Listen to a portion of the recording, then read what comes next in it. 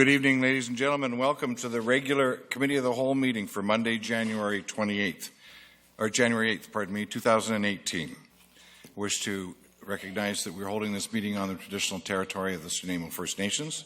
And before we get started, I'd like to read a brief statement concerning council meeting decorum. A meeting of council is a place where democracy can freely take place in a respectful and safe manner.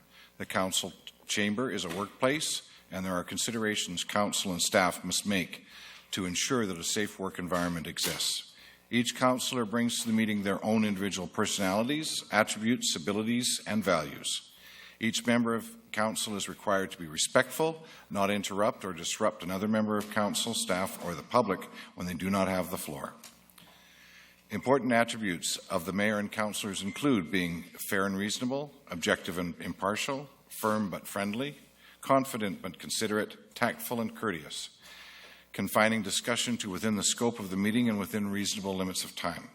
Therefore, there will be no cheering, jeering, or any other outbursts from the gallery to ensure that anyone speaking, whether it be a delegation, member of council, or staff, is not interrupted and do so freely without the fear of ridicule.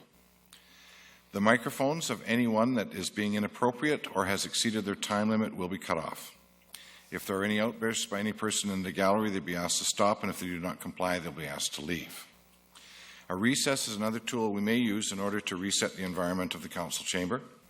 And it's our belief that if everyone is respectful of these basic considerations, this meeting and future meetings will be more effective in furthering the business of the City of Nanaimo.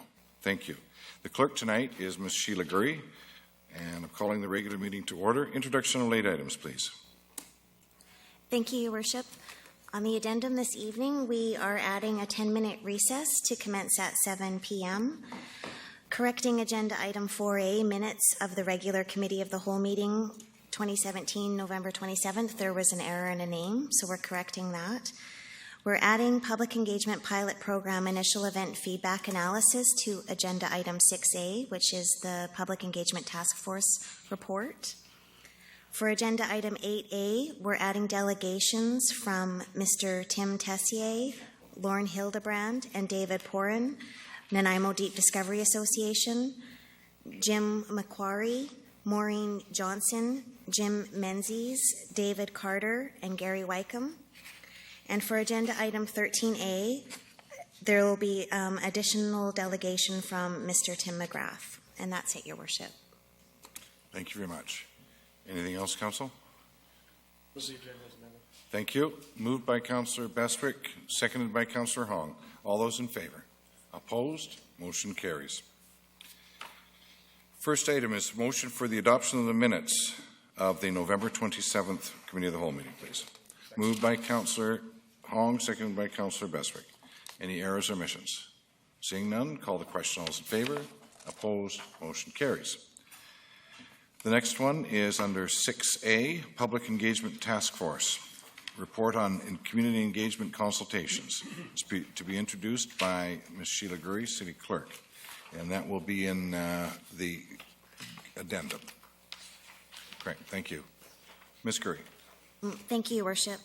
So back on September 12th, 2016, Councillor Kipp made a motion directing staff to prepare a report on starting and hosting community engagement and public conversation sessions, which must meet all procedural requirements, with the intent to further community engagement and public conversation by the accommodation of regularly scheduled, open-topic, facilitated dialogue in a setting distinct from Council's formal business meetings on a quarterly basis, starting in January 2017. The following actions have been taken or will be taken. There was an ad hoc committee of staff and council and the public be struck to develop the format, and this was completed in July 2017. The first session that Councillor Kipp was speaking of in his motion was done and completed in November 23rd, 2017. Sessions are now meant to be held on a 3-month schedule, and after 4 sessions, a review would take place with the intent to evaluate the successes, participation, and accomplishments of the engagements. So there is recommendations in front of you at the staff report, but prior to you debating those, there is a presentation from the Community Engagement Task Force. Thank you.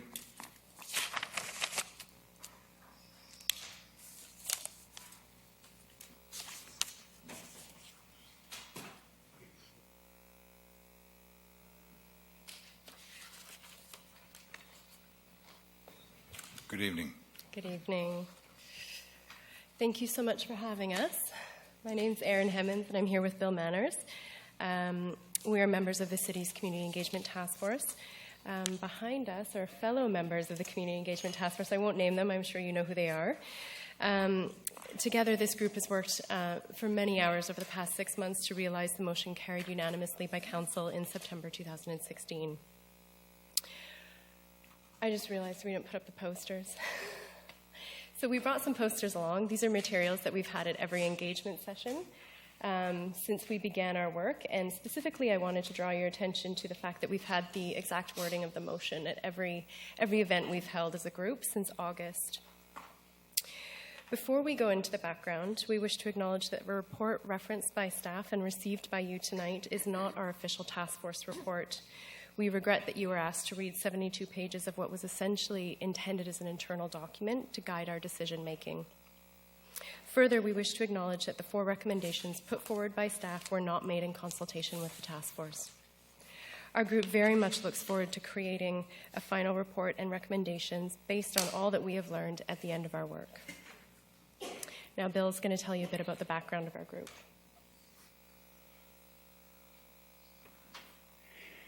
Thank you, Erin. Although the council motion was passed in 2016, our group was not formed until July 2017 when we were tasked with supporting the collection of residents' feedback to 5 of the well-known engagement methodologies. Prior to the formation of the task force, city staff planned and advertised 2 community events and designed a community-wide survey, which was launched at the beginning of our first meeting, the week of our first meeting. Our group, which includes professional educators, community developers, and facilitators, quickly recognized the need to widen the consultation process and to engage with residents, not just on their preferred engagement methodologies, but also upon topics which they wanted to be engaged on. As a result of this decision, we used the month of August to host 3 more community consultations to canvass residents' input into engagement topics and methodologies, as well as expand the conversation further through the city's Facebook page. That data, which resulted from consultations, has been provided to you by staff and mentioned in our introduction. To reiterate, this data is not the task force report to council, but rather it was designed to collate the data we collected over the summer months and aided in the design and implementation of this program. The report contains a thorough analysis of all the preferences and perspectives provided by the wide range of Nanaimo residents that participated in those consultations. Erin? Thanks, Bill. So following the consultation process and guided by the analysis in front of you, the task force chose open spaces as the first engagement methodology. Open spaces lends itself well to focused conversations on a variety of topics, as well as offers a democratic approach as to how those topics are selected. The task force engaged Pam Shaw of Vancouver Island University's Masters of Planning program, and along with her, we received the facilitation and note-taking support of more than 20 master's level students. The event was held over 3 hours at the Vancouver Island Conference Centre on the evening of November 23rd. Our group's purpose going into this event was threefold. We were testing the methodology as a means to realize the original motion of creating a space and an opportunity distinct from the typical channels of engagement between council and the public. We were acting as ambassadors for engagement on behalf of the city, promoting connection and conversation between leadership and the broader community. And importantly, we were there to listen and to learn from our fellow residents about their priorities for the future of our city. The topics upon which we engaged fellow residents were, appropriately for an authentic engagement process, set by those residents. From the 89 submissions we received, our group, with the help of staff, narrowed the topics into 10 themes, which were then presented at the event and voted upon by attendees. Out of the 10 themes, transportation, downtown revitalization, community engagement, garbage/recycling, and social issues were specifically selected for conversation that evening. We also included a wildcard table where residents were invited to share their thoughts on any issue not reflected in the selected topics. Of note, all 5 of the topics selected for conversation fit within either the city's strategic priorities or in the strategic plan values. Our group views this as an indication that residents and council are both invested and interested in similar conversations and priorities, and that this awareness can and should be leveraged to improve future engagement work. A comprehensive summary of the conversations which took place on the 23rd can be viewed online under the Task Force tab of the city's webpage. However, for the purpose of our presentation this evening, we wish to share 6 high-level priorities for the future of Nanaimo as they were shared with us. The first, downtown Nanaimo is of vital importance to this community and should be supported, and support should be provided to stimulate development. By enhancing biking, walking, and transit in Nanaimo through connectivity and improving safety on community streets, we're supporting community health and livability. 3, residents desire a true one-stop recycling facility. 4, a comprehensive and realistic affordable housing strategy is a must. 5, we need to ensure that new development, including the South Downtown waterfront, reflects community values. And 6, we need to provide a more concerted and direct effort to support economic development. Perhaps more in line with our initial task of creating opportunities and spaces for engagement beyond those already in place, we were delighted with the lively and focused discussion at the community engagement table. At this table, we heard frustration in regards to email communication with councillors, question period at council meetings, and a disparate and uncoordinated approach to consultation broadly, all of which contributed to a sense that the city could be doing a better job of engaging with citizens. We also heard cautious excitement in new technologies which would make engagement easier, and an interest in using existing resources, such as community associations, to better effect when consulting with citizens. As you'll see in the analysis of event evaluations, which is the 5-page addendum that Ms. Gurry spoke about earlier, the residents who attended our first session were really satisfied with the process. They appreciated the opportunities to speak, the dialogue with other participants, and they felt that their opinions mattered. For future sessions, participants would like to see more in-depth discussions on fewer topics and a greater focus on solutions to the problems identified.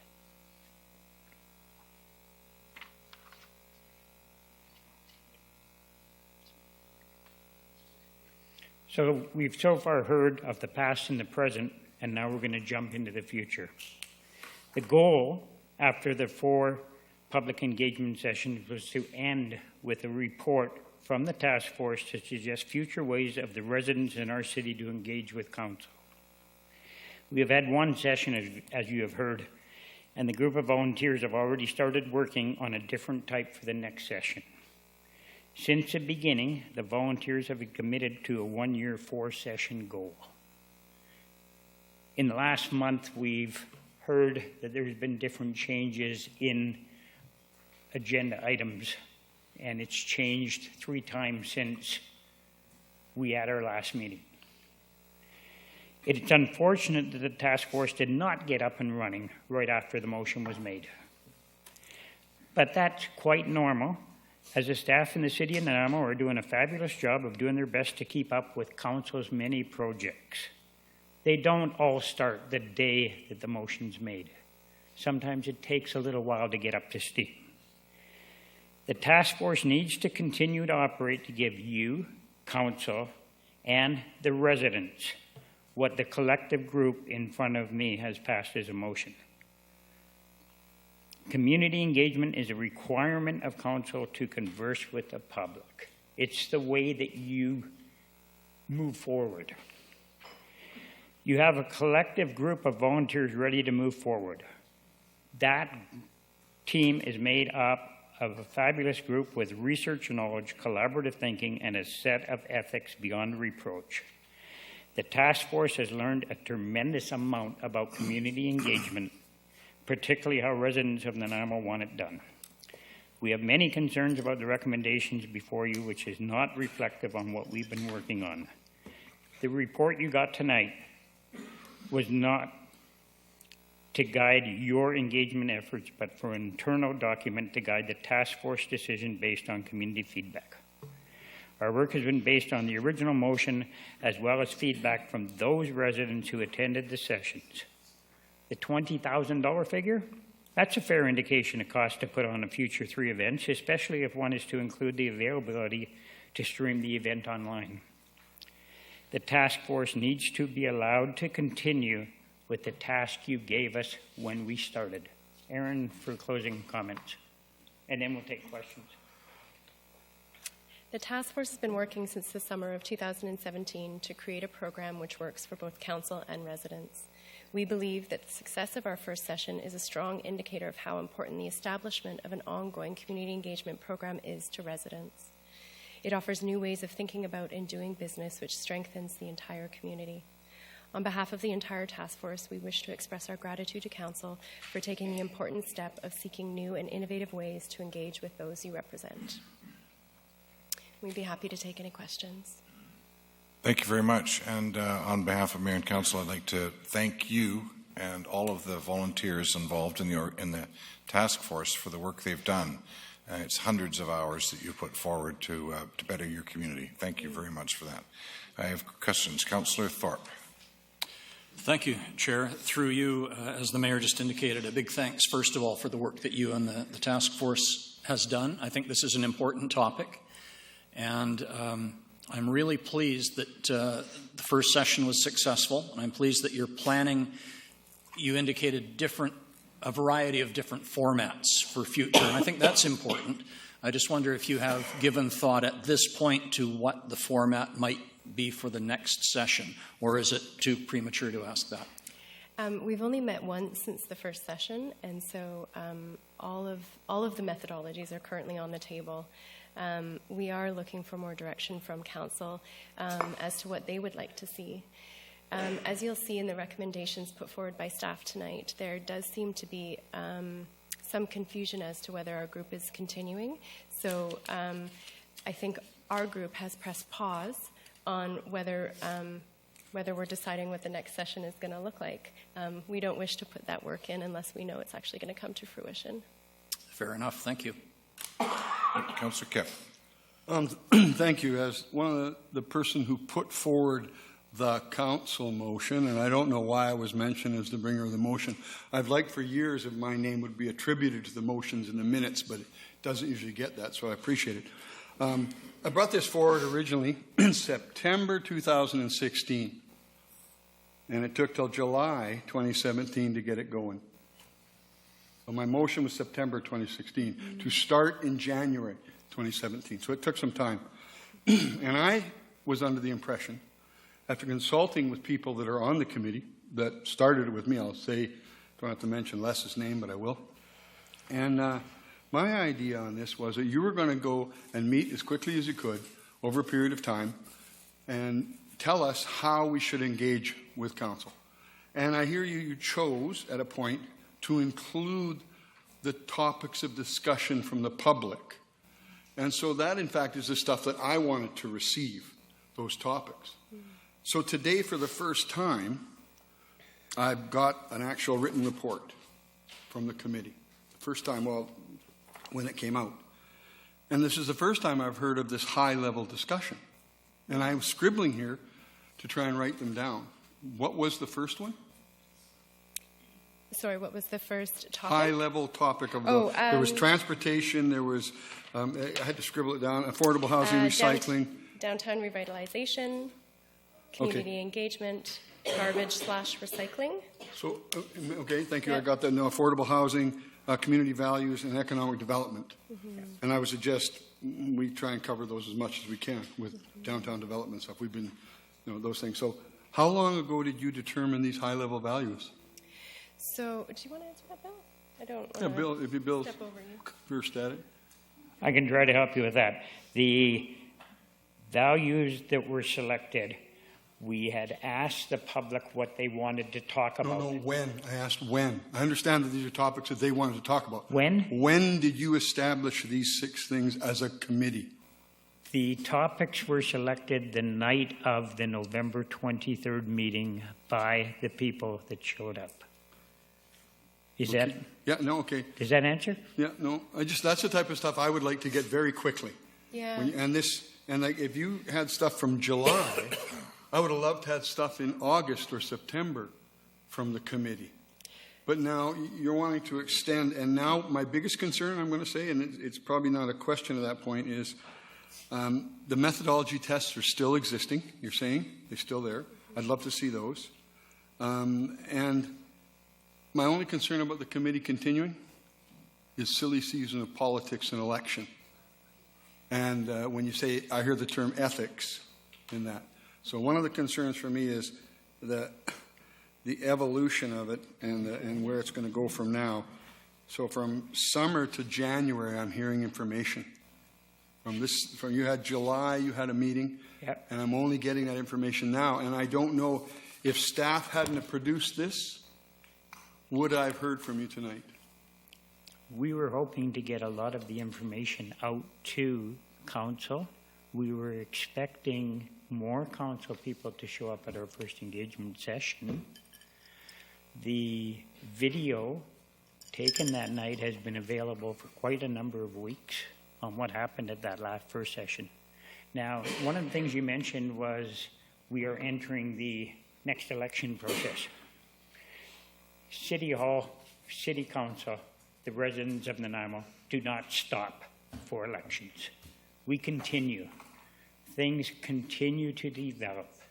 You still need to have community engagement within the community, and we all have to be able to do it ethically without bringing that political wham into it. Interesting you bring that point, if I may follow up on that. About 5 years ago, I brought forward the committee should continue until March of the following after an election, so that in fact they would continue through.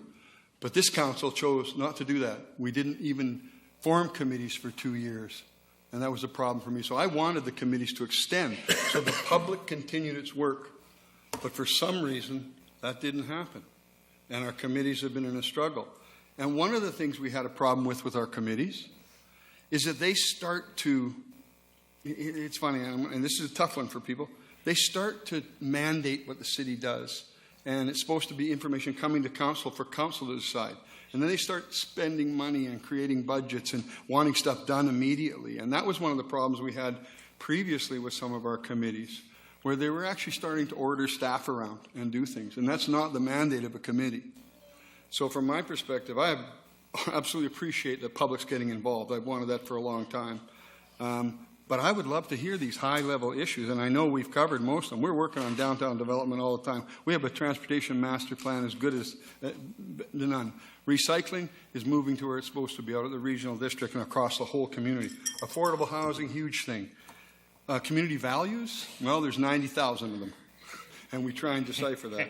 And economic development, we've tried to get economic development going for years. We're spending $1.25 million a year on the old economic development, and they were spending more than that every year, and we weren't getting anything. So we're trying. So I'm not certain that these are important topics, but we have information on those. I'm looking at how we get your opinions on those to this table. That's what I wanted out of this. And now The key to that, Mr. I'm Kipp, almost is 2 years in. The key to that is getting the residents to participate, and that's what the task force is entirely about. How many people were attended the last session? I think it was about 50. Yeah, I think you're right. 50, yeah, that's small. And 66% of our public doesn't even get out to vote. Yeah. That's the bad part. Yeah. That's who you have to get to. So I think But I so appreciate what you do. And I appreciate the committee, and we'll have to figure where council goes or what we do with it from here. But I appreciate it. if I may address the timeline, there were a lot of things in there that I wanted to address. One, the timeline, we didn't form as a committee until August. We met, I saw an ad in a newspaper in July, I went, we kind of figured out what we were looking at. In August, we really rolled up our sleeves and got down to business. In October, we actually asked for a meeting with council, and we were persuaded not to do that we were just going to go forward and do our work, which we did. We held an event in November. So 50 people, 50 attendees, that is a small number, but based on the 5-page analysis that you have in front of you, which wasn't actually a staff report, that was authored by the task force, there's tremendous momentum in this initiative, and I think shutting it down at this point would be a mistake. Yeah. Thank you. Thank you. Ms. Curry. Thank you, Your Worship. I just had a couple things to, not really questions, but just to add to the context of what they're speaking of. The document that was attached, that was already actually published as a supplemental item to one of the meetings, so we wanted to give council it in the agenda included with the report so you could have a full context of what was being added. And I think really the major issue that I think council needs to determine and decide is whether you want a task force doing these open sessions, or do you want the task force to decide what kind of ways council can communicate with the public and do that yourself. So I think that's the confusion that I've heard from some of the councillors, is whether the task force should be the one holding these sessions, or if the task force should be the one telling you how the different ways that you can engage with the public. And that's kind of the confusion on the mandate and the intent behind Councillor Kipp's motion that we need some clarification on. Thank you very much. So, if council, we do have a recommendation coming up soon. If we can restrict to questions, Councillor Hong. I still had some questions. Just one. Thank you for your report. I'll discuss this later with regards to the recommendations, but I wanted to ask the intent, just to see if you understood. The intent was to come up with a broad-based engagement. I'm looking at page 22 of the report, and I see at the open houses, participant demographics, that there was 0 people from the age of 18 to 24, and there were 0 from the age of 35 to 44, and, well, 75 and older, I understand. But can you explain to me why that there wasn't any participants in those 2 categories of age groups? Page 22 indicates that you're referring to the 72-page report. Yes.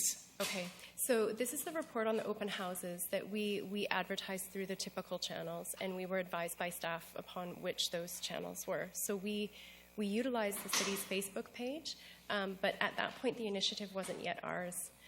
We stepped into an initiative that was already 3 steps ahead of us. The methodologies that we were testing were ahead of us. We didn't help select those, and the open houses, 2 of them were already scheduled and advertised to the broader community before our group even met. So what you're seeing there is probably indicative of a problem with the open house method. We did have better numbers reflecting youth perspectives at the actual engagement event, and I think that's probably reflective of the demographic of our group, as well as the fact that we use Facebook to advertise it.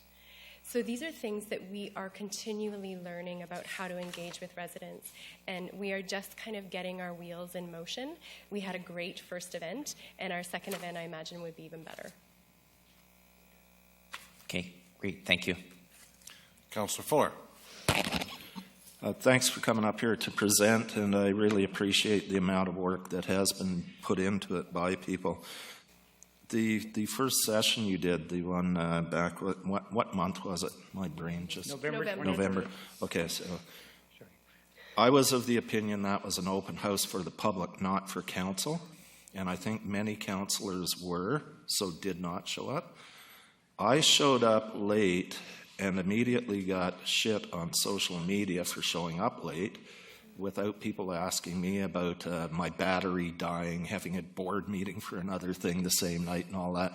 That's some public engagement with me, which is kind of funny. But when I did get there, I was asked to take part, and I said, wait a minute, and this is what you were talking about. I didn't want to, I kind of quoted Bill's comment about the political part. So I did not take part in any of the discussions because I didn't want to bring forward my ideas on this. I did see the tables and all that, and a lot of what I did see was stuff that's already there, like Councillor Kipp mentioned, the Transportation Master Plan is there. NRE, that's a big thing right now and going through the process. The affordable housing strategy, comprehensive, that's in the process of being done. That was one of our strategic priorities.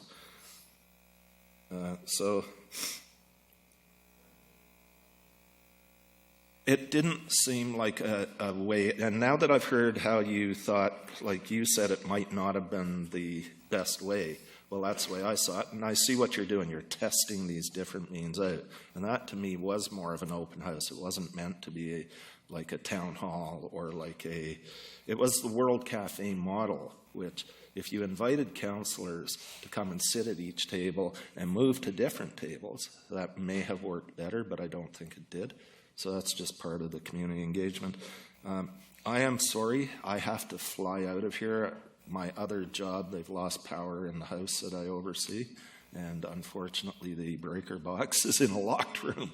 So I will be back as quickly as possible. I do appreciate what you're doing, and I really hope for some more feedback. One of my things was I was quite ready to put the question period thing to you guys to say, check and see how we can do this. Research other communities, because now we've got another way of doing it, and myself, I could see other ways of doing it, and I'm sure everybody can. Everybody has their opinion. So I do believe this is a valuable exercise. How it goes forward, I don't know. I'll try and return before the vote, but I can't guarantee it. Thank you. May I respond? Quickly, and that's Councillor Fuller, just that we had confirmation that all councillors had been invited and were intending to be there. So we designed it for councillors to sit at tables. So we were as surprised as everyone else that we didn't have that participation. And I think that's okay. The evening went really well, and I understand why people might not want to come into that environment. However, it is a tremendous opportunity to connect with the people and figure out what they're talking about. And the fact that what they're talking about are the same things that what you guys are talking about, that's quite something. We should be leveraging that and using it. So I wasn't really criticizing I love that type of thing. I would have loved to have taken part in the conversations, knowing how I can dominate conversations, because I am very vocal and have been for years, and have a way to get my opinion across. Everybody probably goes, okay, let's just agree with him because he's just going to keep going on and on. I didn't want that. See, the blah, blah, blah thing. But, and I wasn't really aware that that's what it was for us to get involved in the discussions. To me, it just seemed like another strategic plan open house, waterfront, downtown waterfront open house, OCP open house, transportation plan open house, just like all of those. The regular stuff. One of the good points you brought up was, what if there was an issue with councillors being jumped on, being approached not the way they wanted to be? We had set up and prepared for that, and luckily we did not have to use any of our methods. We were informed ahead of time that Councillor Brennan would not be there because she was out of the country, and we were informed ahead of time that Councillor Armstrong would be late. Thank you. Ms. Sammer, questions for the delegation? At this point. Okay, so that's, if you don't mind, I'm do you have questions for the delegation, Councillor Worship? Armstrong? No, it's fine. Okay, thank you. Your Worship? We can dismiss the delegation? Yeah, mine's just a comment. Okay, thank you. Thank you very much. Ms. Sammer. Thank you. I'd like to express my concern that may or may not be intended to criticize city staff. Some of the comments I don't think are entirely accurate, and comments that there was assurances from staff to the committee that council had been invited to the engagement session simply isn't correct. I have no knowledge of that, neither does Ms. Gurry. So it's important for me from a respectful workplace to point out that staff have, throughout the last year, or 6, 7, 8 months, spent an enormous amount of time supporting the work of this committee, that there's been tons of overtime, there's been a huge attendance of staff at the engagement session, there's more than 20 people at it. So to suggest that there's some, I don't really know what the purpose of some of those statements are. City staff have the task of advising council to the best of our abilities on what we think is appropriate action moving forward. And if you would scroll down to the first page where it has the motion, I'm going to assist Ms. Gurry on this. So back in September 2016, that's a very long period of time. A motion was made by Councillor Kipp and endorsed by Council to figure out ways to better engage with the public. And you're 10 months until you go to election, and staff has taken a look at the different elements of what this motion are, and the recommendation before you is we recommend you schedule 3 more sessions, 3 months apart, so that Council can engage with the public. The disconnect in some of the comments between this group and what the report is demonstrates that it's a very awkward place for staff to be. We're not to be working with, we're to be supporting Council and supporting you on your request and direction to us. It said get a committee to help you come up with ideas on how to engage in the public, and the 70-page report gives you a really good idea of the different types of methods. Public engagement is a finite thing. There are only so many models. Those have been brought up for you to consider. And then you said you wanted to get down to business in January 2017, that's a year ago, to engage with the public. From a staff resourcing perspective, being able to say, here's 3 dates for the next 10 months for you to engage with the public. We recommend you set those dates. What you engage on and how you engage with the public, that is up to you. We're recommending you as Council set that. If you want to use the recommendations in the reports and the methodologies they've identified, great. If you want to have their assistance in suggesting which models you should make for which topic, we recommend that. But staff is recommending that Council, who the people have elected, to engage with the public on governance and decision-making, and your strategic priorities be set by Council. It's very uncomfortable for staff to come forward and tell you what you should be consulting on. That is not our role. So while this may not be a popular set of recommendation, it is nevertheless the right set of recommendations to be giving to Council, and we defer to you in your debate to figure out how you continue to work with, or in what form you work with, the task force. We have, in separate emails to you, identified some considerations that you might want to look at in deciding the composition of that task force as we enter into an election year and declared campaigns. Again, it's something that staff doesn't want to engage with a body that would put us in conflict with our bosses, which are you, Mayor and Council. That's all I'm going to say. Thank you. Councillor Armstrong.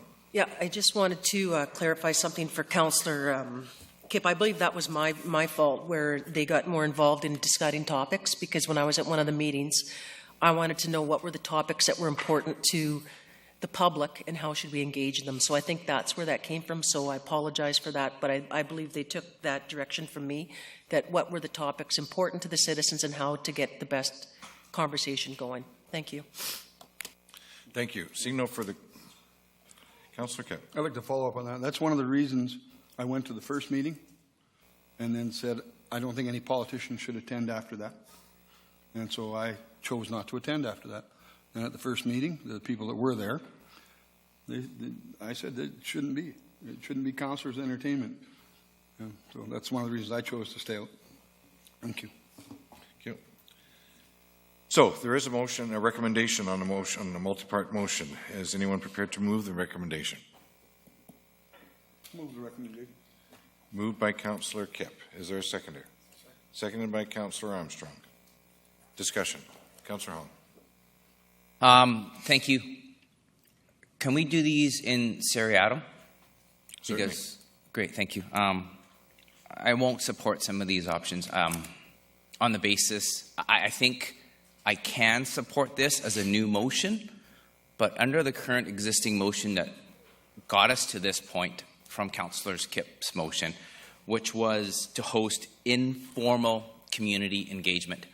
That kind of usually means to me really low cost, where we can do it at Bevan Park or something that is a lot informal, that's not formalized by masters, students, by teachers. It was supposed to find ways to engage with the public where we can just sit there and they can come and talk to us and ramble. I had no idea. This motion said open topic. Tell me what's on your mind. This wasn't supposed to discuss issues. I think this group did a phenomenal job, and I think we should hire them as a consultant, because that's what we hire consultants to do. But when you use members of the public to do political will, which is what we're doing with money attached to it, I won't be part of using city money to support my own personal political gains in using them to understand what the public wants as paid. It should be community engagement that we hire outside sources where some of these, for example, Mr. Manners, sorry to point you out, Mr. Manners, but he ran for the by-election. Should he have been on this committee engaging in the public? So there are issues when I look. Oh, he was talking about it. Sorry. When we're talking about issues like this, where the public gets a foothold in engagement, I don't like that. It should be professionals that are doing public engagement. I thought this group was going to tell us, A, we need to do online stuff to get the young people. B, we need to go to the senior houses to talk to the seniors. C, we need to go to the aquatic centers and the sports arenas to talk about the sports people. So I thought we were coming up with ideas on how we engage the public, not about the topics. I think they did a phenomenal job from what I read from the report and the topics they talk about, and I fully agree with the topics. I don't have anything bad to say about what they did, but the motion at hand was not what I thought they were supposed to do. I thought they were supposed to come up with ideas on how we can informally engage the public. The first one could be the World Cafe. Yeah, I think that's a good way. But to have it mediated was not what I expected. And for that reason, I didn't show up. It was way too structured for me to understand the motion that was here. Hosting informal community engagement and public conversation sessions. It was supposed to be a conversation. It wasn't supposed to be prescribed on items that we needed to talk about. I didn't want to talk about those things if I didn't want to talk about them. I was forced to talk about those. I wanted to talk about other stuff that wasn't on that list. Maybe some of the public that didn't come wanted to talk about other stuff that wasn't on that list. But you had it prescribed, and I get that there was an open part to it, and you can talk about whatever. I thought that this motion was completely different than what this task force did. And I agree that this task force should continue in a different aspect, but not according to what the motion that we had at hand and from what staff did based on this motion. So for that reason, I won't support some of these, and if we come up with another idea with this engagement group, especially when council decides to pick a topic and we send this engagement group to engage, that could be something, but I know that could be QP issues, so I won't go there. But I like the work that they did. I like the report. It was very well laid out. But the way that we got there to get that report baffled me on why we actually did it. Because when I read the motion, it seems clear to me. They were supposed to, number one, right there is an ad hoc committee of staff, council, and public to strike to assist in the development of the format, schedule, and launch of the initiative. That was it. That's all they were supposed to do, was come up with a format. Not pick the topics, not run through it. If it was an open thing and this committee said, council, here's the date we want you to come up and show up. It's a World Cafe. You sit there. They're going to ask you questions. I would have said, sure. That's what this motion said. Because of this motion and the way that I read it and what I gather from Councillor Kipp, I didn't attend. Not because I didn't want to attend. I actually had nothing to do that night. I would have attended, but not based on what this motion was. And I wasn't going to attend on a pretense of a motion that was not what was followed. That's my rant. Thank you. Thank you very much. I wonder if we can, Councillor Holland has requested we do a separate item. Does anybody have any issue with that? If not, can we start with the first one and start grinding our way through? The first motion is part of the motion is to receive the community engagement consultation report. Does anybody have any issue with that? Okay, can we call the question on that? All those in favor? Opposed? Motion carries. Ms. Gurry? Thank you, Worship. Just hearing what Councillor Hong was saying, there is already a motion on the floor, though, so you could proceed. But number 1 and 2 are the most important. And as a possible first session, if you wanted to go ahead and schedule the NRE, would probably be a good topic for you all to discuss. So just wanted to put that in, but go ahead. Thank you. Would Okay. you throw that garbage in? So, number 2. Agree to regularly schedule public engagement sessions every 3 months starting February 2018 with council determining the topic for discussions at each engagement session. Is there anyone wishing to speak to that? Councillor Brennan. Councillor Bestwick is before you, actually. Pardon me, Councillor. Thank you. Thank you to the task force for your efforts and your energy. It's excellent to know that the majority of the subject matter that you discussed is aligned with the strategic plan in one form or other. Perhaps not in the same priorities, but it's great to know. Speaking to the motion agreeing to regularly schedule public engagement sessions, it seems to me that, and the reason that I didn't attend is because I think oftentimes if council members are in attendance, we frankly get in the way. And this was an opportunity for a public task force to define how to communicate in your sphere of influences with members of council and mayor, and then staff to come back with a report to us on your findings. So I chose not to attend because certainly I didn't want to have any influence being present or not present or at a table or directing or steering what I might think is the direction that I'd like you or others to go. Because I didn't think that that's what the intent and the purpose of it was. I thought it was for the members of our community at large to connect and bring to staff their information. So I'm delighted to hear that 5 or 6 of the items are ones that we're coping with. So when we speak to agree to regularly schedule public engagement sessions every 3 months starting in February, I'm not sure on the same conditions or the same terms or the same principles or the same that the first iteration was, whereby Councillor Armstrong indicated that there might have been sidetracked, and I don't mean that in a negative way, about, hey, what do you guys want to talk about? What do you want us to do? And I would prefer to avoid that personally. Say, you guys tell us what you want us to do.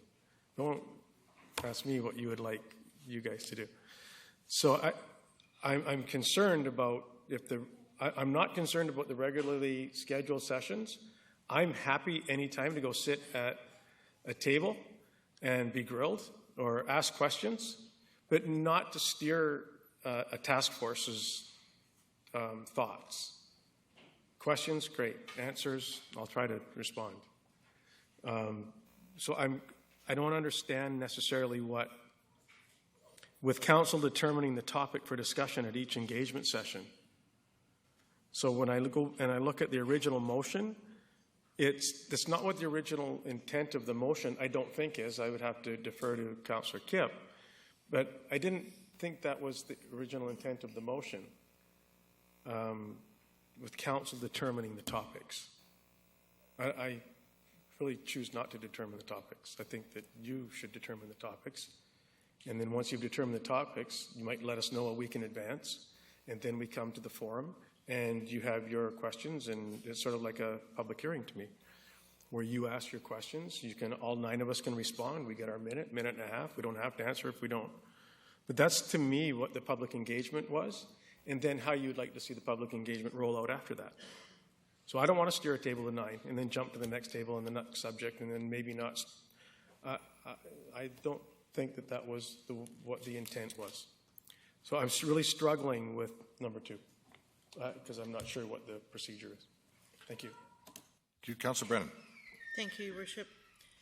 I find this all very confusing. So it's difficult to make a decision on this. It sounded to me like the task force believed that they still had work to do, and they wanted to be permitted to continue with that work. From my point of view, if them doing more work would clarify this, then I would be most happy to see them do that. I think that this motion kind of calls a halt to the engagement that they were having and wanted to report back to us on. So I want some more information from them on best methods, best practices for doing community engagement. Clearly, we're not experts at it, and I think I would like to hear more from them. I would like to see them continue with that research on, if I'm understanding it, on best methods. So I'm not going to support this. And that's it. Thank you. Councillor Hong. Thank you, and I agree with Councillor Brennan. The Engagement Task Force gave us one option, World Cafe. Well, what's another one? I'd like to know what other options there are. I don't really care about them picking the topic. I don't want them to deal with the topic. Don't pick a topic. Give me options on how I can engage the public. That is what I want to see. Not the topics. It's not about the topics. It's about how we as council can engage the public. So for that reason, I won't support number 2. And I agree that the task force should continue on what Councillor Kipp's motion was. Oh, it's our motion. Yes, Councillor Kipp's motion that we approved. The council's motion now. Yeah, thank you. That we need more options. I don't want them talking about topics. I just want them to find options for us. What does Kamloops do? What other options do they use? What does Victoria do? What options have they used? And those are the things I would like the task force to look at. Thank you. Thank you. Councillor Yoakum. Thank you. I will be in support of the number 2 here for the simple fact is I'm also look forward to hearing read the report, seeing what's the subject of conversations being had. I don't have my pulse on every aspect and needs of the community, so it's a great education awareness for myself. But what I'd like to suggest for number 2, if it does pass, being optimistic here, is I'd like to schedule the dates for the next 3 months so I'm not at liberty to make a mistake of not being somewhere where maybe I should have, because I'd love engagement and dialoguing and can chat and visit like a good old potlatch system and be with the people. So if it passes, maybe I'd like to make the dates or find out what the dates would be. So there's my few comments for now. Thank you. Thank you. Ms. Samarin. Thank you, Your Worship. So hearing the conversation that's going on, I want to point out one thing. The 70-page report that has been on file since October chronicles the different methods of holding public engagement. So if you've taken the time to take a read of that, it tells you here are the 5-7 ways of engaging with the public. So the recommendation from staff is that you schedule those 3. If you're uncomfortable with determining what the topic was and you want someone else to tell you what to consult on, you can strike that portion of the motion. Staff will not be recommending to you on what to consult. It's for council to determine what they want to consult the public on. If you feel additional work needs to be done by the task force, perhaps a compromise to meet your needs would be to ask them to reformat the 70-page and say, if you want to consult on zero waste, this method is best. If you want to consult on affordable housing, this method is best. So to take that report and finalize it from October in a coherent way where there's a recommendation on here's the 10 ways to engage with the public, here's a range of options depending on what you're doing because they work better for some issues. And then council can have that in hand. That work is done by the task force and not staff. And you're able to figure out what you want to do at the end of February, then 3 months from that, and 3 months from that. Again, the staff recommendation that came up verbally wasn't in the report. We considered doing it was perhaps do zero waste for the end of February because of the interest from the public, both at this table and at the RDN, and it's certainly something that we could benefit on spending time engaging on from a staff perspective if you're ever to ask us for a report on what to do with NRE and zero waste. Thank you. Councillor Thorpe. Thank you, Chair. Like others, I'm sure I'm all in favor of public consultation and talking to people and hearing ideas and getting feedback. I cannot support number 2 as it's written there for some of the reasons that have been expressed by, I think, Councillor Hong and Councillor Brennan. To me, this seems to put an end to the task force, and it now is telling Council that we will schedule the sessions, we will determine the topics, and I'm not comfortable with that. So, not to belabor the point, but I agree with what's been said by some of the others, and I can't support number 2 as it stands now. Thank you. Thank you. Councillor Kipp. Thank you. It was a good lead-in. What was going on? Sorry, I clicked it off. Good lead-in. The town hall. We picked the topics. We had town hall on certain things. We had town hall on fast ferry. We had town hall on the budget.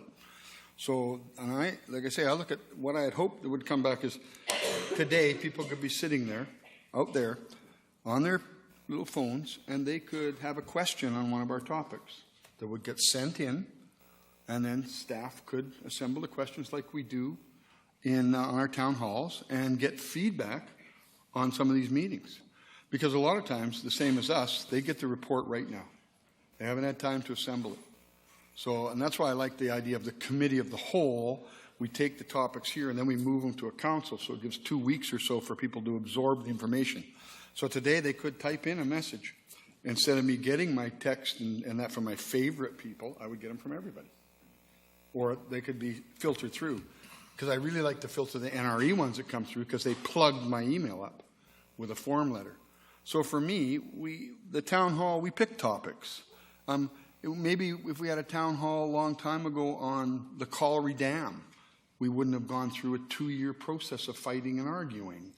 Maybe if we had something on a core review, people who had complaints could have given us topics and people who had positive things could have given us topics. And then we can filter through that. But we need staff supports to filter because otherwise I'm just deleting stuff when I get too many of them or I start counting backwards. I just go the opposite way. No, not like that. But we hear a lot of things. So for me, the town hall, this is a concept to try and set some meetings. That committee does need to keep going on some things and try and do that. But I'd hope, like, if we'd been sitting here a year ago, I'd hope they'd be sitting there being able to type a question in. That question would go into our computer system. We could analyze them, and as a key informant, you could pick which were the main, like, eliminate it down to some topics and then bring those forward. And staff could look at that and they need reports on those things. Oh, we have to stay ahead of this one. And that, to me, what it was. Not coming and complaining that we didn't do something a year ago. I want information for the public of what they want us to do in a year and how do we gather that from them. Because honestly, I had a meeting earlier today, I have 2 meetings tomorrow, RDN, and another meeting where I'm dragged in front of the Office of the Privacy Commissioner for something. I have 3 meetings on Wednesday, and then all the other public committees. So we're out there gathering information. And I'm getting 50, 60, 70 emails a Sunday. And so what I had hoped is that there would be a categorization of topic discussion, bringing it in electronically, getting it out to the youth, sending some stuff to the school. Like actually sending stuff to the school. What do you kids think of this? Because you're going to pay for it next year when you get out of school and start working. That's the type of stuff I need from the public. I can make up my own stuff. I can make up my own topics. But for me, it's good to have some public input. But it has to be valuable and it has to be valued. And I think that's what I said about the committees earlier. They were doing some work that wasn't valued as what council wanted. So from my perspective, we can do it. We can gather information. There's millions of ways to do it. And then, what does it have? What I say on Facebook has nothing to do with council, because council didn't tell me to post on Facebook. So that's the other side of this communication paradigm, is what we're putting out to the public. Because we're supposed to take stuff from the public and bring it to this table. That's one of the mayor's responsibilities, all of ours. And we're supposed to take that stuff, the mayor, out to the public and tell them what we're doing. We've even had problems doing that. So the whole dynamic has to change. The whole paradigm has to change. And maybe you don't need a council. Maybe you just hire one employee. That person works for 4 years, works for you, and then get rid of the council. Maybe reduce it down. Maybe we've got way too many councillors in the regional district of Nanaimo. There's 150,000 people. We got the city of Nanaimo, city of Parksville, city of Qualicum, Lanceville, RDN, and we've all got CAOs and everything for that. So you want a different government? Maybe we have too much government, too much regulation. So from my view, public input's important. And like Councillor Bestwick, not so much anymore. I meet with people. If they need to talk to me, they talk to me in the street, tell me stuff. And that's how we gather some of our information. But to get it succinct and to get topics from a broad range of people, like Councillor Hong said, there's no young kids involved. Why would they sit through something like this? Unless they're forced to. That guy keeping his kid up here, that's almost abuse. So for me, how do you get everybody involved? How do we get what the kids need in the future? Because when I look in here, everybody's hair is a little lighter than mine, except for a few people. And what's going to be the future in Nanaimo for the kids? And honestly, from this, we're doing all this. We're doing this. And what do you mean more economic development? What am I going to give businesses money? What do I got to do? So that's the type of information. If you got these topics, downtown revitalization, I thought an event center would be great, have 5,000 to 6,000 people downtown 50 times a year. People said no. Transportation, I have EBS, empty bus syndrome. Everywhere I go, empty buses. Recycling, I'll talk to you later about recycling. Affordable housing, I've designed some in Nanaimo as affordable housing, still affordable. We need to do that. Community values, like I say, 90,000. And ECDEV,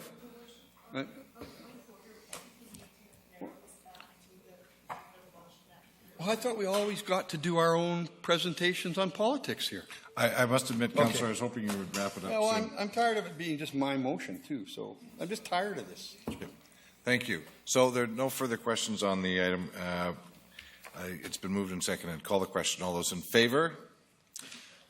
Opposed?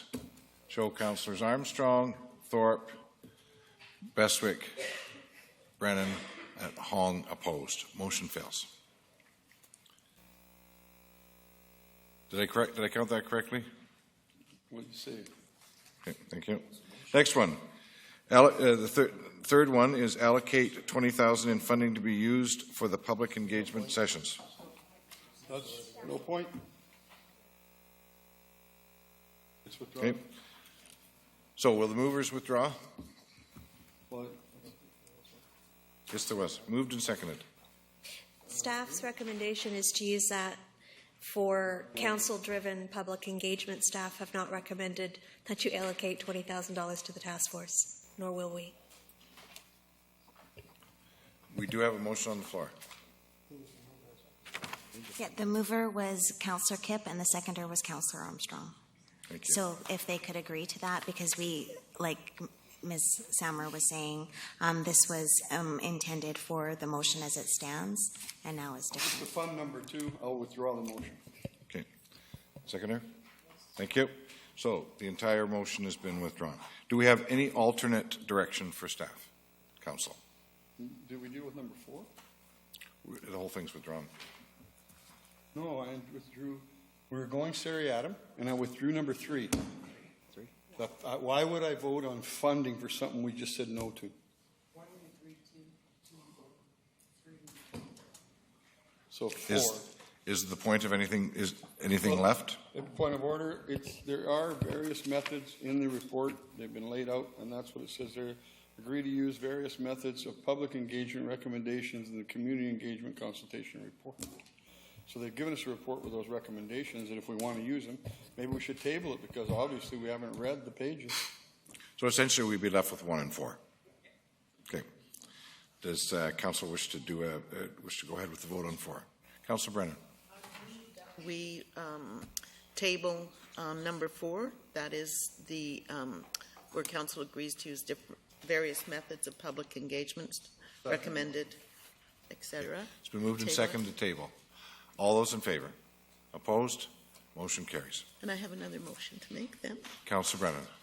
Given that we have not passed the staff recommendation to regularly schedule public engagement, I would move that we ask the task force to meet again and come back with recommendations for us on how to proceed from here. Is there a seconder? Seconded by Councillor Fuller. Discussion? Councillor Hong. Thank you.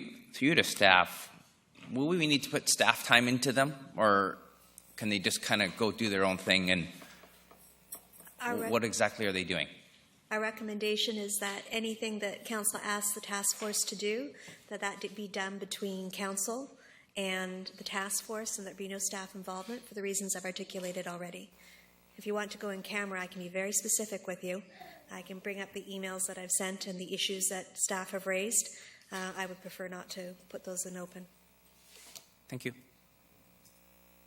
Councillor Yocum. Yep, thank you. So number 2, we vote down to have regularly scheduled sessions. Now we want to say we want to make a motion to have scheduled sessions. So I'm perplexed. If I may, Well, let me finish. I see that. It's 2 sentences. So was number 2 defeated because of council driven or because we didn't want to schedule 3 sessions? Let's be crystal clear here. So I'm really disappointed about not under the optics of, I'm sure you're all going to want to correct me, but I'm really disappointed where we're here saying we want public engagement, but then we vote down public engagement. Doesn't make sense to me. So what is it? Are we going to have public engagement or not? So then I'm definitely in support of public engagement of various forms. All models work for me to get as much information as we can and see what the needs and the wants of the public are. So to vote 3 and 4 down, or number 2, 3, 4 makes no sense to me, but then saying we want to make a motion and say, let's get looking into this. Sooner or later, we're going to have no task group because they're going to feel so insulted going, what the heck am I even doing this for when we just got voted down? Anyways. Whatever. It's brutal. Ms. Sammer. I'm confused too. Staff is recommending you do the intention of the motion that's on the books, which has not been voted down, September 12th, 2016. In 2017, at the earliest, but I guess now 2018, staff, that would be Ms. Gurry, recommend to you dates to hold public engagement sessions on. That's what this report does. So that recommendation stands. I tried to provide council with some options by saying if you don't want to decide what methods to use or what topics, delete that, because at the very least, we think as staff, what you told us to do was to come back after working with this committee group and say, here's the 10 ways you can consult with the public, and here's a schedule to do it. We think this report accomplishes that. What the motion on the floor is now, what I understand is you want to send the task force back to come up with other ideas and write more reports for you on how to engage with the public, that's great. Staff still has the recommendation you should schedule 3, and we recommend the first one be on zero waste. Thank you. So, Councillor Brennan. Thank you. I believe that the task force that was struck still has some work to do, and I think that they think they still have some work to do. And that's why I've recommended this, or I made that motion. The motion here does not fit with the task force work. This recommendation is, I think, quite distinct from that. It sets out consultation meetings with the public that are controlled by council. I think that the task force has a different point of view. Whether or not, in the end, that's the point of view that I will choose, I want to hear the rest of their work. I want them to be able to complete their work and feel that they have given council the best shot in their view on how we can connect with our public. And I think that the end of February is too late to wait to talk about zero waste or recycling.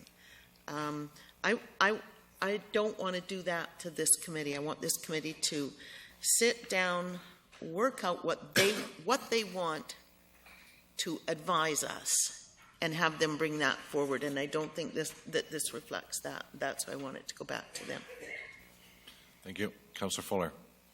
Could I get the page number where we have the staff recommendation with regards to 3 more meetings? Or was that strictly 3? Where? Oh, okay. Huh? Page 9.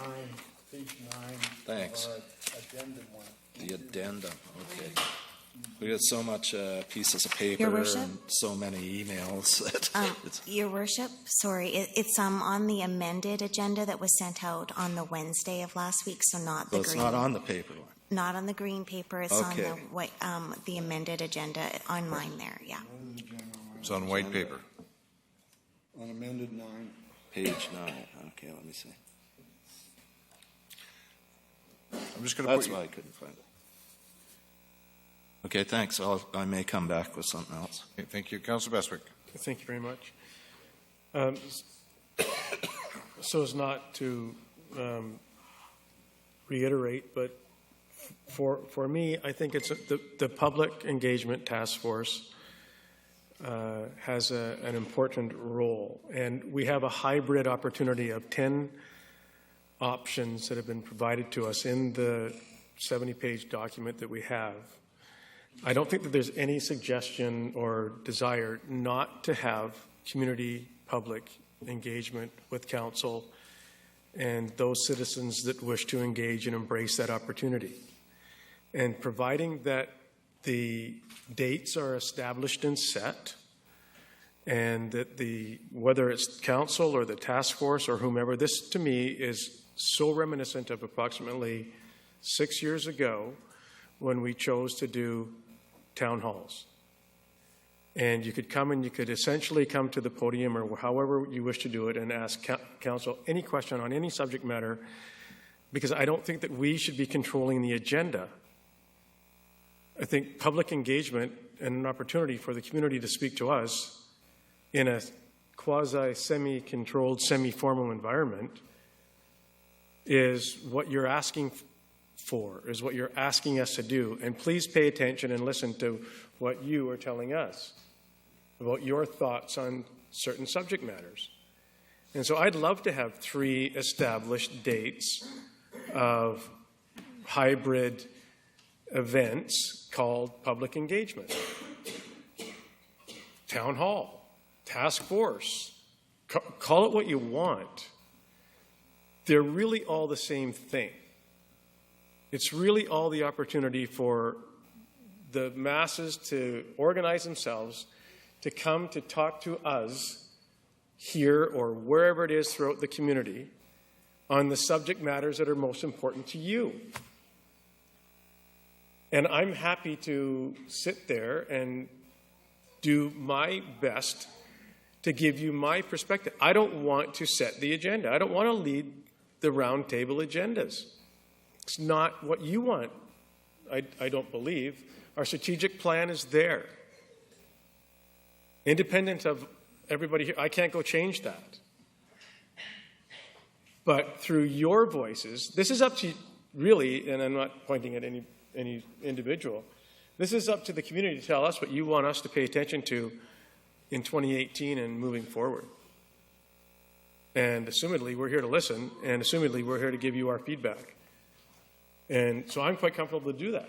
And that's what I think the task force is about, and that's what I think that, and if I'm wrong, I stand corrected. And I'm happy to participate in that style of e-town hall, task force, public community engagement. And I don't know how else to put the narrative around that to have those sessions. I'm happy to have those sessions. I'm happy to be part of those sessions. Thank you. Councillor Hong. Thank you. And again, I'll say that I value the work that this task force did, but not under the pretenses of what the motion was. And I don't think that this task force can actually ever end. we're always going to have issues. We're always going to need to engage with the public. Like I said, when this motion was put forth, it was supposed to end. It's supposed to be done. Come up with ideas. Okay, there's 10 ideas. They're done. That was all they were supposed to do, if I'm not mistaken, on this, except for the fact that we didn't hold sessions 3 months apart. They gave us 10 options. I like to test those, and that's what I was saying, is what works. Because obviously one of them didn't work. We didn't get any 18 to 24s. We didn't get any 34 to 44s. And that's what I want to see, is something that figures out how we get to the other areas of the public. It shouldn't be 3. Like, I don't know why we have to pick 3. And that's, so I'll support having the committee to do stuff. I don't think council should be involved, period. It's not our job. If it's public engagement and they want to bring information to us, this is the official forum. This is on record. What I say now, everybody in Nanaimo will hear. What I say in those meetings will be 50 people. They should come up with public engagement, engage with the public. Come to us in this exact forum, give us a report, amazing report. That's how it should be working. We shouldn't be involved. They should go and do their thing, and that's what I fully support, and that's why I didn't attend. I thought they were doing their thing, coming back with a report for us. And like those 6 things that they picked out, I fully agree. We shouldn't be there interfering with them. The budget for what they need is a little high. I think Bevan, we can schedule it with the amount of time. It's our venues. Why are we paying ourselves to charge this? So I support it in principle. I don't exactly know what it should look like right now, and I think it should be something completely new and not with this task force, because if other people want to get involved, what we're offering is something completely different. I think we should just end this motion of council, and if we want to start something new, then we do it. So we're blurring the lines too much on what we expect this committee to do, and I just want to end it for the reasons of the motion that we passed. Thank you. Thank you. Councillor Thorpe. Excuse me. Thank you, Chair, through you. I'm going to support the motion that's on the floor. I think I can remember what it was, or at least its intent. I don't think it would be quite fair to simply end this task force suddenly right today. I think it's very unfortunate there's been misunderstanding over the mandate of the task force, and that has caused a lot of confusion and a lot of conversation tonight.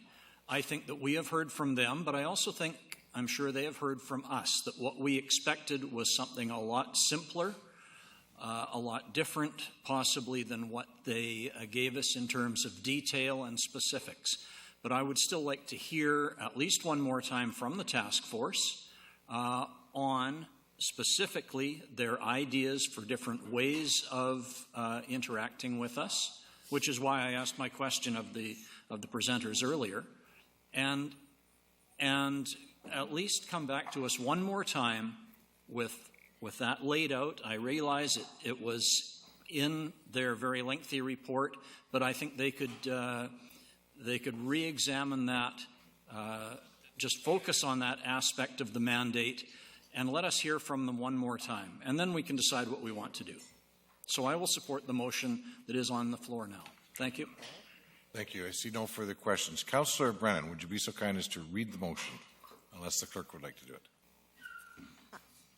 What I have is that council direct the Community Engagement Task Force to meet again and come back with recommendations to council. Intention was that they had to do that. Thank you. Staff have already been very clear. I would like to suggest that we go in camera for a few moments then to discuss the rationale from staff. What would be the section we'd go under, Ms. Curry? It would be sections A and C. Okay, I'm going to call the question. All those in favor? Opposed? Show councillors Yocum, Councillor Bestwick, Councillor Kipp and Councillor Fuller opposed. Motion carries.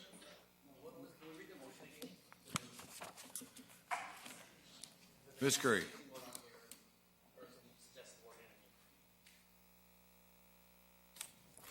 The motion is to have that council direct the Community Engagement Task Force to meet again and come back to council with recommendations. Thank you. I'm going to call the question. I'd like to add something to it. I think it's important. Councillor Kipp. The group asked about meeting with council before I heard, and sitting with council. So if the group can formulate the report and then come back and talk to council, I think that's a fair thing. If staff is having a problem, and I understand that staff doesn't work for the committees. And when we task them, it's even problematic for us sometimes. We usually have one recording secretary and a director of a division there to meet with the committees. So they wanted to sit down and talk with council. Well, maybe if they can formulate the report, I'd be in favor of this motion if they can formulate the report without staff, possibly with Councillor Armstrong's support and other councillors that want to do it, and then bring that back to a council meeting like this so the public has a record of it too. Then I could support that motion. I just voted against it because I wasn't certain of how it was laid out. And I know staff doesn't want to be involved in it. They've had problems. Thank you. Councillor Fuller. Ditto. Thank you. Okay, we're in the midst of calling a vote. We've had the vote. One member has asked for a recount, so we're going to do the vote again. All those in favor?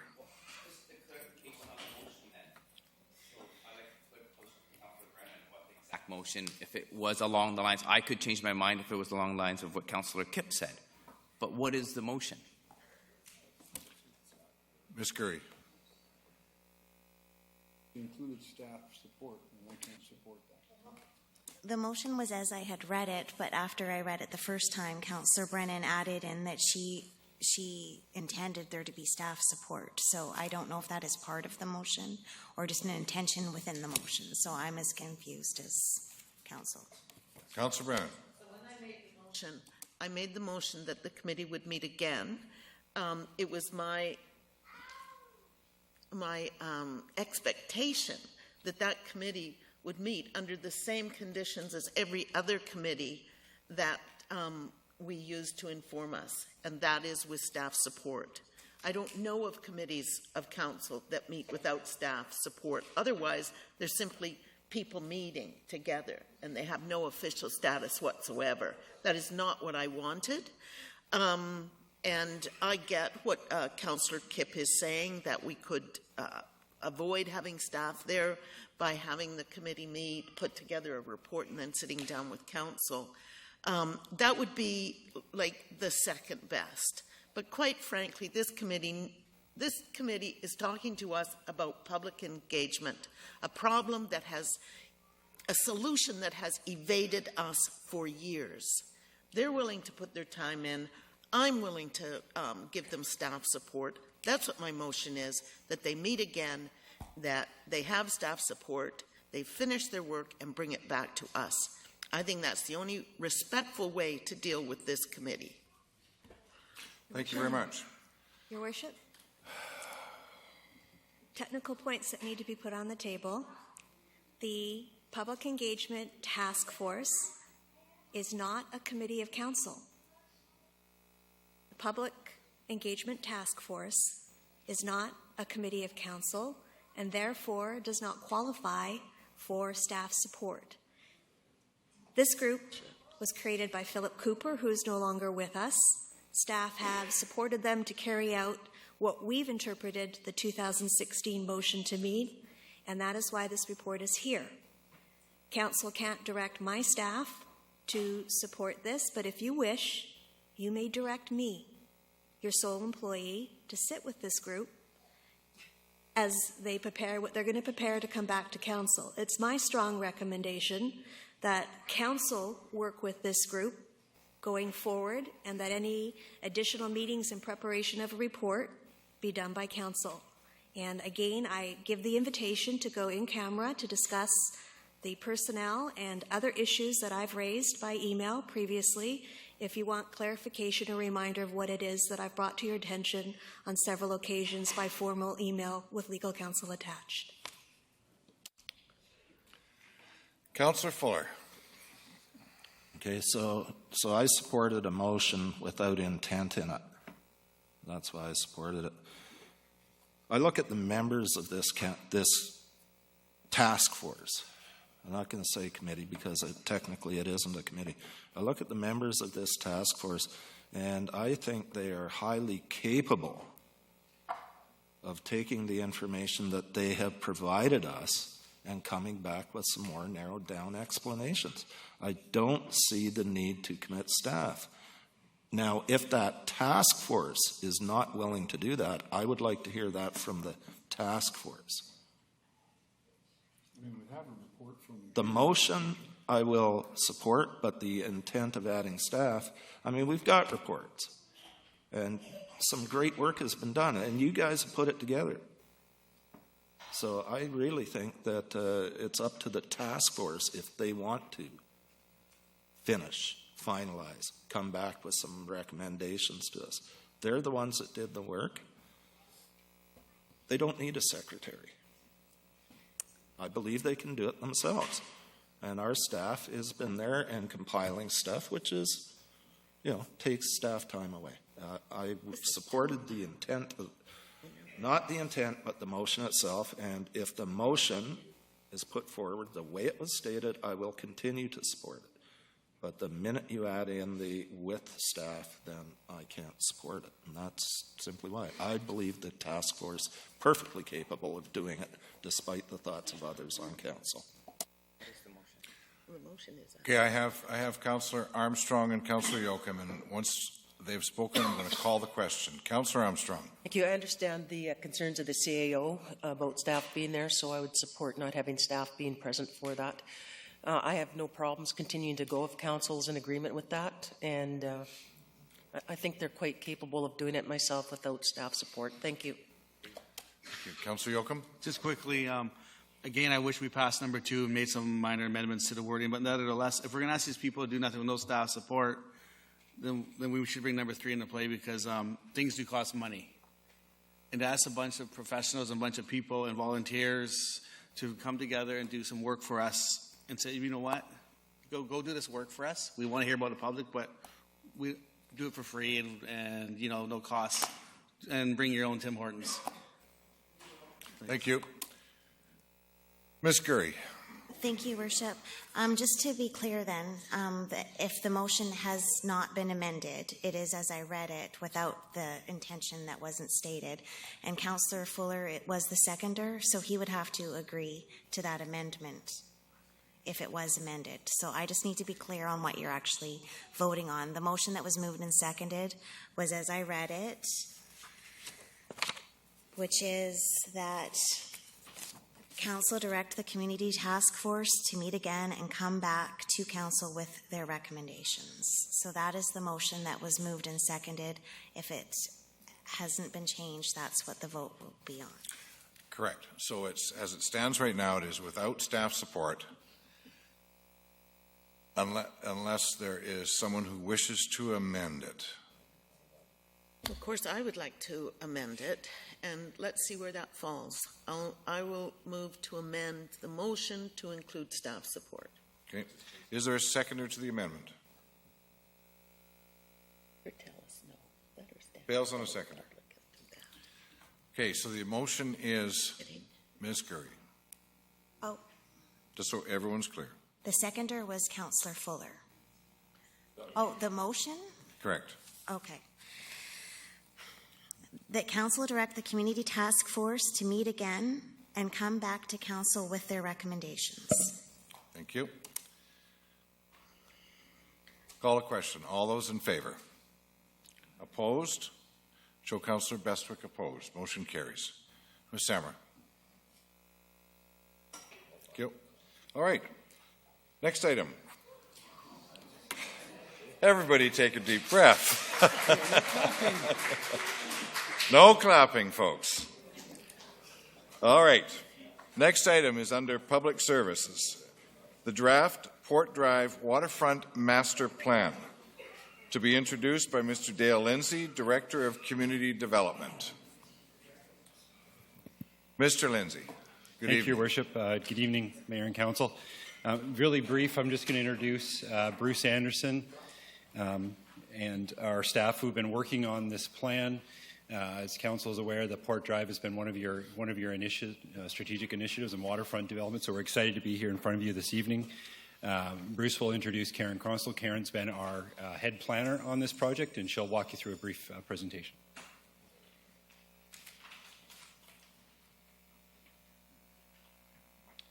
Your Worship, members of Council, those in public, Bruce Anderson here, and I'd just like to, by way of introduction, let you know that we have before you a draft of a master plan for the Port Drive waterfront lands. Those are the city-owned lands that are part of the broader South Downtown waterfront.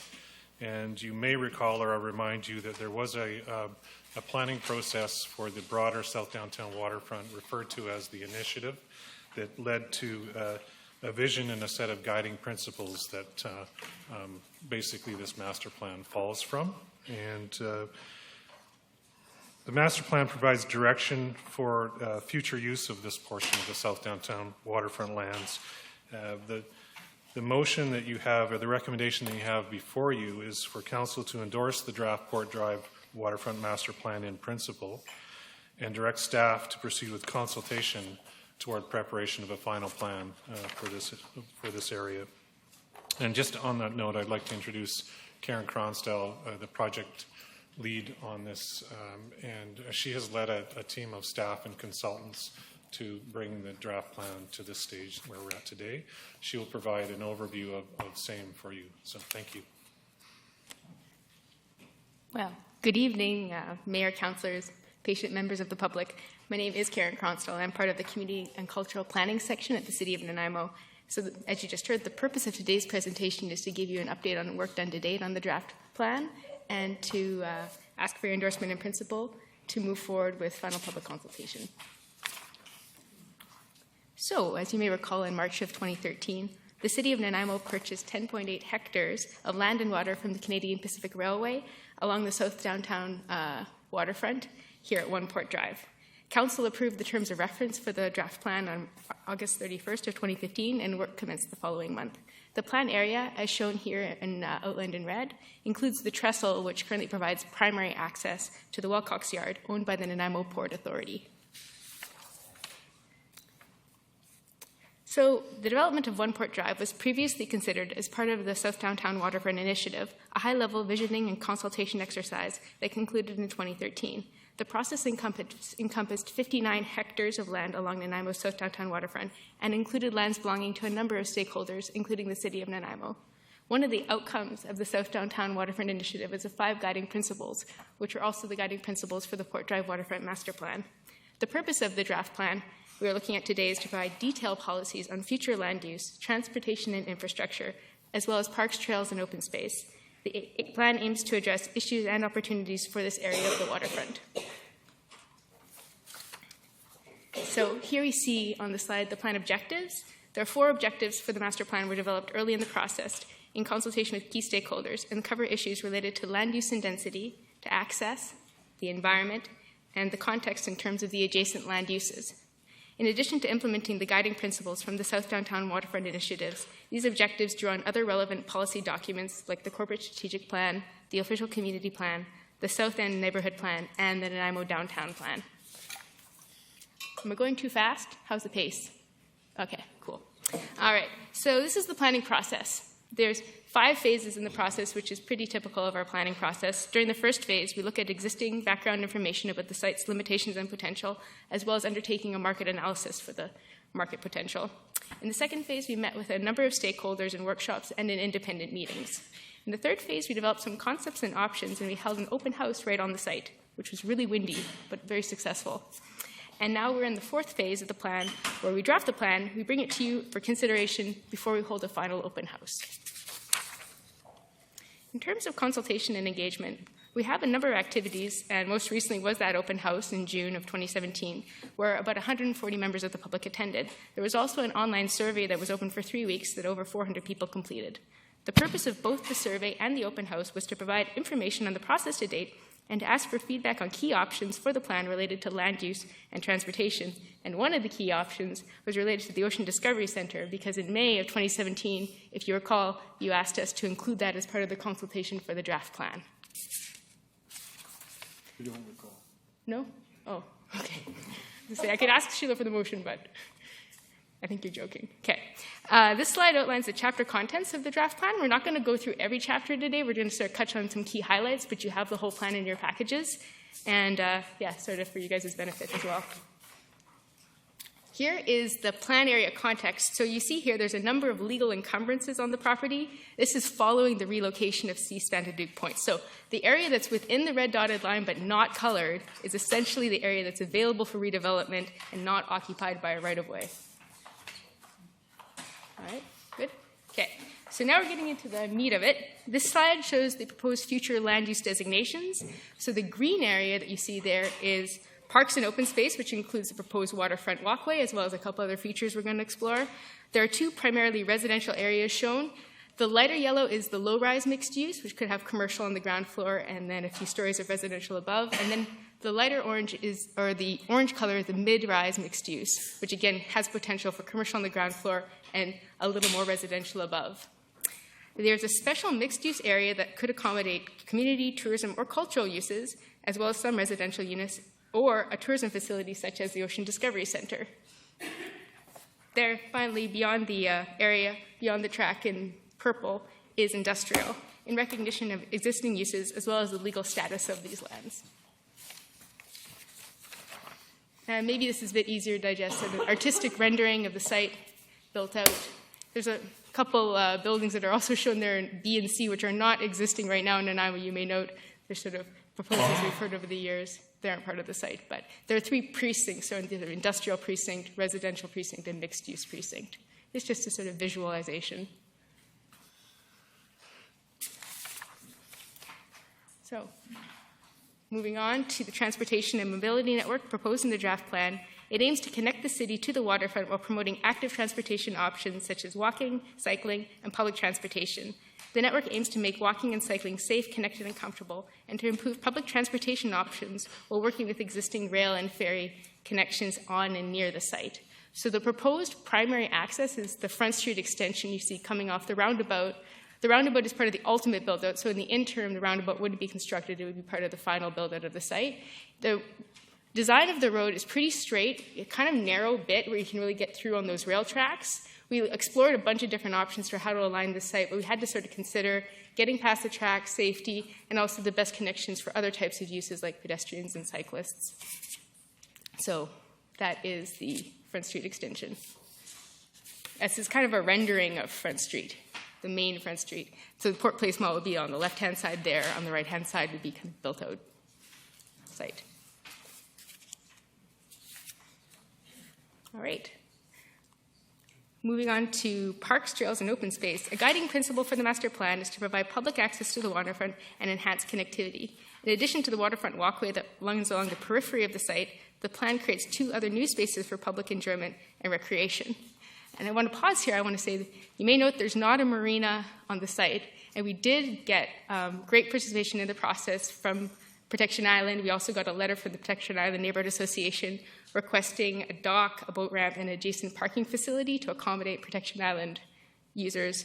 We looked at the potential for this, but ultimately concluded this isn't the right site for it for a number of reasons. One was the way that it would interrupt waterfront access for the rest of the public in terms of the amount of land that would be required, particularly for the upland adjacent parking. That would really be a high opportunity cost, and using the land for surface parking just wasn't really the highest and best use. And also, it's not in the closest proximity to Protection Island, so when we're considering just this site, ultimately we concluded there could be opportunity for non-motorized recreational vessels and docking, but we have not included a marina or boat dock. Oh, so if you look at the red star there, this correlates with this next slide, the new waterfront park. The proposed waterfront park is located near the Gabriela Ferry at the waterfront edge. This primary area is reserved as a principal public gathering space with capacity for larger gatherings, open-air markets, and other public events. Something we really heard a lot of from people is that they're looking for opportunities to enjoy the waterfront and to have events there, maybe farmers markets, just, yeah, things to do along the waterfront in addition to walking along the edge. The second feature, the Front Street Mid-Block Plaza, is located across from Port Place Mall to help activate the space and provide an amenity for waiting transit users. The space will incorporate weather protection, trees, vegetation, seating, and lighting, and be complemented by adjacent street-level commercial uses such as cafes, restaurants, and retail stores. Another thing we heard a lot of when we were doing the public consultation is people love the idea of creating something like Granville Island. So when we were thinking about this plan and the opportunities, Granville Island has a lot of people living near it. So we want to bring people to the downtown, give them places to go, places to buy things, but also opportunities to live downtown so we can combine those uses. This plaza is an example of the kind of activation. A little drier, infrastructure policy highlights. One of the major challenges is stormwater management. Currently, stormwater runoff in this area flows across impervious surfaces and enters the ocean with little to no treatment. The plan proposes a number of measures to incorporate surface stormwater treatment into new developments through technology like rain gardens and to ensure that future development reduces the number or the amount of impervious areas. There's also the challenge of a major sanitary sewer running through the property as shown in orange on this slide. The plan suggests that realignment be considered as part of the site works for future development applications. So we're looking to use the new technology to improve the way we treat our stormwater, and I think that there's great opportunity for improvement. So in terms of next steps, this has just been a high-level overview. We haven't gone through every chapter. Of course, we're really happy to take questions. Should Council choose to endorse the draft plan in principle, the next stage in the planning process is to bring the draft plan back to the public at an open house, and subsequent to that, return to Council with a final plan for approval and adoption through the regular adoption process. That's it for now. Thank you very much. Question, Councillor Beswick. Thank you very much. And thank you very much for the report and the information that's contained within the report. And the visuals, I think, are as important as the narrative about what the intentions are. I think the visuals provide an excellent scape of what is potential scalability-wise. Good things are certainly worth waiting for, and I think this is really good. My question then is, in the green space, which is primarily near the waterfront, well, on the waterfront, and where your asterisk was, and what the capacity for a gathering place. So I certainly understand the passive recreation piece and the strolling and the visuals.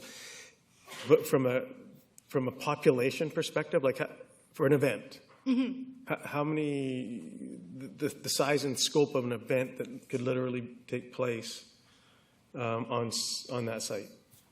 Well, you know, we haven't actually crunched the numbers on that. I was thinking small wedding, but or maybe small concert, that sort of thing. But it is something that it would depend on what kind of facilities ended up being there. Thank you. So, if I may. Then just in relation to Maffeo Sutton Park, so we kind of understand the size of events that can take place there and music or otherwise gatherings. Is this site clearly smaller than that? Yeah, there's less green space than Maffeo Sutton Park for sure. But I think that you could, you know how they have that hut there? What's the name of the hut that's at Maffeo Sutton Park?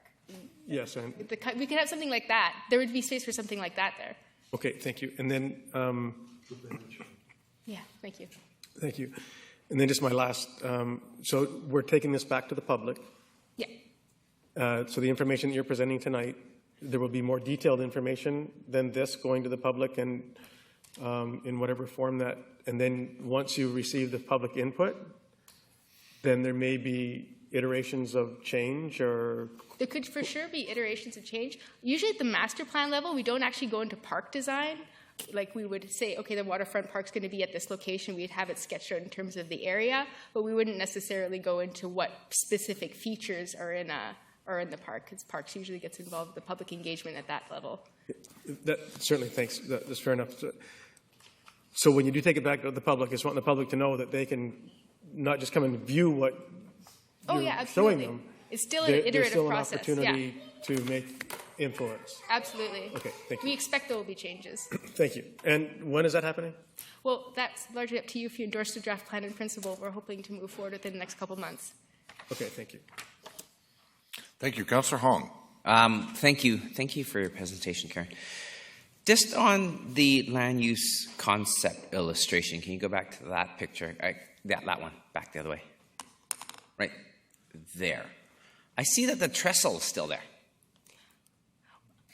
Yeah, he hasn't removed the trestle. Well, the trestle is right now, as you know, timing out. And Yes. so our intention would be that the Port Drive extension would be replacing it as the primary access. We've had some conversations about, could we keep it as a pedestrian overpass?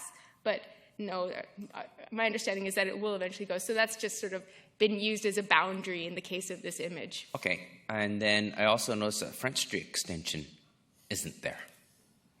Front Street extension. Yeah, to connect to the waterfront NPA lands. I see that you have industrial buildings right in front. So I'm just, as perception and concept, it's not quite accurate. I think that it's there, but maybe you can't see it too well. It's sort of between the purple building and the water. It doesn't look like it. It looks like the building's pushed right close to the edge, which maybe I like this design. Maybe it's just a very poor angle.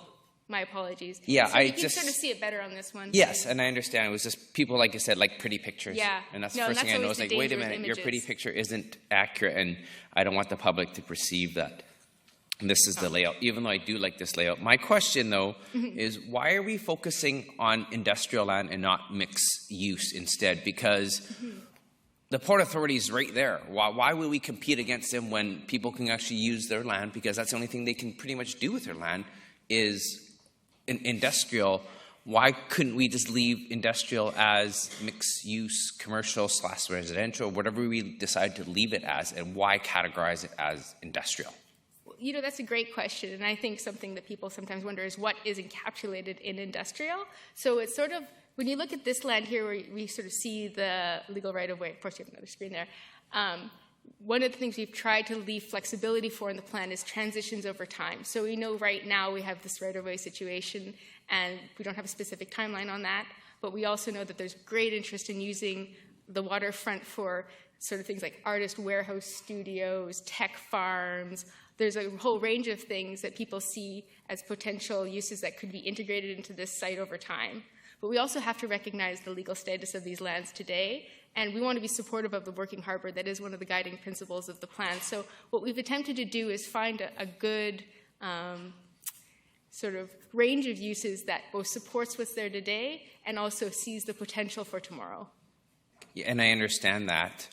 But my problem is when we tell the public that this is our master plan, they see it as it's going to be industrial in the future. So they don't see it that it could or couldn't. So when you put a label to it and you take it out to the public, they see that it's industrial and that's the master plan and that's what they're going to focus on because you've labeled it as industrial. So my question is how do we leave a label on there that is open to exactly what you said as transitions over time? Might not be industrial, but it could be. But how do we let the people know that it's not fixed? So maybe a new name is required, something like transitional industrial, or creative industrial, or maybe Bruce. Oh. Yeah. I'm on. Yes, sir. So there are significant constraints with respect to commercial residential development on this portion. If those were lifted and changed over time, for example, being able to cross the rail access to the ocean, that's a significant constraint for regular comings and goings, and that constrains this site. If over time those are removed or eliminated, we can come back to this master plan and reconsider that industrial use. But in terms of where we look at this, even in a sort of 10-year time frame, we really don't see A, the demand, or B, the opportunity there for anything other than the industrial use. And so that's why we basically put that into the master plan. So, I mean, over time, we can come and we can modify these plans. And that's a particular site, I think, where the conditions may change over time and cause us to look at a mixed use opportunity there in say, a longer term time frame. but in the sort of 0 to 15, 20 even, I would suggest that that's most likely to be an industrial area. Okay, and then the other questions, I have 2 more only. We have delegations, and I do have concerns that we should have some sort of dock there. I don't understand that little pointy that sticks out on just south of the dock, the train. What are we doing with that? Because from your map, it's green space. Yeah, that big green chunk right there. And I know that you talked about a lack of parking or surface parking for Gabriel residents, and I don't think they're asking for parking. But wouldn't that piece make a good dock? Just the southern part coming out. I see what you mean. Because you talk about not utilizing space. Well, if we have waterfront and we can put a dock on it, why wouldn't we? Even if my kid gets to go on there and throw a crab trap or whatever we do, and why wouldn't we have a dock? Because everybody loves docks. We are from Nanaimo.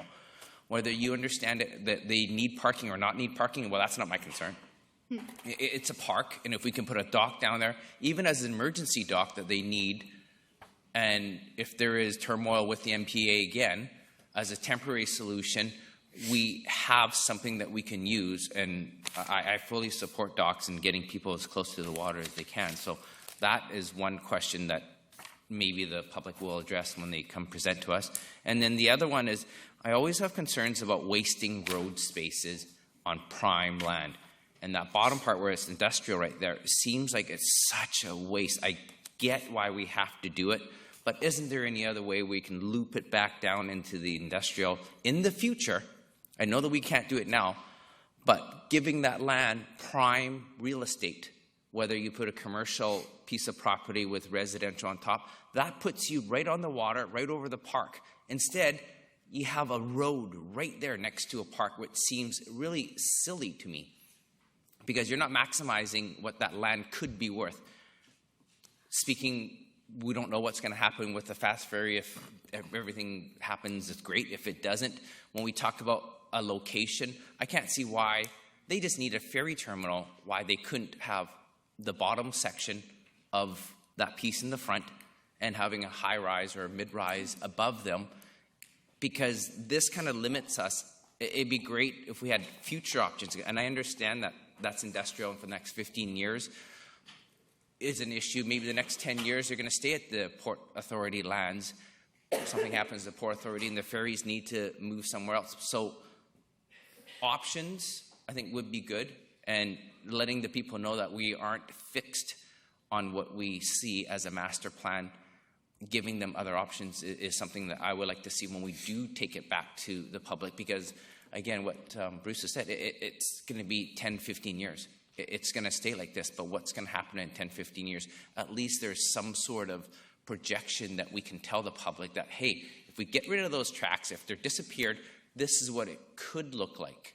But until then, this is what you're getting. So, thank you. Thank you. Councillor Armstrong. Just a question on the public transit. I understand that the MOU has expired with the RDN. Is that something that needs to be done before this can happen?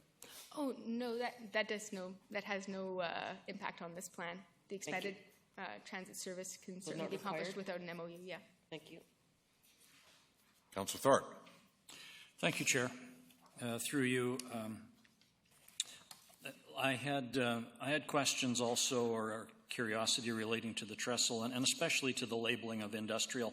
And I share Councillor Hong's thoughts about that, and I think it's a bit misleading. I understand that that's the way it is right now. And I look at the picture on the cover picture of this draft master plan, and I look at that, and then I think, wow, what it could be. And I don't want it to be industrial in the future. And I hope that when people give their input, recognizing the constraints that we're under right now, but looking to the future, that there are a lot of ideas suggested for this entire area.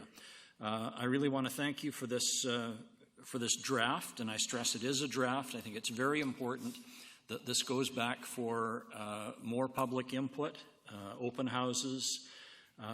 We could all sit here and pick at individual elements of the draft plan.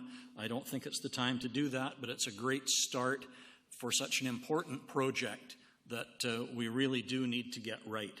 So I think I will be happy to support moving this ahead on the assurance that it is simply the next step in a public process of engagement and consultation and gathering ideas and moving this forward. And I really hope we do take our time and do it right. Thank you. Thank you. Councillor Yocum. Thank you. Yeah, I really I feel optimistic about the, I like this. I like the conversation, but I want to make sure it's done right, like everyone else at the table, of course, in the city. But what I have great concern about and what I'm really struggling with is sort of the subject that's not in no reports, even the previous conversation around the engagement with Nanaimo First Nation. In 2013, the report's misleading. They did not engage in the process. But I keep reading they did. So it was not a process because I was at the table then. So I don't want to get the wrong impression. I'm not behind the positive change for the Nanaimo city. I am. But I don't want to be part of another government that says, oh, we're going to consult later. First Nations don't matter, because they do matter. There are our neighbors, and there's case law, and those laws are even stronger today than it was even in 2013. So I'm really challenged for the fact knowing that we've done zero consultation on this with them. Zero. And all the laws and the implementation of treaty rights and UN declaration, all that stuff, that's real. I can't blindly ignore like rest of society or how society wants to. So I'm struggling with that, to be quite blunt. Right. And this isn't at you two. You two don't decide these. But I'm just saying, So I love the project. But for us to go forward and be done right, it has to be done right. And that includes that conversation. It's a hard conversation, but it's a real conversation, or we are going to be in a stance that we have the best draft in the world. And it will go nowhere unless we include and do that process. That has not happened to this day. So I'm really, don't know if I can sit here and be endorsing a plan which I know is being wrongful. But I'll leave it at that for now. Thank you. Councillor Kipp. Thank you very much, but I have to reiterate what Councillor Yocum just said. I'm not certain First Nations is engaged in this, and they need to be before we even move forward. We can accept a plan like this as a draft going forward, but I mean, on one of our maps, it overlaps our the old village site that we talked about back in the event center planning, and it's covered again. It's not recognized, and that's a concern to me. I brought it up then. Even wanted my event center moved up away from it. It's under special mixed use now, but no designation of cultural lands, and so it's a concern to me. And we know how much the public said that SFN was involved in the South Downtown Waterfront, but they weren't. And it was important that they were involved in every asset, like the event center. And it's important that they're involved in this. So maybe we're failing at this table with that engagement and not building that relationship. But so I appreciate the idea and the concepts, the planning. We can put down whatever we want on paper. It takes 20 years. Dufferin Crescent was done in the 1996 OCP, and it's just getting built now. That's that circuitous route. And so and what will make this is money. Money has to make this. How money will build it, how money will pay for it over a period of time, and what businesses can go into there to make it a whole community planning in that little downtown core. But I appreciate the work you've done. But I have my concerns with our partners, our neighbors. Thank you. Thank you. Councillor Brennan. Thank you, Your Worship. I reiterate what has been said about making sure that the SFN are involved and consulted in a real way. But I do have every expectation, and I'm optimistic that our staff will do that, that our the expected consultation and discussion with the SFN will happen. I know that it's difficult and it takes some time, but I'm just convinced that we will do that, that we are forward-thinking and that we have the best interests of all parties. So having said that, I want to say that I'm really impressed with the way that we've gone about this insofar as we have developed it, we've taken it to the public, we've come back, worked on it, you've brought it to us, and now we're going back out to the public to say, did we get it right? And that's really best practice, and it's not a surprise to me because I know how competent and capable our staff is in that department. So it's great plan, lots of room for people to have input, so I'm happy to see that. And I hope that when we go out to the public, they'll have the same kind of positive response that you're hearing from us. Thank you.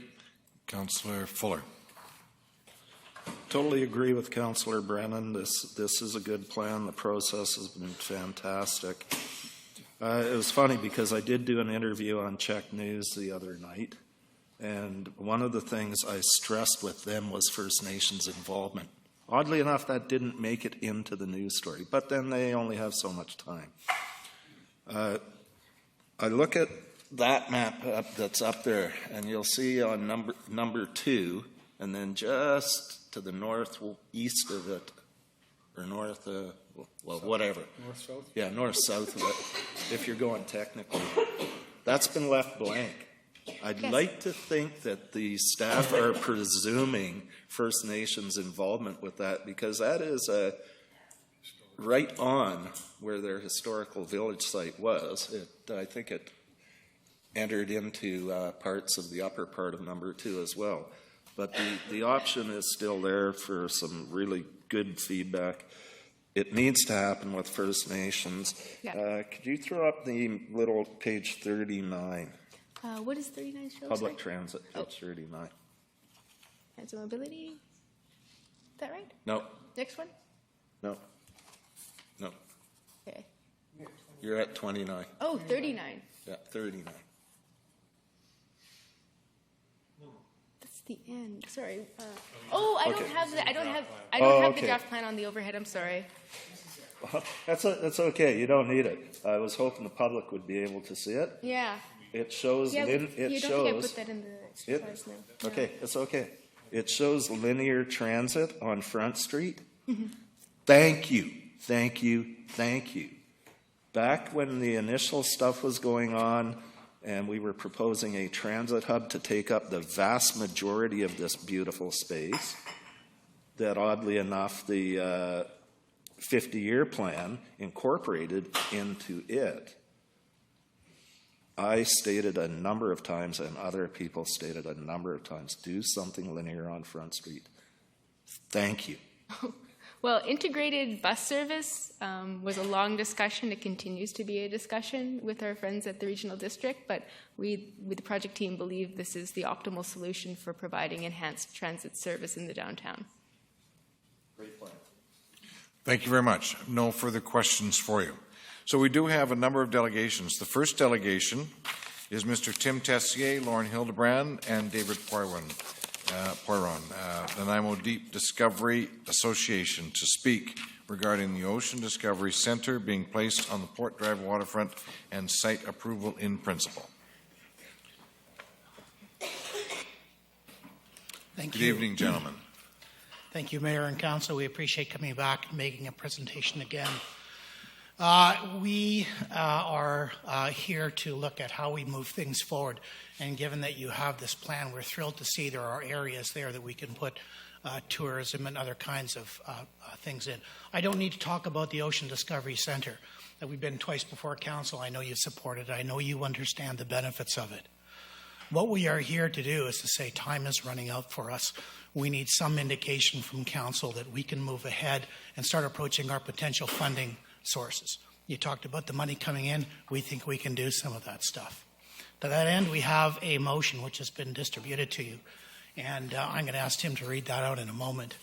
But I do want to point out that time is running out and we do need a decision. We need to be able to get going. We need to be able to approach our funding sources. We need to be able to ask and move this thing ahead. I know it must be tough to be an elected official. I see all the things that you go through, but now is the time to step forward and say, yes, the city needs to get behind this project. We have thousands of people that have said they're interested. We have thousands of hours from our volunteer committee. And quite frankly, we have already thousands of dollars in corporate and other support that we've gotten. So I'm going to ask you now to please let us go. Undo the leash. Let us get on and start building this thing. And I'm going to ask Tim to read the motion, please. Good evening.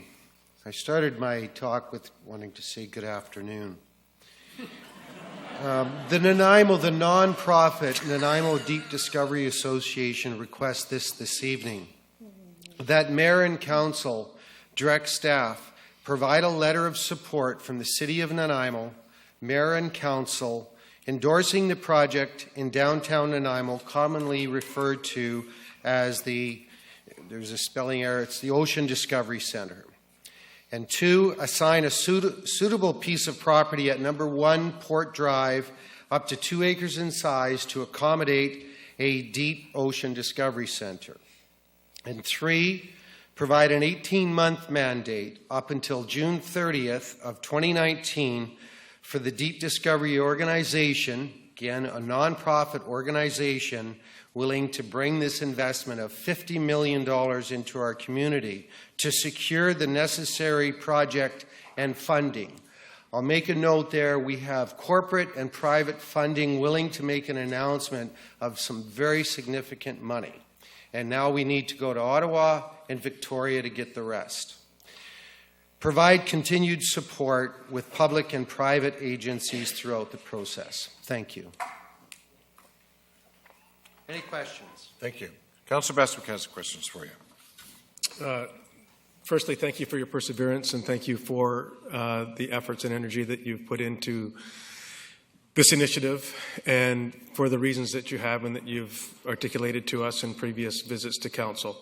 To me, this is, in a visioning exercise, this is so reminiscent to me of Science World, an iconic, at False Creek. We reference False Creek, we reference people living downtown, things to do downtown, reasons to come, improve transportation, all of those things. And the economic, when we talked about the task force earlier tonight, talked about economic diversity downtown, downtown engagement, downtown improvements, et cetera, et cetera.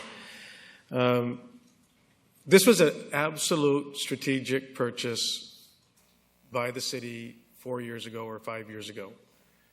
And when you think of downtown waterfronts, Fisherman's Wharf, et cetera, in Seattle, what False Creek does with Science World and beyond, there needs to be, in my humble opinion, a catalyst to drive future development and to drive investors for wishes and desires to be in a downtown location. You have my utmost support in the next 18 months or to June 30th in order to proceed and deliver on your expectations. And I find what Karen delivered to us so exciting. I find what this potential could be to be equally as exciting. And this is about future generations. This is about kids, and opportunities that will be presented. I just have to make one comment. I've had a couple of emails from people about mammals being in captivity and all of those things, hearing, like aquarium type stuff. And I wish not to be the person to provide that information, but you may wish to address for those people that might just be joining into the equation of conversation about this, that it's not a fish aquarium type. That is correct. This is not an aquarium. We don't plan to keep any of the larger marine mammals in captivity at all. That's not the kind of place we want, and that's not the kind of place, quite frankly, we could even afford. So We're not doing that. So, thank you, and with your indulgence. So this is extremely high tech, and I completely understand that, and it's like Corning glass. It's very, very out there, and it's very cool. So I just thought it was important that people know that it's not an aquarium when they hear deep ocean discovery. Thank you. Councillor Armstrong. Thank you very much for your presentation, and I support it in theory. However, I do have one concern, and that, once again, as Councillor Yoakum has alluded to, is that what consultation has taken place with SNAMO, and are they on board? We have one of the SNAMO Nations leaders as part of our committee.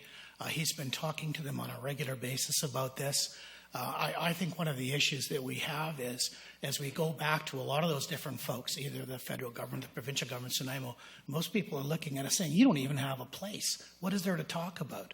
So the reason the motion is built in kind of a vague way to say we're not really sure where it goes, we just need a minimum of land, it allows us to go back and really engage with those folks. We're having a hard time engaging with anybody. They simply turn back to us and say, where's the city at, and where do you think you're going to build this? And we go, oh, we don't know. We've been at this for 2 years, but nobody will tell us anything. We'll do all of those things. In fact, I think we've probably done more SNAMO engagement through our committee member, Dave Mannix, and a lot of other folks have in other projects. All we're asking is give us the green light to go ahead and explore this stuff. At the end of this, if in 18 months we can't show you that we've had the right consultation, we haven't got all these people involved, you get to say no to us. But don't miss this opportunity, because quite frankly, we're at the end of the line. You either say yes or we don't get this. Thank you. Thank you. Yes. I'd like to hold you until after questions. Councillor Thorpe. Thank you, Chair. Through you, gentlemen, thank you for appearing before us once again. For me, this is an extremely exciting project, and it just ties in beautifully with the presentation we just had. I do have two questions. First of all, your ask, number one, provide a letter of support. Am I incorrect? I thought we already had supplied a letter of support for this. No, you have not. All right, thank you. And secondly, your ask on number two. Have you had, and I believe you have, initial discussions with city staff on this possibility and where this land could be located? Yes, we have. And I think a lot of that was, we had it with the Tracy, and we have really waited until, and needed to wait until this thing came forward so it was a little clearer. So now that this plan is in place, I think it allows us to say, gee, now we know we can be in there somewhere. It looks like the staff have sort of selected a location for a tourism sort of area. We're kind of open, we think, as this plan develops and you take it out to the community for engagement and discussion. That may change a little bit. We just need to know that we can move ahead and approach some of our funding sources. All right, thank you. So I will wrap up by saying that you absolutely have my support, and I would like to see this project move forward.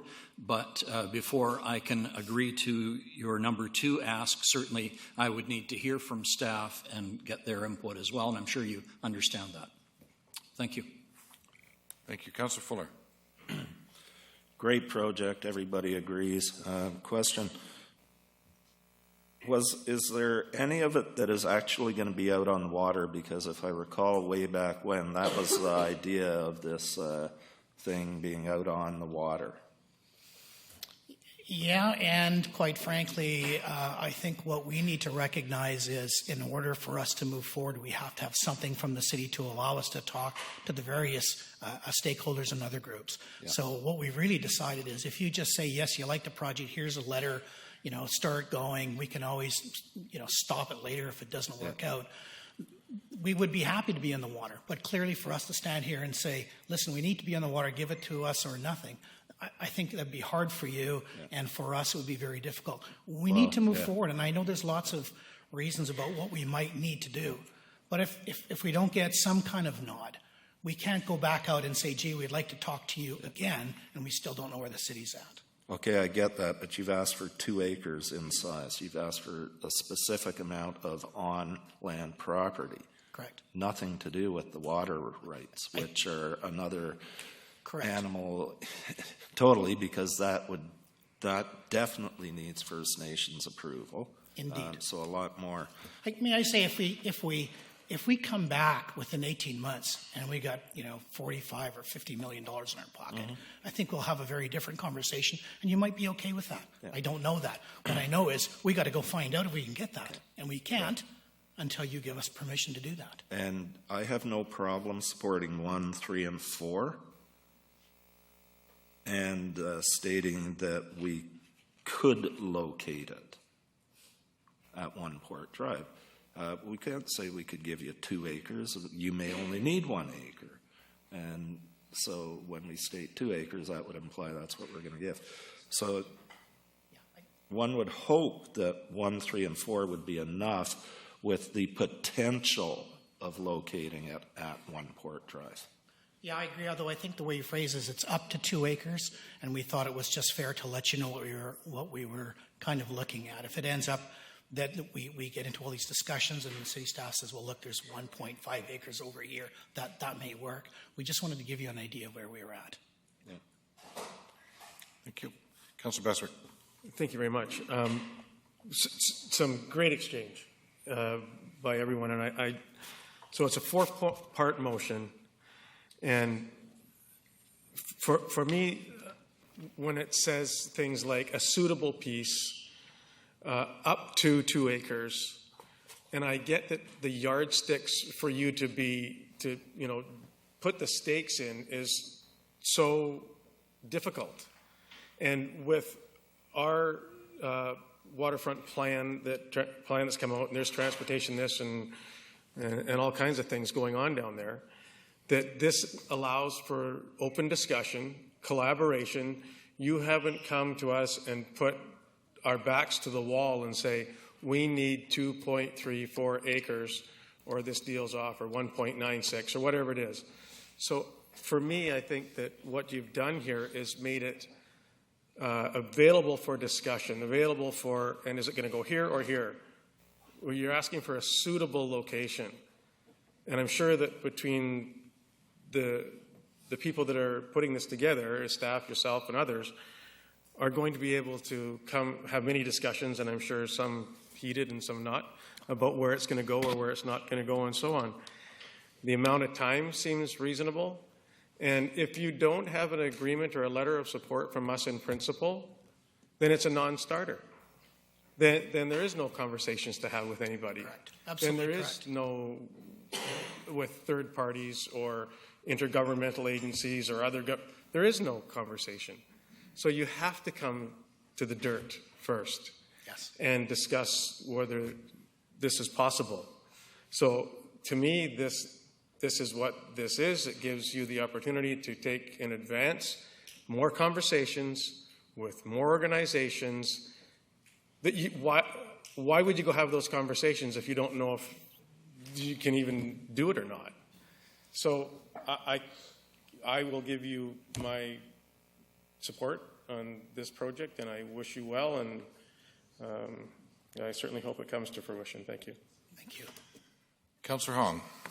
Thank you, and I will support all 4 motions, and like I said, the size of the land where it's going to go is up for discussion. I'm sure I'm willing to give you 3 acres of land if you end up getting $100 million for something that's spectacular, so who knows? So that could be up for discussion.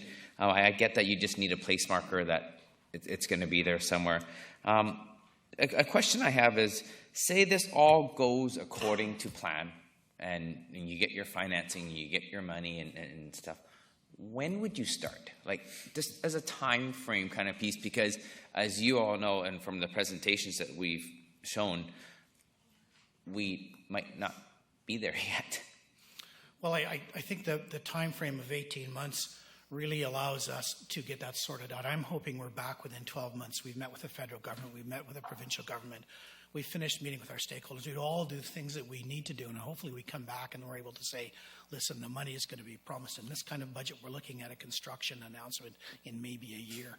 I would hope that within 2 years it's very clear and we have actually architect plans drawn up and we get very close to going. That completely depends on our ability to go to the federal government and all of those other stakeholders, which is completely dependent on having a letter from the city saying, yes, we're here. And we've tried to have those conversations. And at this point, they're just looking at us like we're don't know what we're doing because we don't have anything from the city yet. So I hope to come back and give you all of those answers. But please unchain us and let us do this. Thank you. Thank you. I need to remind Council that this is a request motion. There is no motion on the floor. And until such time as Council moves a motion directing something to be done with respect to business arising from delegations, there is no motion on the floor. Okay, Councillor Yoakum. Thank you. Bullet 2, the up to 2 acres request, is that to purchase or is that for a donation from the city? No, I think we're open to discussion. It may be that we ask later for a purchase. It may be asked for a lease. It may be on a nonprofit basis. I think we're trying to create something that gives us enough room for discussion, that we have some wiggle room. I think if we come back and the other levels of government are really squeezing us, we might have to come back and say, listen, can we have a part of the land? Maybe it needs to be smaller, and can we have it at a much lesser cost? Or we come back with a pocket full of cash, and that doesn't concern us. So I really think that we don't know a lot of the answers to those questions. And I think what's been very frustrating for us is we haven't even been able to engage our stakeholders on those questions. So we go to the federal government, we say, well, here's what we'd like to do. They say, well, you're gonna, what does the city say? And we say, well, we don't know. Those are great questions, and I hope that we get into discussion later. And we need to recognize that as the city staff starts to, negotiate and talk about how we do it, we have to be respectful of what the city needs and try to make that work. And we will. We will do that. Second follow-up, please. My second question is number 1. I think you touched on it. It wasn't quite clear on Councillor Armstrong mentioned the engagement with Nanaimo First Nation. I heard you say you are, but you guys will continue and ensure that's for me to support this. I don't want to sound hypocritical from my earlier comments I made about an hour ago. Yes. So you guys will engage and proceed that. Once the city says yes, that's top of our agenda is to sit down with them and say, listen, the city's agreeing, can we talk to you about this and make it a more official? We've been having lots of informal conversations, but that's how I would describe all of our conversations. We're having informal discussions with the federal government. We're having informal discussions with the provincial government. We're having informal discussions with donors that want to donate, but all of them are eventually looking at us and saying, where's the city? So that we're absolutely going to do that. And I think the nice thing about the way this motion is proposed, and I know there's not a motion on the floor, is that at some point, if we don't meet some of those things that you require of us, you get to say, nice effort, guys, but you didn't hit the line that you need to do, so you're out. We're okay with that. We're willing to do the work. Perfect. So just to wrap that up, thank you. That's comforting to know I will be able to support the project, knowing that you're going to do the right steps, unlike what was heard earlier today on our process, so that you will engage and consult with the First Nations. So absolutely. Pleased to hear that. Thank you. Thank you. Thank you, Councillor Kipp. Thank you. The $50 million center is supportable. You're looking for 10% of the land that we're planning right here, 24 acres. The time frame I love, that you're actually going to come to us with a time frame. I like that. The ongoing expenses and continued support with the public and private agencies through the process. Do you mean that you say you're a nonprofit organization, and I've ran a number of nonprofit organizations, correct, and we didn't have the city doing our secretarial work or anything like that. So you're going to do all that yourself? But you say support, continued support.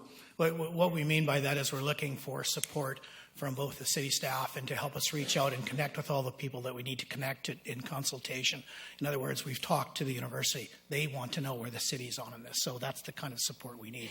The plan is to be able to have this thing, and if you remember, we produced a very clear business plan that was helped develop by Myers Norris Penny. The plan is to create a center that's able to look after itself. That's the plan. That's what we're shooting for. We're not asking at this point for anything other than we don't even know what the negotiations around the land will be. We just want you to say, yeah, you're going to get a piece of land in here if you can meet these conditions. And the plan is not to come back for the city and say, gee, we need funding all the time. Well, I've been around a long time. I've heard that too. Port Drive is important. I'm just going to quickly do something. Nickel Terminal, affordable housing, new fire hall, Beban redevelopment for the market, art gallery expansion, Newcastle Island development, SFN, E&N Trail, Maffeo Sutton redevelopment, Foot Ferry Landing, walkway across our whole waterfront, Port Theatre, expansion, Departure Bay Activity Hall, boat houses at Loudon and Brecken, a dam for our new water supply over the future to supply Landsville, a dump site, an NRE, Lindley Valley, sidewalks, my favorite sidewalks. The list is getting bigger and bigger, and don't look me in the eyes because I'll change my mind, right? So, you know, I really do support this, but and it has to be something firm. If we give you 2 acres, then that's not developable land in our plan, but it goes along with the public planning, and I think they'll want it. So I support it in principle. I support the idea of an 18-month time frame. I'm not certain of the costing to provide continued support, and the land, and we could promise you land anywhere across the waterfront, at the boat ramp of Brecken, or the $2 million marketplace next to it is for sale, and it's got wharfs in front of it and everything, and it's a lease. So what does the Port Authority say with their land just out there in their federal agency? So what do they say about it? Have you talked to them about it? They're very supportive. We've met with a number of stakeholders many times. The Port Authority is interested in, and I'm not so sure if I understand this all correctly, but we have talked to them, and they said they're in the middle of a negotiating of something that might use all of their land. And quite frankly, for us, if we have a choice, we'd rather be right downtown in the city of Nanaimo. We'd rather be that attraction that brings money into this place. And don't forget all those things that you listed. We're one of the few that's going to walk into town with the cash from somewhere else. This is tax money that goes to other communities for these things. Why don't we get it here? That's what we're trying to do. I hate Quebec for doing that. They do such a good job of taking all of our money. So let's do it I'd like back. to get it too. Absolutely, yeah. And I'll go back to Ottawa with you and sing it. But so I appreciate it. But like I say, I think we got to move it forward and to at least give you the opportunity to be able to sell what you want to sell. Thank you. Ms. Sammer, do you have questions for the delegation? Thank you. Go ahead. Thank you, Your Worship. Respectfully, as your CAO and a participant in these meetings, it is important that when I do have a request to speak, that I be able to do that so I can do my job. I don't mind deferring to after first-time questions for council, but there's often occasions where my line of questioning and precision may help and assist council in coming up with other questions for the delegation so that we can deliberate on this. So I do have a number of questions that I would like to ask, and I know that I think it's almost a year now since you've been coming forward and making proposals on this, so it's great that you're back.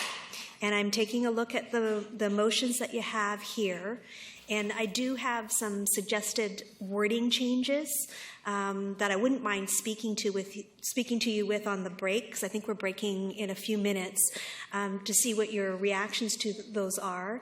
And then maybe when we resume, I can propose some of those changes to council.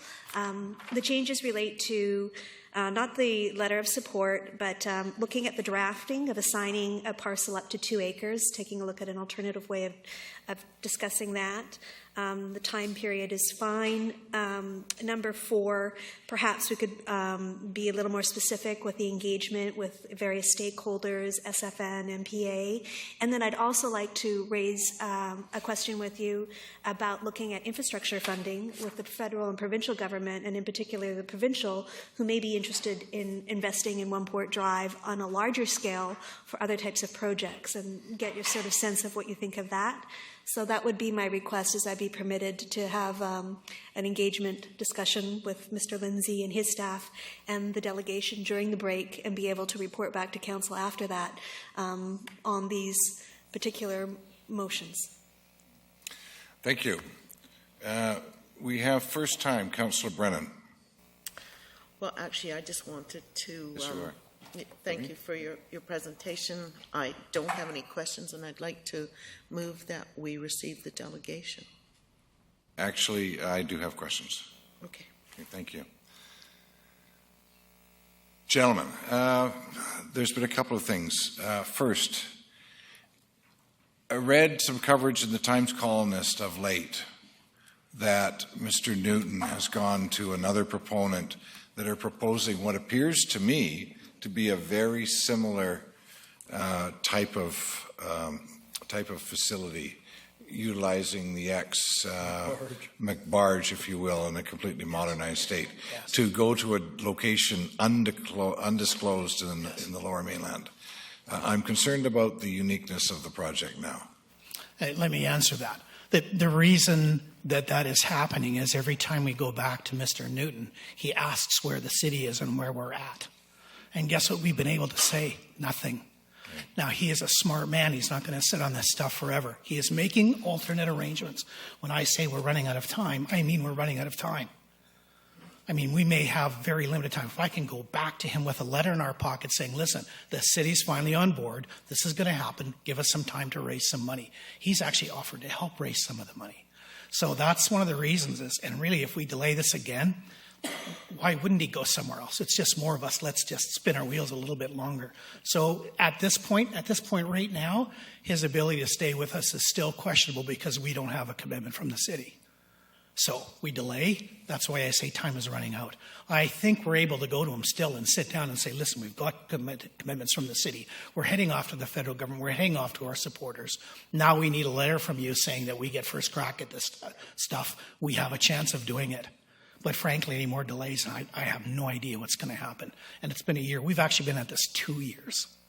And I don't know how much longer he's going to stay around. What businessman would?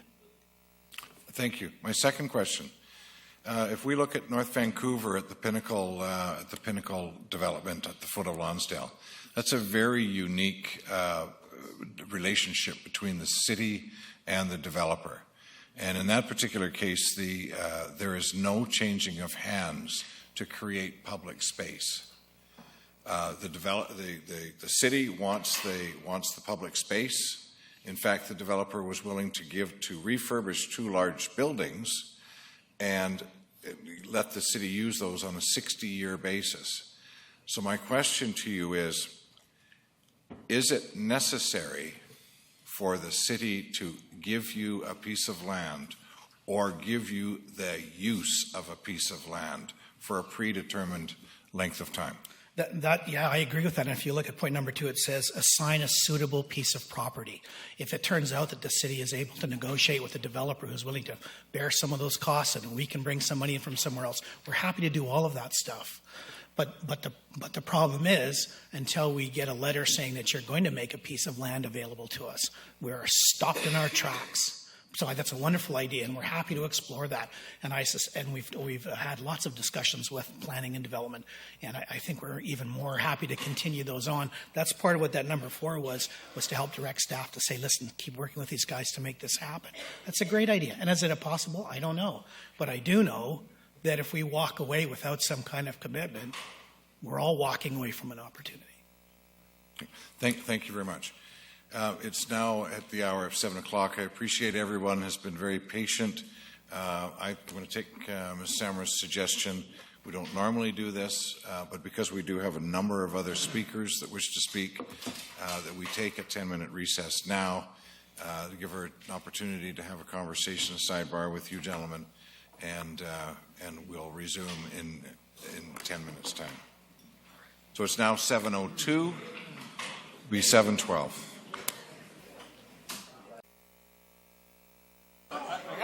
Thank you, ladies and gentlemen. We are resuming the meeting now. If you'll please take your seats, we are resuming the meeting.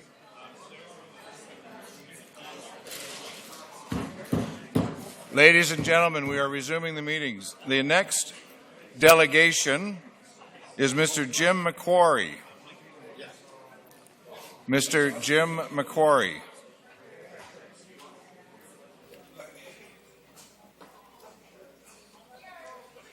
Good evening, sir. Order, please. Good evening. Good evening, Mayor and Council. My name is Jim McQuarrie, and I'm a proud resident of the city of Nanaimo. I happen to live on Protection Island. Thanks for allowing me and my neighbors the opportunity to bring you our views and our aspirations for the Port Drive Master Plan. We are respectful of Council's time, and we've tried to ensure that we won't repeat each other during our presentations. We've also combined them into a shared slideshow to avoid further delays. With your permission, we would ask you to hold your questions until after all of us have presented, as we believe many of your questions will be answered by succeeding presenters. As I said, I'm proud to call Nanaimo home, and I'm excited about the future of our city. And I believe something as practical and boring as a service ramp on the Wilcox lands could be a catalyst for imaginative, resilient, and sustainable development. When I say service ramp, I mean a boat ramp that would allow utility and emergency vehicles quick access, to our neighborhood. We see the Wilcox lands as much more than just another development. We believe it has the potential to demonstrate the vision and vitality and creativity of our city. We believe it's a legacy development. Protection Island may look like a rural oasis, but it is also downtown. We shop downtown, we play downtown, many of us work downtown. We have a survey from a few years back that shows almost $3 million a year is injected into our city's downtown by the 300 or 400 people who call Protection Island home, and our population is growing. So if downtown revitalization is your goal, you have no better allies and supporters and customers than me and my neighbors. Our presentation is not about what you should do for our neighborhood. It's about what we are doing and can do for our city, and how a service ramp on the Wilcox lands could magnify our contribution and be central to accomplishing the development goals the Council has set for itself. These are those goals. 1, promote access and connectivity. Well, that's our big issue. People who live on Protection Island. Right now, islanders and those who provide us with services are severely limited when it comes to access. Brecon Ramp is the only option under city control. A service ramp at the Wilcox lands would solve that issue. Number 2, support an evolving working harbor. Once again, that's us. We commute through the harbor, we recreate in the harbor, we have our goods and services delivered to us through the harbor. A service ramp on the Wilcox would magnify the economic impact of that and minimize the environmental impact.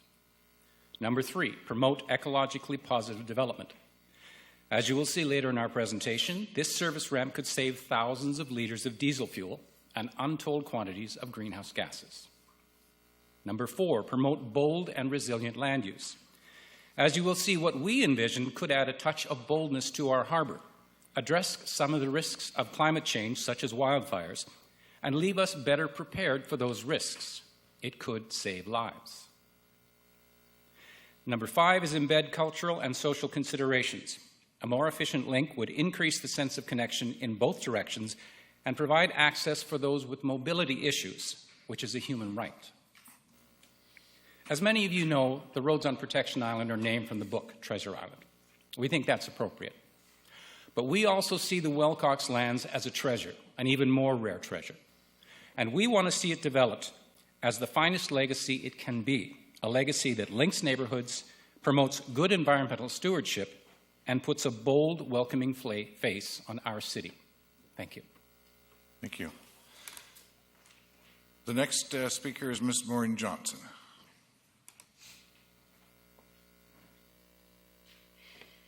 Hello, my name is Maureen Johnson. I'm a resident of Nanaimo and I live on Protection Island. I will be addressing the first 2 of the 5 development principles that Council has established for itself. Protection Islanders live with access challenges, and we chose to do that. However, we are part of this city, and we know we can contribute best to its vitality and growth with improved access that is city-owned. For us, a working harbor is vital, and we want to do everything we can to maintain the economic and environmental health of the harbor. The harbor is our highway. It is how we get to and from the rest of our city. It is vitally important to our community that we have conveniently located and locally controlled service ramps, boat ramps, and docks. Currently, we leave our neighborhood from private docks, a community-managed dock, and Gallows Point boat ramp. As you can see by the map, we arrive at numerous locations such as the Boat Basin, private marinas, and Brecon boat ramp, and we make those trips often. We travel by kayak, we travel by boat, We travel by water taxi. And if we are carrying anything more than an armful, we need a barge. There are several barges that service Protection Island and contribute to the economy of the working harbor. Barging is expensive. Obviously, efficiency is important.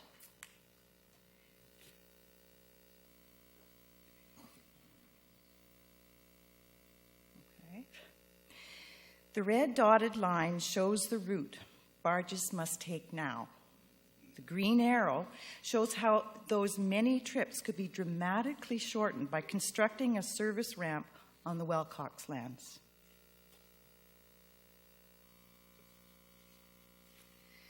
Protection Islanders would benefit from those shorter trips, but so too would the city of Nanaimo. Our city is continually barging supplies and equipment to our neighborhood, starting at the Brecken boat ramp.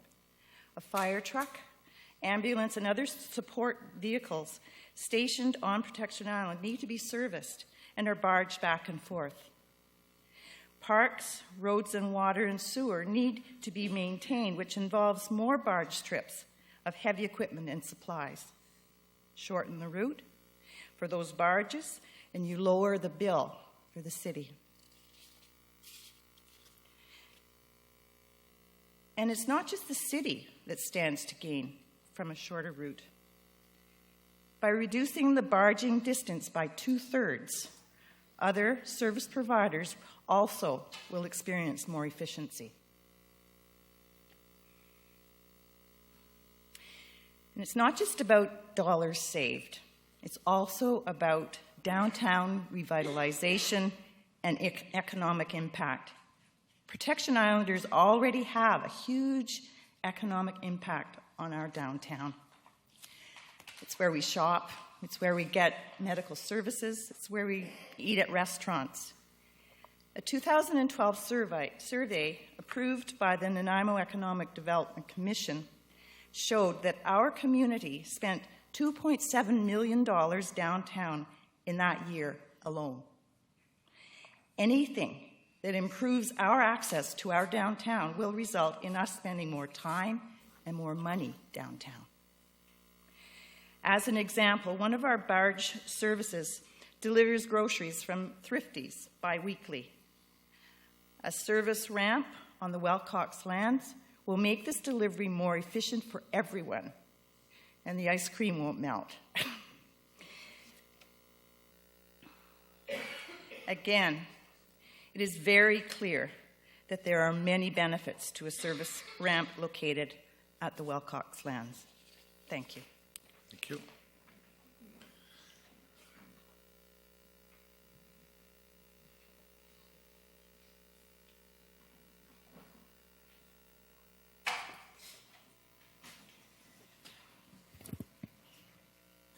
Hello, my name is Jim Menzies, and I am a resident of Nanaimo.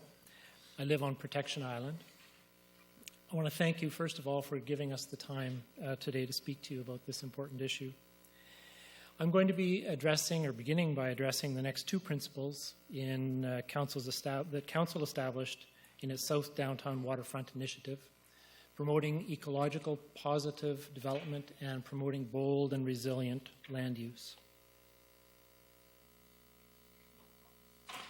The Port Drive Master Plan wisely anticipates rising sea levels resulting from climate change. The plan recommends that the elevation of future buildings consider how water levels will rise, threatening property and people. We have shown how a service ramp on the Wilcox lands will significantly reduce the distance for numerous barge trips every year. Today, all those barge vessels are burning fossil fuels, contributing greenhouse gases to the environment. Clearly, shorter trip lengths equals reduced CO2 emissions. We recognize that the impact these shorter trips might have on rising sea levels may be small, but this is an opportunity for the city to demonstrate clearly leadership and commitment to climate change priorities. In addition to sea level rise, there are other climate change risks. Our homes are surrounded by forest, and we worry about wildfires, especially with climate change. This past fire season across BC, California, and elsewhere has heightened our awareness of wildfire hazards. Every year we consult with the Parks Department and we organize a volunteer effort to clear excess fuel load from parks on the island. During fire season, we post signs warning visitors about dangers, and we provide roadside pails for those who might need to put their cigarette butts someplace safe while visiting the island. But if we are faced with a wildfire, the fire equipment and personnel we have on the island will be overwhelmed. We will need help quickly for both equipment and evacuation. A service ramp on the Wilcox land will ensure a far better response than Brecon.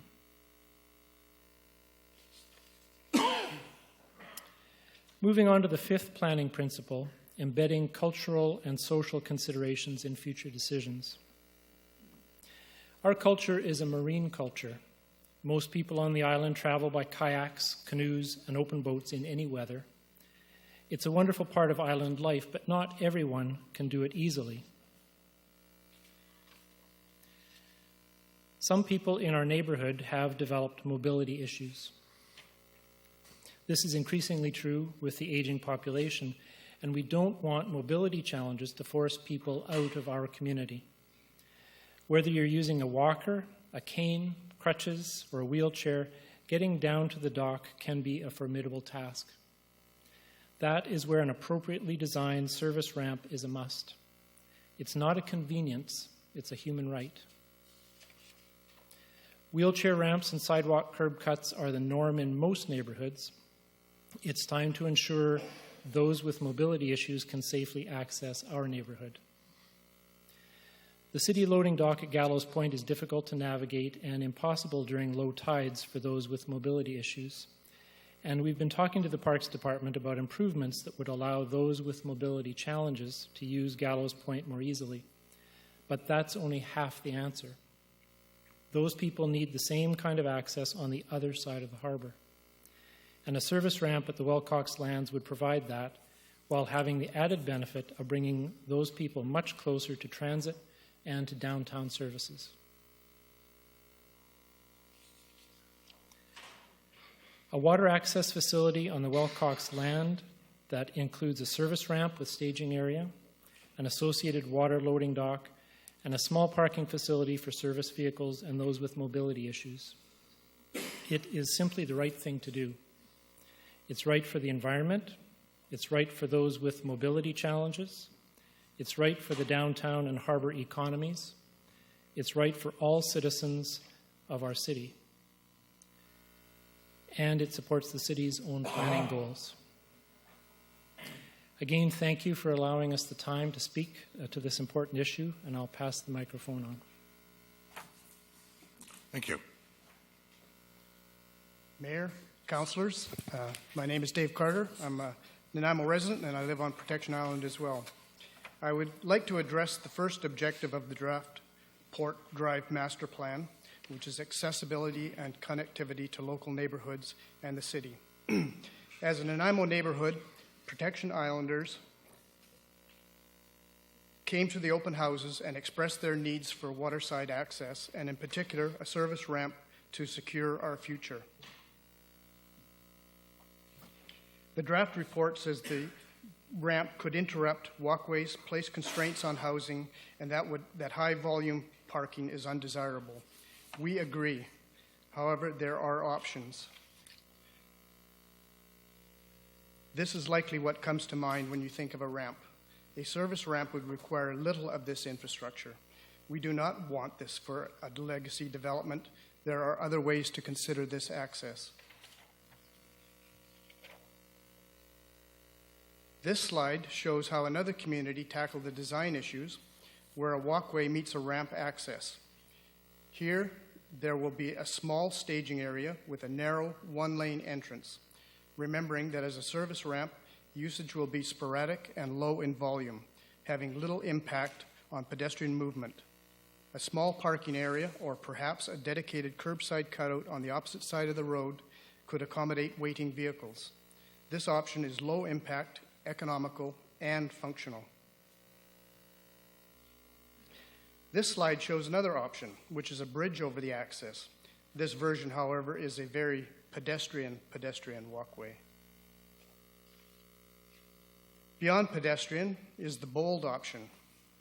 Given Nanaimo residents' love of the bridge at Swayalana Lagoon, could we not develop an iconic bridge walkway, a creation that will be first viewed by incoming cruise ships, and this bridge would raise the walkway above the mundane and could become a much-loved legacy of this council.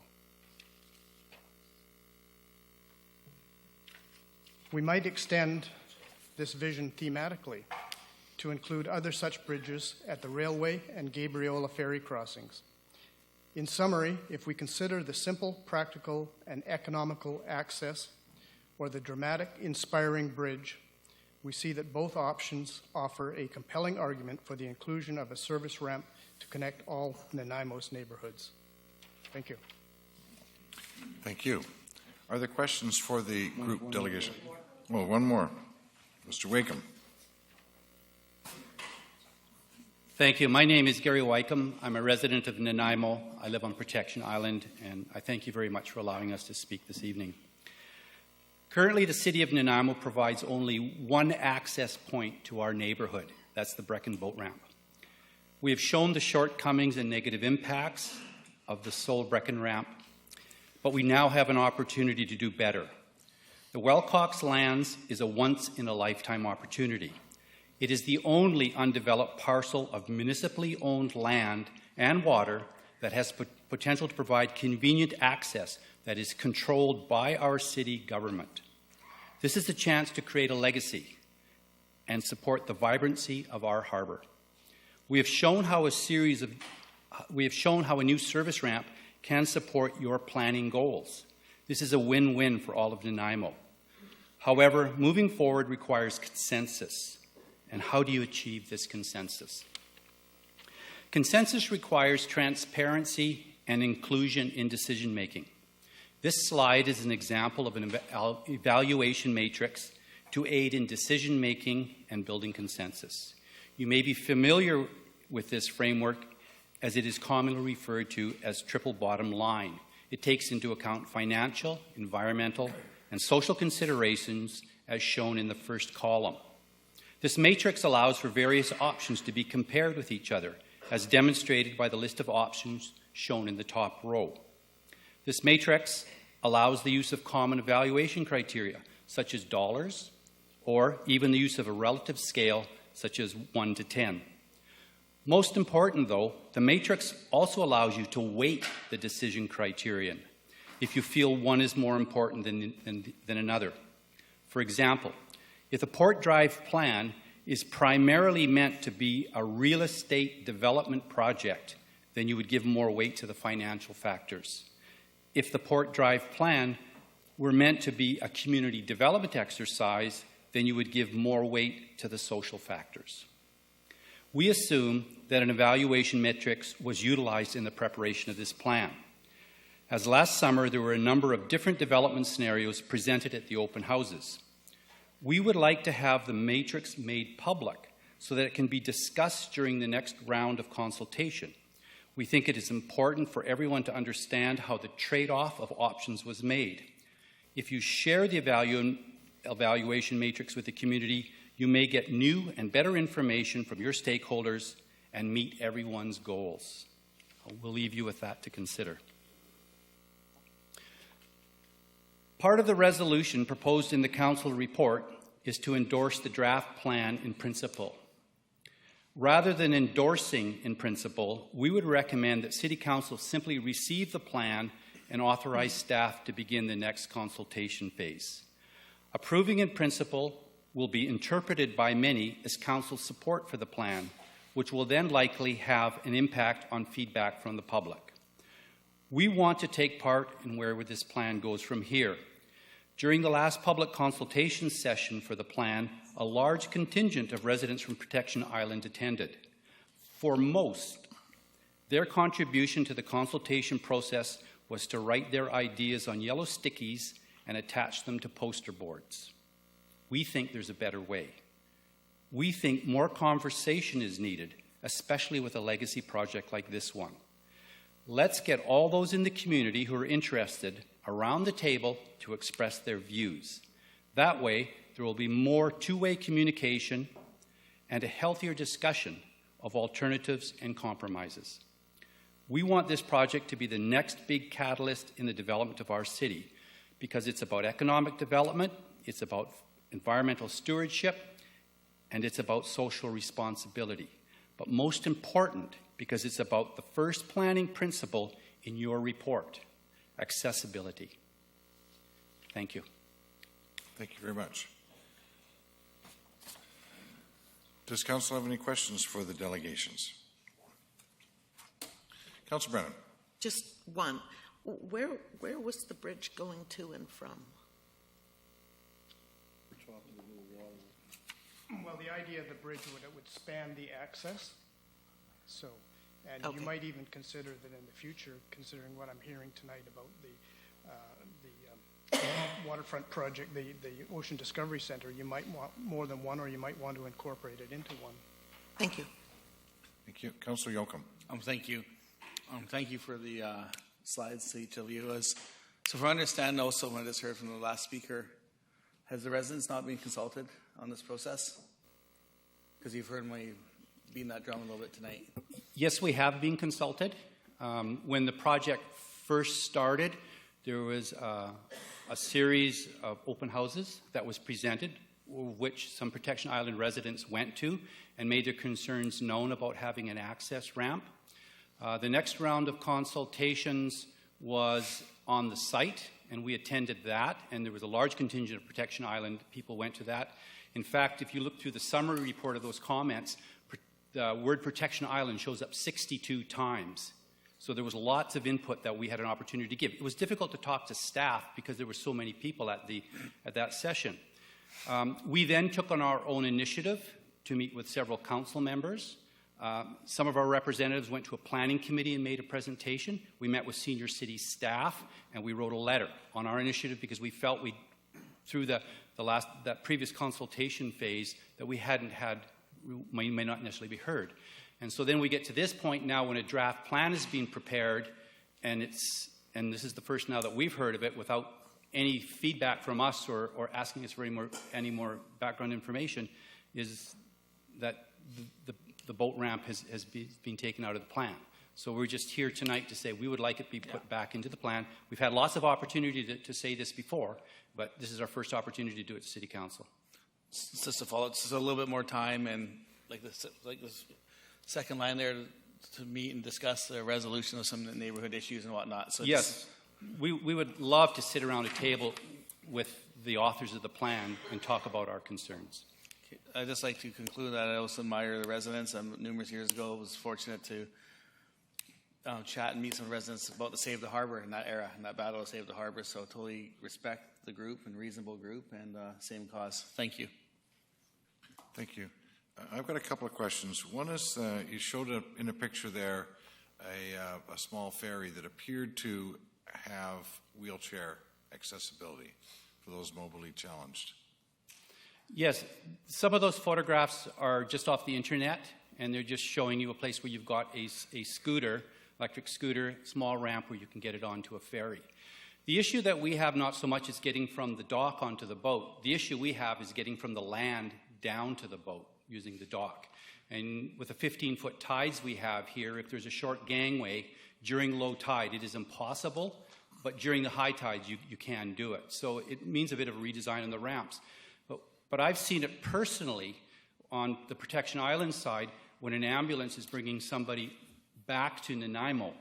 The patient is taken out of the ambulance, the patient gets off the stretcher at Gallows Point and has to walk down the ramp and then get back onto the stretcher to be put onto the boat because the ramp is too steep for personnel to get it down. And so if we had mutual gangways on both sides of the harbor, it would make things so much safer for everybody. So if I could, I guess what I'm asking is this facility identical to Brecken, where it has a float that goes down and a concrete ramp? Yeah, something similar to that would work. Okay, Thank you. The other one was with respect, so you don't need any tie-up at such a ramp? Our initial ask was to ask for a tie-up so that people from Protection Island would have a place that is city-controlled. Because right now we have to go through private marinas or the NPA's boat basin. And we can't do it through the city of Nanaimo. And so if private sector decides we don't want you anymore, or the federal authority says we don't want you anymore, we're out of luck. And we were faced with that a couple of years ago. So here we are, city-owned piece of land. It's a real opportunity for us and for you to provide services with us, because we pay taxes to the city of Nanaimo. If there was a dock associated with it, that would be great. But I think what we've done is we've scaled back our request, because already we've got pushback that what we were asking for was too much. But we think as a basic minimum, something that allows for the barge services to move back and forth, so that we were faced with some kind of a fire hazard that required extra equipment, or something that makes it easier for people with mobility issues. As a bare minimum, that's what we see we need. Thank you very much. Councillor Bestwick. Thank you. Thank you for your patience tonight. Thanks for visiting. I did like the bridge concept to Protection Island. Oh, no, it wasn't to Protection Island. I like that. I think that when we go back out to the public, there will be an extended opportunity for you to have that time that you didn't have with staff. At least I hope there will be. To be able to discuss your thoughts with staff further. And I apologize for missing your invitation to meet with you. You indicated that you had done that, so I apologize if I had missed that. And I would look forward to having the opportunity to sit with you as well. So please send me that invitation, and I'd be happy to sit and listen and learn more about your needs assessment for this potential development. Thank you. Thank you. Ms. Rogers. Oh, yeah, just to clarify that if the council does endorse a draft plan principle, that doesn't keep us from continuing the conversation. And I was a little confused myself because, I've paid quite close attention to what you folks are doing. This is actually the first time I've heard the word service ramp. I had to look it up before tonight. I have your letter here requesting a dock, automobile parking area, and a boat ramp. So I did want to clarify, we have heard your request before. We were not aware of any request for the service ramp. I'm very glad you're here tonight. Thank you. We have no further questions for, Councillor Kipp. Well, no, it's not a question. I guess it is a question. The service ramp and some staging, accessibility, and accessible parking is what you're looking for now. Go ahead. Yeah, well, to operate a service ramp, the idea of perhaps a cutout parallel to the curb so that a waiting vehicle can watch and see a barge unload and then move in themselves. So at a minimum, again, we're asking for the minimum. That's probably in requirement. The other thought we had would be perhaps a couple of spaces that were allocated to handicapped only, so that they were kept free for people who did, in fact, have mobility issues. But beyond that, the discussions in the future and only what, we can gain. But for now, we do have this very basic requirement that it will make a huge difference in the future of Protection Island and for the city to service the island as well, I might add. So. I want to add that it's not just Protection Island that would use the service ramp.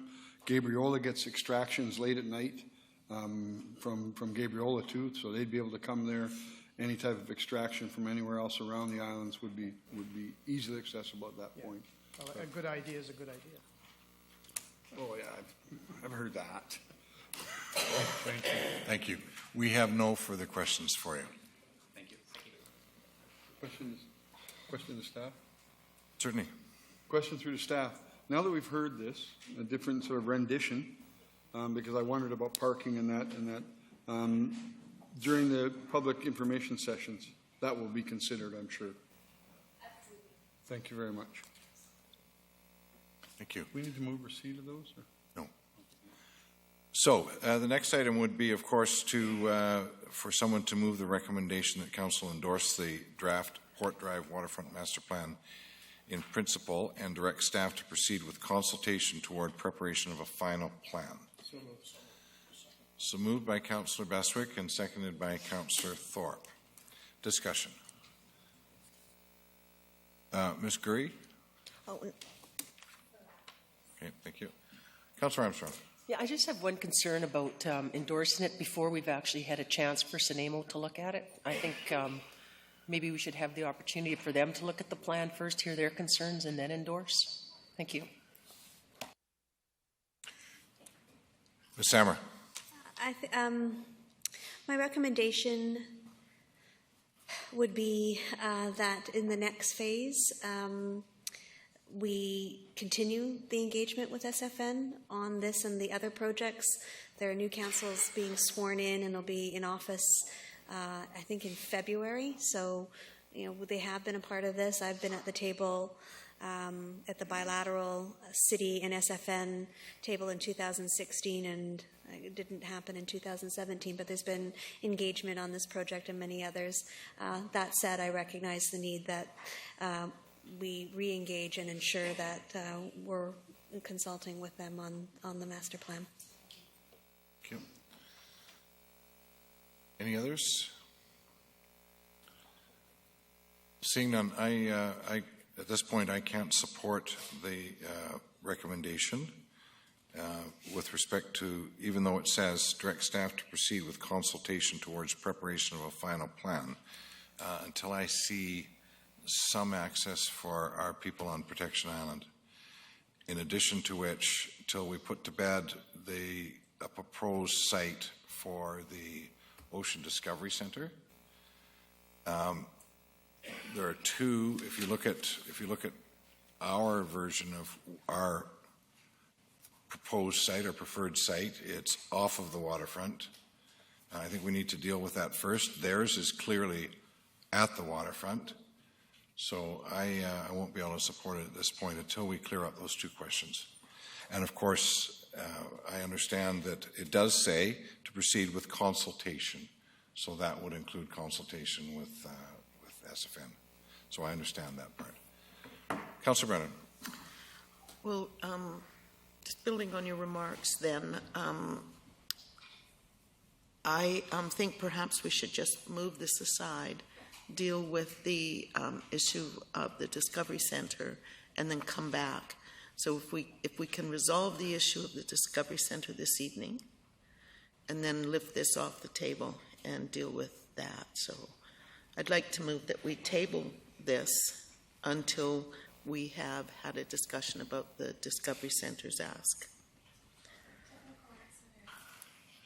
Ms. Sammer? The motion for the Discovery Center is premised on council endorsing the principles of a master plan and to proceed without that foundational document in place. It's approving in principle the master plan, which has the options that are available for engagement with the Ocean Discovery, is critical. We couldn't recommend any of the motions without council having endorsed in some manner the principles and the master plan that staff have presented this evening. The revised motion for Ocean Discovery includes negotiations of a transfer of the lands that are consistent with the principles of the master plan. So that would address the issue. They're not asking this evening to definitively define which parcel, if any, will be allocated to them within that 18-month period. So the recommendation from staff is that you deal with the master plan in the first instance, and then, based on its approval or rejection, you discuss and deliberate on the requests from the Ocean Group. Rejection from RCAO, I will withdraw the motion to table. Yep. Councillor Hong. Thank you. In principle, I will support this plan. It's a good start. I don't think it's anywhere close to what the final plan should look like, based on my personal opinions. And now we've seen some from our residents on Protection Island, and as well what the Deep Sea Discovery Center would like. So based on those things, I'd like to move this forward so we can actually have a better look, so staff can continue to work with these other groups to come up with a better plan and more options, like I said, for what this future master plan could look like if some of these barriers, like Mr. Anderson said, we're not here in 15 years. So I would like to see what this will look like in 15 years. Thank you. Councillor Beswick. Thank you very much. Appreciate the information, share, and conversation. We've heard in the last couple of presentations about the impediments, and the impediments, of course, are the rail and the contracts that we have for that 0 to 15 years with rail, what it does to that industrial site that doesn't allow it to share in the evolution and development of highest and best use, et cetera, et cetera. We know that we're taking this plan back out to the public. This isn't rubber stamping the plan that's been presented to us tonight. This is saying, we like where you are, we like the information that you've provided to us, go back out to the community, now that we have more information to share and give, and pretty pictures, and more narrative, and we haven't really got to costs yet. We haven't really got to third-party, perhaps sales of pieces of property that might help us do our things because we can sell the property for a greater value now that we've serviced it and done all of those things. Who knows? There's very many things that could happen to make this site more developable and look different in 6 months to a year than it looks today. So I think if we don't do that, if we can't, I don't think that we can pick things off one at a time because it takes forever. So then by picking things off one at a time, by the time you go back to say, okay, we're ready now, well, you took too long to pick all these things off one at a time. We need to multitask on a comprehensive plan like this with people that are willing to invest. I heard in the last proposal that we had for 2.5 or 3 acres of this site that we needed private money. Okay, I'm hearing in all my discussions and the presentation tonight and the 2 previous presentations that there's private money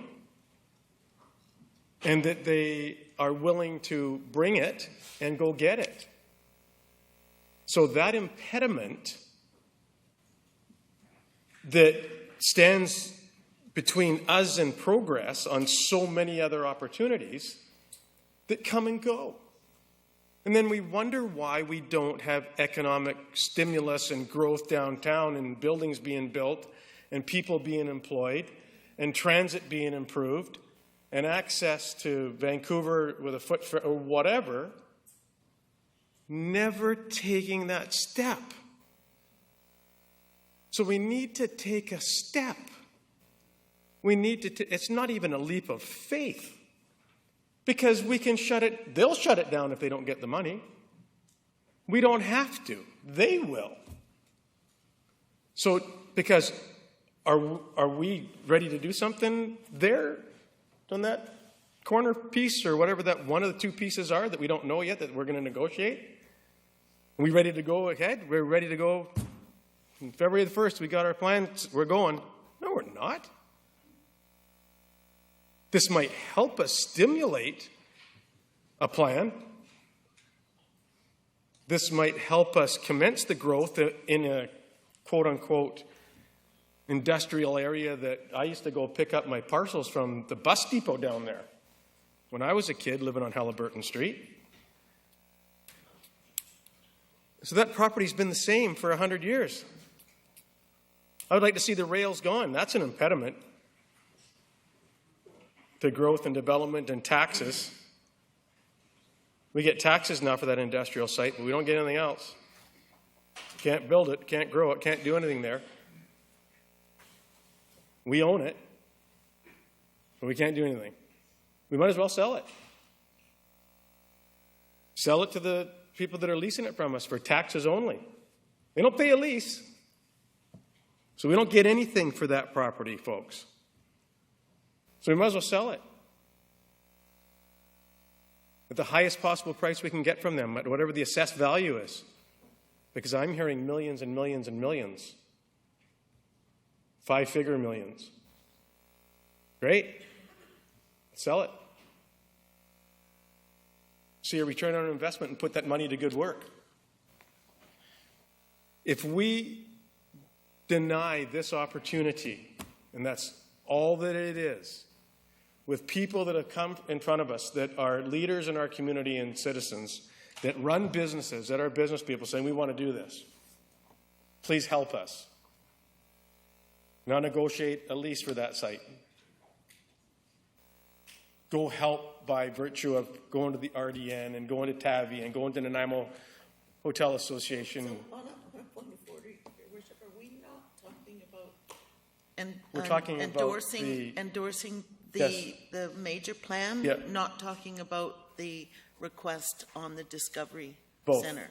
No, not both, I don't think. I'm talking about both. I get No, we're that, not. and that's Councillor. why I'm objecting. That's Sure. why. So this property needs to have a catalyst for us to proceed with the draft plan that's in front of us, that staff has placed in front of us tonight. And somehow we need both of these projects that happen to be in front of us tonight to be endorsed, to take it to the next stage. So my sincere apologies for talking about two subjects in one and multitasking. And because Your I Your wish Worship, for us on a not point to, of personal to privilege, lose. I am quite offended by that remark. I was simply asking that we deal with these as the agenda sets out into two different motions. That's Council- all I was asking. I was not Thank trying you. to Thank trample you. on anyone's right to multitask or single task, just that we restrain ourselves and talk about each motion as printed. Thank you. So my passion about this entire waterfront development is important to me, that we see the waterfront master plan as it's been presented to us tonight approved in principle to support other opportunities that may exist. And if we deny or delay the approval of this tonight, then the next vote will really be meaningless if we don't approve this one that's in front of us now, tonight. Thank you. Thank you. Councillor Fuller. As the agenda sets out with the draft waterfront master plan, we had a delegation from Tim Tessier, Lauren Hildebrand, and David Poiron, Nanaimo Deep Discovery Association. So they both are tied into the same decision. There's no doubt about that. It's on the agenda right in front of me, along with a ramp. Those are all tied into everything. A question through to staff and possibly the NDDA. As I mentioned, commit to assigning a suitable piece of property at One Port Drive. If we were to commit to assign a piece of property up to 2 acres in size to accommodate a deep sea ocean discovery center, would that work for the NDDA?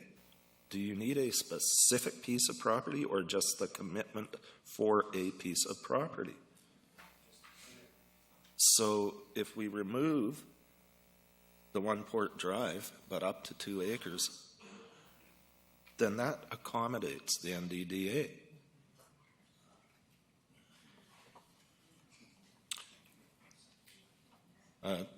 Sir. If I may, the revised requested motion associated with the Ocean Discovery Center will speak to those issues that you raised. So that's to come subsequent to the motion that's before council. That would be coming up under other business. Okay. But I just wanted to note it. Yeah. It does speak to that. But as for this being on the agenda, it is on the agenda and it's under the Port Drive Water Master Plan, so I will wait for that. But that would be a suggestion from me to amend that part to what I was suggesting. Endorse the draft waterfront master plan in principle. I can do that because it's just in principle. When it comes to the final plan, I will not support that unless the consultation with Snuneymuxw has been thorough and has happened to a good degree, because their original village site was there. As I said, you've left that little chunk empty. So that's a possibility. Let's get Snuneymuxw involved and talk about their original village site. What would they like to see for their, would they want it? We need to have that discussion. So as for endorsing in principle, I can do that because it's just endorsing in principle. Nothing is set in stone on this. Huge amount of more consultation will happen. So thank you. Thank you. Councillor Armstrong. Through you to staff, Chair. I just wanted to confirm, I heard you say that originally you thought you were providing a dock. You didn't realize it was just a service route. Is that correct? That their original request was for a dock adjacent parking facility, and this request tonight was the first time that the service ramp had come up. Okay, so I'm making the assumption, please correct me if I'm wrong, Ms. Sam or staff, that you will now work with them more on that. So to me, I can approve the waterfront plan so long as there's consultation with the Protection Island residents and Snuneymuxw. Thank you. Councillor Thorpe. Thank you, Chair. I absolutely will be endorsing this draft waterfront master plan because that's what it is. And as I think I said some time back, there's aspects of it that we can all disagree with or want to debate and pick at. But tonight's not the time. If we don't move this forward as a draft plan, what we're left with is nothing. And we're back to square one. And all of these other exciting possibilities that we've been hearing about are out the window. So I hear the concerns of the Protection Island residents, and I sympathize with them. And I hope that their concerns are taken into account as we move forward. I'll be looking for that. I certainly am excited about the Deep Ocean Center, and I hope that we can move that forward as part of our planning in this draft plan. But a first step is to approve the draft.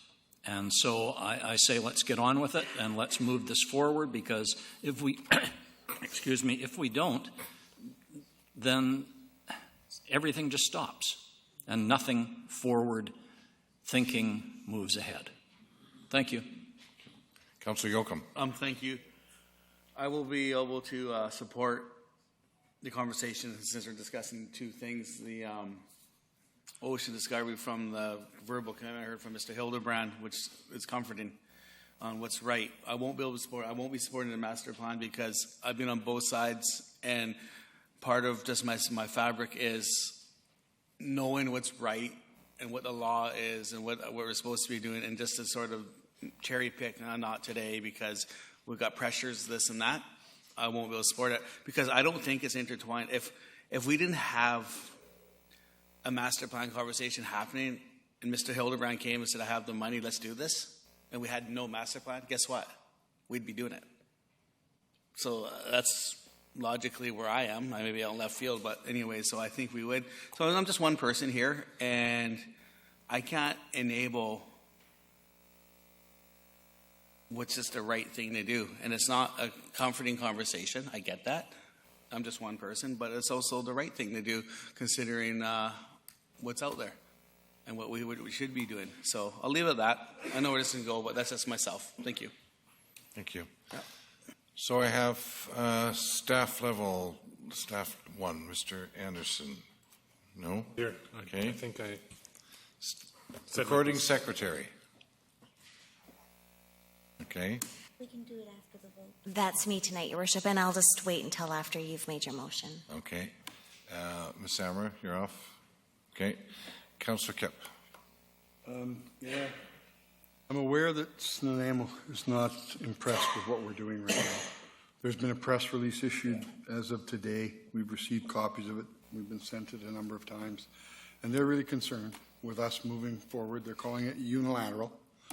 Where's this press release? It's press release. We got an email from Doug White earlier in that, and they're really concerned with us moving forward. There's even mention in the press release of us buying the property originally. So this is going back in time for us, and it's a unilateral agreement, they say, and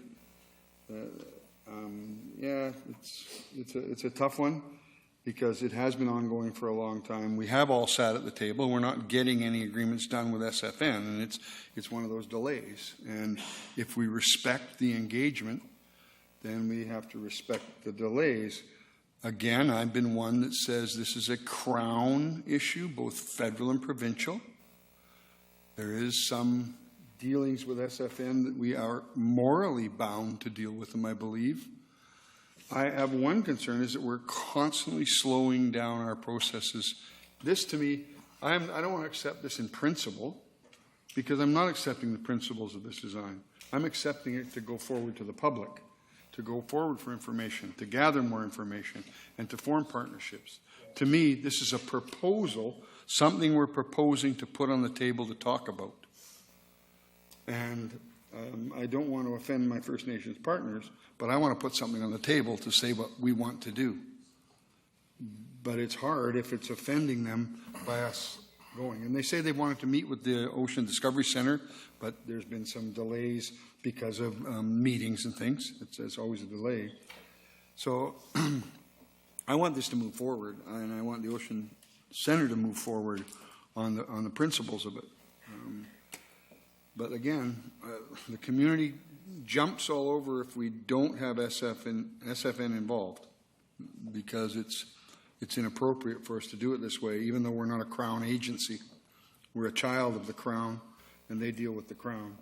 But we have to be morally engaged in this. And it's a concern to me. Have we not taken this to SFN? Okay, I was done a long time ago. So go ahead. Your Worship? Okay, so this is a very serious conversation that we've had at this table for 2 years now since I've been working with you. And in 2016, we had a good year. We had a really good year with engagement with Snuneymuxw First Nation. It was a monthly basis with respectful, open exchange of ideas. Unfortunately, circumstances in 2017 resulted in a deterioration of the working relationship at the staff level and at the political level with SFN. And in September of this year, other matters came into play. So for the last year, there has been less regular engagement with Snuneymuxw First Nation on all of the projects that we work on, and that's including the GNWD lands that you made decisions on a few months ago. It includes the One Port Drive, it includes Maffeo Sutton, it includes Sesatson, Newcastle Island, all number of things that we engage in. The best that staff can do under this current environment where council-to-council meetings are not occurring and there's some unfinished issues that need to be addressed is for staff to continue to reach out to Snuneymuxw First Nation and to provide copies of our reports and our plans and requests to meet with them. And we have been doing that. And I think I advised council a couple of months ago that we're putting together a comprehensive package to sit down with Snuneymuxw First Nation because while the city, we're not going to argue on the legal interpretation, does it have a duty to consult or not, staff have always recommended to council that you consult with Snuneymuxw First Nation and make every attempt possible to get their consent to the work that you want to do. That has been our advice to you for the last 2 years. This evening, we're recommending you move forward to the next phase of engagement on the master plan and support or add an additional direction that staff meet immediately with SFN and sign the non-disclosure agreements that they've requested us to sign so that we can have confidential engagement on some issues but get back at the table. We want to be meeting with them at the staff level and we really want council to be meeting with them at the council level. But that's going to take something proactive from this council to get us there. So I didn't see that press release. Otherwise, I probably would have piped in a little bit sooner on the matter. But I think that we still have time. These things take time, and we've been doing it for years, and there's years to go. And if there's a commitment at the council level to the advice from staff to continue to make every effort possible to engage with them and to get their input, then we will do that. We absolutely want to do that, and we need your support to be able to do it effectively. Thank you. So, no further speakers. There's a recommendation on the floor that Council endorse the draft Port Drive Waterfront Master Plan in principle and direct staff to proceed with consultation toward the preparation of a final plan. Call the question. All those in favor? Opposed? Show Councillor Yoakum opposed. Thank you. Motion passes. Next item. Correspondence not related to a report to Council. And there's correspondence from Kathy Peters, BC Anti-Human Trafficking Educator. Your Worship, there's matters arising from the delegations that you haven't yet dealt with. There was I thought that we were going to go to other business for that. It's Council's pleasure, but normally, yeah, you can do it then or you can do it now. Okay, thank you. Councillor Brennan? Business arising from delegations. And Your Worship, before I move into the motion that staff and Ocean Discovery Centre that they worked through to get through to you, I just wanted to bring up a matter that occurred about 10 or so minutes ago when there was a point of order called and a point of privilege. And just to remind Council that we now have a protocol in effect.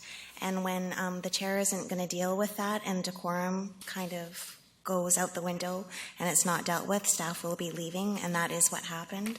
So when a point of order or a point of privilege is called by a councillor member, it is up to the chair to immediately say what is your point of order and deal with the matter, and that would be helpful for parliamentary procedures going forward and for the protocol to not have to kick in where staff is caught in a council dust-up type event and it's not being handled properly.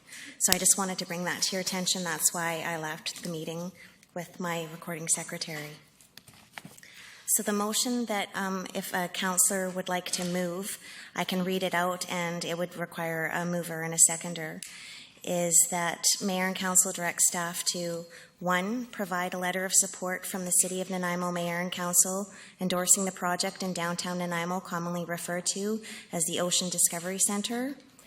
2 is now been adjusted to say, agree to allocate in principle a parcel of property at One Port Drive for the purposes of locating the proposed Ocean Discovery Centre of up to 2 acres on conditions of transfer to be negotiated consistent with the principles of the master plan. 3, provide an 18-month mandate up to June 30th, 2019 for the Ocean Discovery Organization to secure necessary project funding. And 4, provide continued support with the public and private agencies throughout the process, as well as with SFN.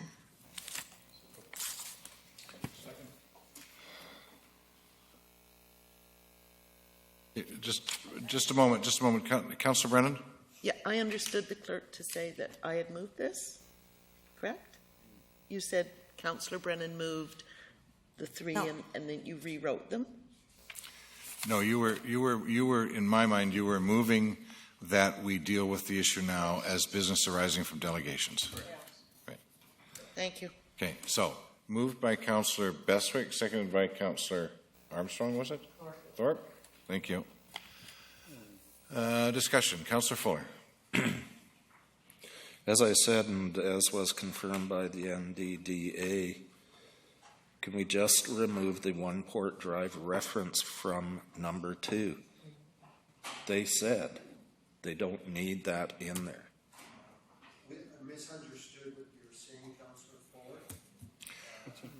Fuller. We can't be having discussion between here and the gallery. Well, so perhaps we can bring the delegation to the podium to answer the councillor's question. I apologize, Councillor Fuller. When you asked that question, I misunderstood. We're not concerned where we are in the redevelopment of number 1 Port Drive, but we are very specific that that is the location. We want to be part of that area. To take our center and put it elsewhere is a disservice not only to the city of Nanaimo, but it's the province of British Columbia. This is an opportunity, sincerely, that's bigger than our community. There's nothing like it on the planet. Okay. So we can't go elsewhere. Get that. Okay. But without First Nations involvement, no master plan will be approved that would even allow for it. But this is a draft for further consultation. And if this draft fails, then it's like I say, if we commit to a piece of property to you, that means we would commit to a piece of property, whether Port Drive goes through or not. But you're committing based on the principles of the master plan. Well, no. Okay. Yes. Okay, gentlemen, I think we've got it. Ms. Samra. The clerk needs to finish reading out the remainder of the motion. There is a commitment to engagement with SFN. Oh, okay. It is getting late. My apologies. Thank you. Thank you, sir. Any other discussion? Okay. No, I do want to ask a question on it. Can somebody who helped draft this tell me what it means to have a piece of land assigned?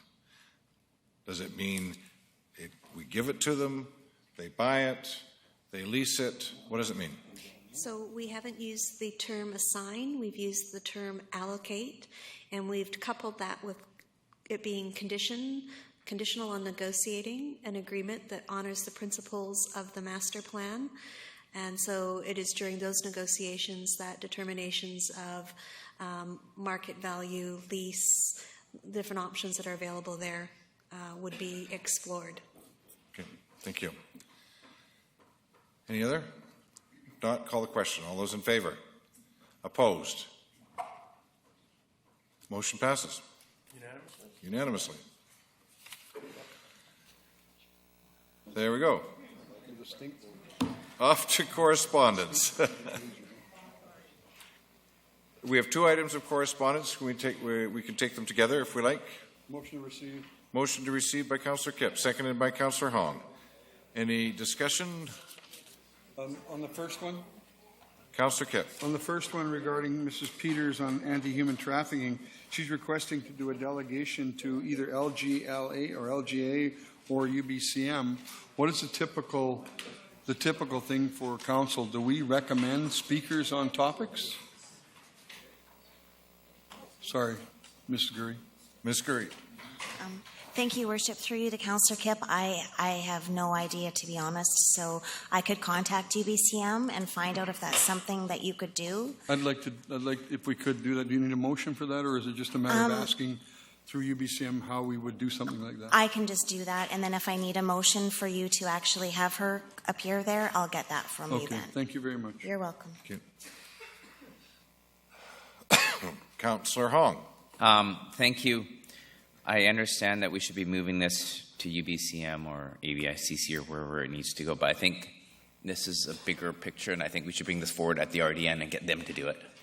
It kind of covers a bigger piece of the pie as opposed to the city of Nanaimo. So if we can get this forwarded to the RDN somehow, that we can bring that up during that discussion, I would appreciate that from staff. Thank you. Thank you. Ms. Sammer. We can send that over to the RDN. Yeah. And just as a heads up, RCMP is going to be giving its quarterly update to council the week of Feb 5th. Then they're going to be going to RDN the next day. So there's an opportunity in two different forums for council to make comments on this. Okay. So there is a motion to receive. All those in favor? Opposed? Motion carries. Next item, delegations not related to a report to council. You have up to 10 minutes. The first delegation is Mr. Elan Goldenblatt to speak regarding the Nanaimo Recycling Exchange and delivering letters signed by residents of Nanaimo.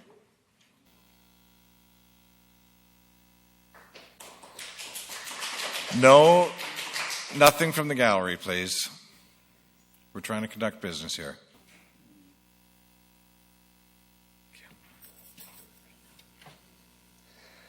Good evening, Mayor and Council. My name is Ilan Goldenblatt. I, along with Laurie McMillan, have been managing the Vote Yes NRE campaign that has been flooding your email inboxes with messages from Nanaimo and RDN residents urging you to vote yes for a new Nanaimo recycling exchange. I am here today to add to these emails some 2,300 handwritten postcards. Tomorrow I will be seeing most of you again at the Regional District Committee of the Whole meeting, where I will be delivering more postcards from residents of the RDN who don't live within the city of Nanaimo. Every day over the past 4.5 weeks, I have been on site at the Nanaimo Recycling Exchange, rain, snow, or shine. I have learned a lot in this period. I was frankly astonished to see just how busy the NRE is, even in the cold and dark days of December and January. Nearly every single day, there are several times when cars and trucks are lined up out the gate and onto Kenworth Road. Even with 3 or 4 other volunteers working with me, we could not hope to talk to every person coming through. Another thing that has surprised me is how willing people were to take a break from their recycling duties to talk to me and to fill out a postcard. NRE users are fired up about the risk of losing their recycling center. And the number of volunteers who have joined this campaign during the past month has been remarkable. Before I tell you more about the people that I've met at the NRE over the past month, I want to explain what you'll be seeing on the next few slides. We have taken all the emails that have been sent to you and all the postcards that have been written to date, and with the help of our volunteers, we have mapped them. You can see them on the slides right now. Every pin on this map represents at least one email or postcard response. When you click on the pin, you can read the message. Some of these pins represent multiple responses in areas where a lot of people share the same postal code. When you click on those, you'll see numbers and arrows that allow you to scroll through the messages. For example, on Protection Island on the slide right now, it may look like there are just 13 pins, but there are a total of 58 messages attached to those pins. And we have provided you with a link and a password to access this map online so you can browse it in more detail. By now, I have spoken to thousands of people about the NRE's situation, and I would like to share with you some of my observations, as well as some of the thoughts and concerns that keep coming up in these conversations. When I started working on this campaign, I wondered to myself whether I would find that NRE users have a type. Were these mostly environmentalists, lefties, young people, senior citizens on a middle of the day, on a work day? What I found is that it is impossible to typecast NRE users. People drive in beaters and in brand new SUVs and trucks.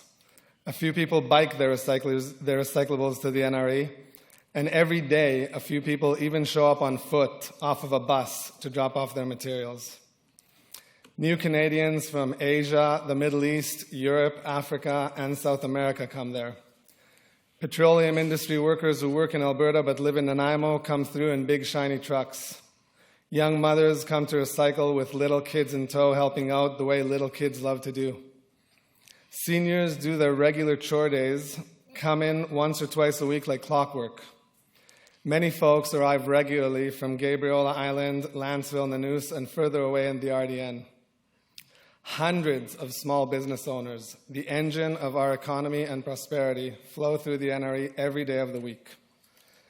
The NRE user base is probably one of the most diverse user bases of any single service in our city.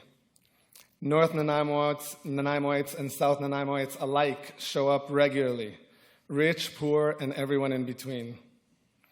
The unifying element between these people is that they're all worried that they will lose the Nanaimo Recycling Exchange.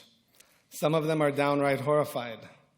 Common remarks were, "This is a no-brainer. No way is there a politician who is opposed to this. Where will I take all this stuff? Surely no one is seriously thinking of closing this place down. Look at how busy this place is. It's like this every time I come here.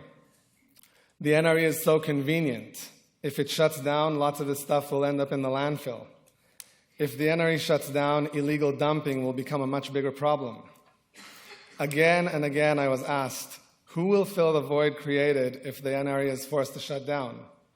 Will we be forced to drive to several different depots to recycle all these materials? Will it still be free? What answers would you on council give to those questions? Do you anticipate that the for-profit recyclers will start taking all the hard-to-recycle, non-profitable materials that the NRE recycles without charging user fees or demanding subsidies? Do you envision perhaps building one or more government-operated recycling facilities with all the costs associated with that? Research shows that the NRE increases diversion and recycling. We don't need to hire consultants to tell us that if we make recycling less convenient, more time-consuming, or more expensive, people will recycle less, and illegal dumping will increase. Again and again at the NRE, I heard from small business owners who told me they don't have the time to drive all over to drop off different materials at different depots. The central location of the NRE is a huge benefit to our small businesses. These are businesses with names like Mike the Plumber, John the Contractor, Shelby the Landscaper, and Carrie the Painter. The NRE saves these businesses time, fuel, and money. Any other alternative will hurt their bottom line, and they are well aware of this. Everybody knows the current NRE facility is inadequate. It is unsafe due to having far outgrown its location, and the working conditions there are not what residents want to see when they recycle. The NRE has plans for a facility that meets our recycling needs for decades to come, a facility that we can be proud of, that fits the image Nanaimo wants to project of a city with a lifestyle and services people want for themselves and their children. The NRE is handing you these plans. Will you miss the opportunity? Or will you be able to say to voters, we took the opportunity and did the right thing? A member of parliament once told me that if you have to spend a lot of time explaining a vote that you made to the people who voted for you, then you made the wrong vote. If NRE users drive up to the NRE in April and find the gates shut forever, they will be angry. Their new reality will be less convenient and more costly in time, fuel, and money. The users of the NRE are not going to give those who voted against it the attention span necessary to try to explain that vote. The majority of people I spoke to over the past month will assume that political dysfunction killed the NRE. No political decision you will ever take will make everyone happy. Non-compromise is a privilege of armchair quarterbacks and those on the sidelines. There are always compromises when you are actually tasked with governing. Undoubtedly, there are those who have their reasons not to support the NRE. But these cards that I have handed to you and the maps we have presented this evening show that many thousands of your electorate care about the NRE and are urging you to support it.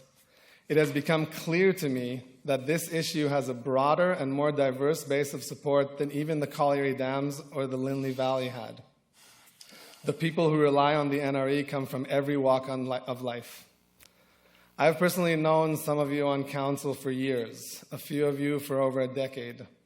We've been on the same side of issues at times and on opposite sides at other times. I respect your willingness to step up and serve in public office, and I trust that each one of you are coming to this task with the best of intentions.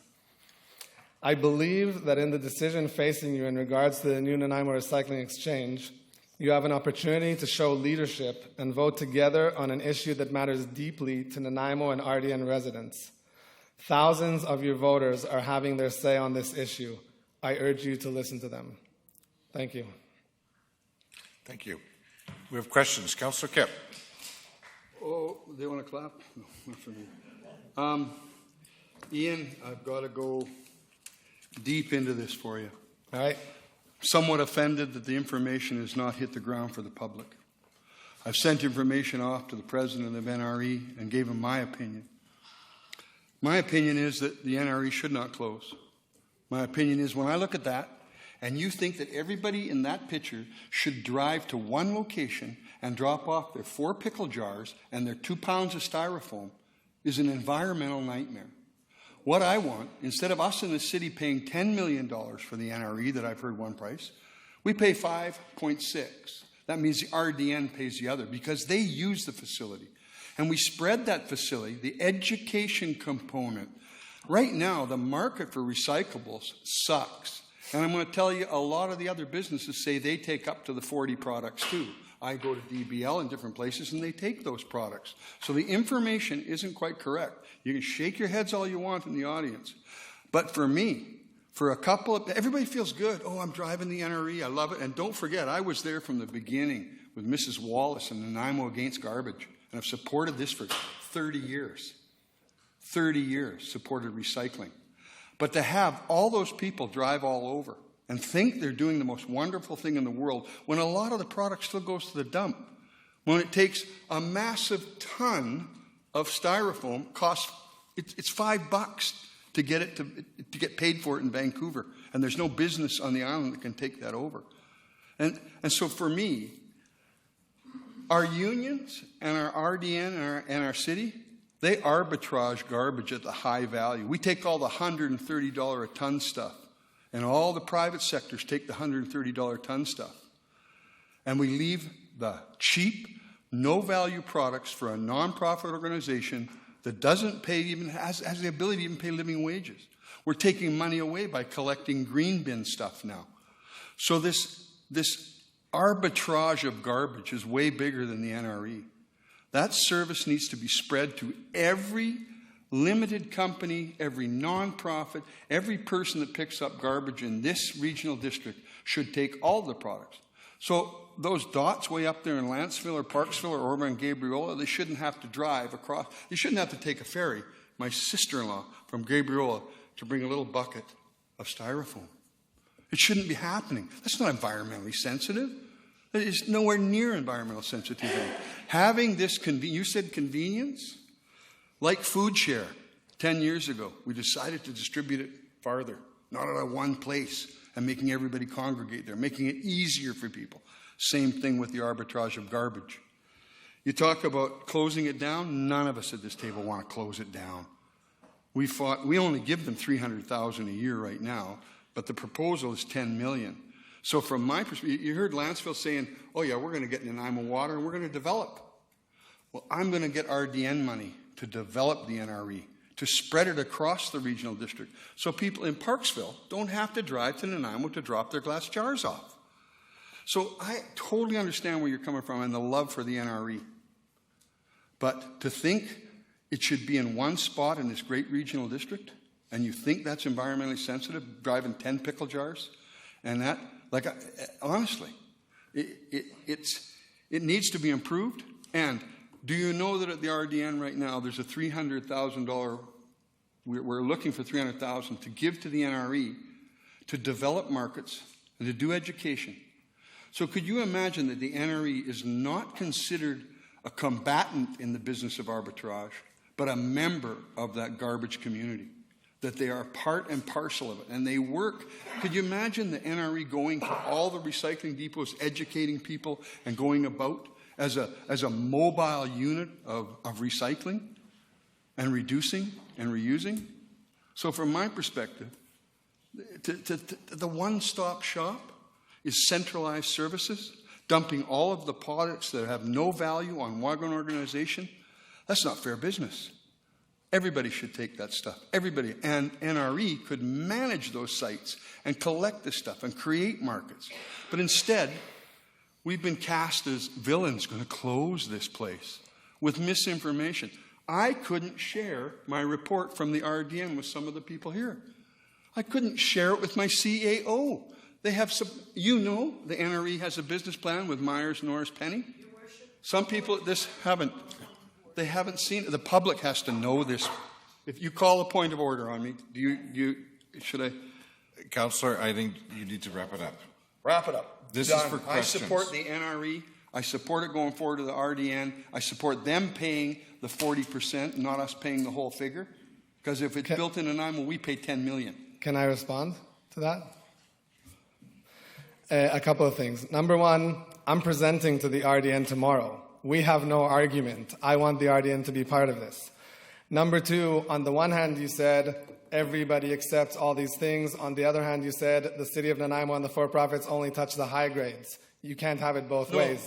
you And misinterpreted. Excuse me. Let him finish, He Councillor. on point of order. He misinterpreted. Councillor, let him finish. They only get Councillor. sent that stuff. They don't get the high value Okay. stuff. The NRE would like, with the new facility, the NRE will be able to have transfer stations in different parts of the RDN, so Parksville people won't be driving down and receive. Right now, the NRE is receiving stuff from the Parksville bottling depot. The styrofoam and stuff like that is coming to the NRE. The Parksville Regional District board member doesn't even know that. And number 3, in relation to like what's wrong with this picture, I would like to see less packaging being produced by corporations. We're living in a certain reality, and we have to address the reality. And the reality right now is that the non-profitable materials and the materials that are hard to recycle, the only way that for the for-profit businesses to take them in is if it's going to make financial sense for them. Making financial sense for them means either that it's part of some kind of tax-based subsidy, whether it's a regional district, municipal, or Recycle BC a provincial-based subsidy, or a user fee. That's the reality that we're living in. This isn't the reality that I like. I would change everything. I wouldn't have 40 different packaging materials.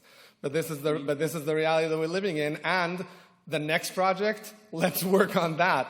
Right now, the reality is that the NRE is under threat and has a plan to produce a better center that will be able to accept things from other regions. Okay, if I can follow up on that. We haven't seen the real business plan as a city council. We don't even know the facts and figures. And the regional district staff is preparing that, and you will see that in the next few days. And the numbers we've seen between the NRE reports and the city reports vary completely different. Ian. And it's not a point to argue with you. I'm trying to give you the insight of what I'm dealing with. And my point is, and I've wrote it out to your president, I've tried to write it to Jan, never got back, I heard back from Rob. I sent stuff out to try and get that information out to your public.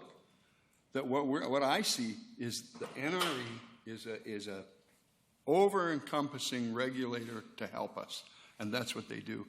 And honestly, they're going to build a multi-material MRF and be in competition with business, which we can't do that. We're not supposed to compete with business. And if we do, if our union thinks that it's a union job, then it has to go to union wages. That's part of our mandate if we take something that we're doing now and moving it. I might be off on that, but it's part of it. So I appreciate what you do, Ian. You know that. And all of the NRE people and the board members, Barbara Hurston and people like that for decades. But we're not here to shut it down. We're trying to make it better. So do you honestly, can you answer me the question? Do you think it's environmentally sensitive for all those people that drive all over town to drop off that stuff? No, I want to see transfer stations all over the RDN that bring things to the NRE. And I'll say 2 more things. With full respect, I've known you, Councillor Kipp, for many years. We've sweat together at the Nanaimo Aquatic Centre and talked politics. I have respect. I like you as a person. So this is not. So I don't have a problem with you. But I will suggest to you a couple of things. Number 1, this is you trying in advance to explain to your voters something that they're not going to give you the bandwidth to listen to. You need to consider that because you've been here before recently. And number 2 is like we're facing a certain reality, and there's different ways to get around it. And the argument that the Nanaimo Recycling Exchange should be just an educational and an advocacy body. I've read that argument before recently. I read it on the Consortium of For-Profit Recyclers website. They have a financial vested interest to kill the NRE. So, there are players in every direction here, and I've read that argument on the website of the For-Profit Consortium. Well, I've met with them and read it too, and I don't get the same thing. Okay, we need to wrap. Let's let somebody else speak. Oh, go ahead then. Councillor Fuller. I love it when people come up to the podium and threaten me. I've always loved that. Yeah, like I care about an election. Yeah. I do. I love it when people come up and threaten me because when people do that, the immediate reaction is you start to think, well, wait a minute, I'm not going to support them for crap because they're threatening me. Fact is, an election is an election is an election. People will vote the way they vote, whether we support this or not. Same with the event center. Everybody from the event center says, we're coming back and we're going to make sure none of you guys get in again, blah, blah, blah. But how many people actually got out and voted in the referendum? You have, what, 3,000 people? I think it's great. I love your campaign. 4,600. Okay, 4,600. Awesome. I love your campaign. I think it's great. It's a fantastic... Councillor, do you have any questions for the delegation? Yes, I do. So if you could please bear with me. Otherwise, I'll have to make a motion to censure you. To remove you as chair. Remove you as chair. So just don't threaten me. Ask Yes. him questions. So if leave you me would, be, please. and I will do that. Otherwise, I will make a motion to remove you as chair. So it is a farce. This is a total farce. I love the NRE. Thanks, Mr. Campbell. Council, order. So, Ilan, I love the NRE. But like Councillor Kipp says, we have asked the EDCAO to give us the information. We are not getting that information. What I would like to know, how much of the stuff that the NRE collects is shipped out to another community to a landfill? How much of that is going into a landfill? I want to know all these things. I want to keep the NRE. I would ask staff if they were here, but they aren't, unfortunately, because of this. Because of this. So, yeah, you're the chair. Stop the audience. So, I believe 2 years ago they came to us and we offered them a piece of property. Did we not? No, we did not. Yes, we did. No, we did not.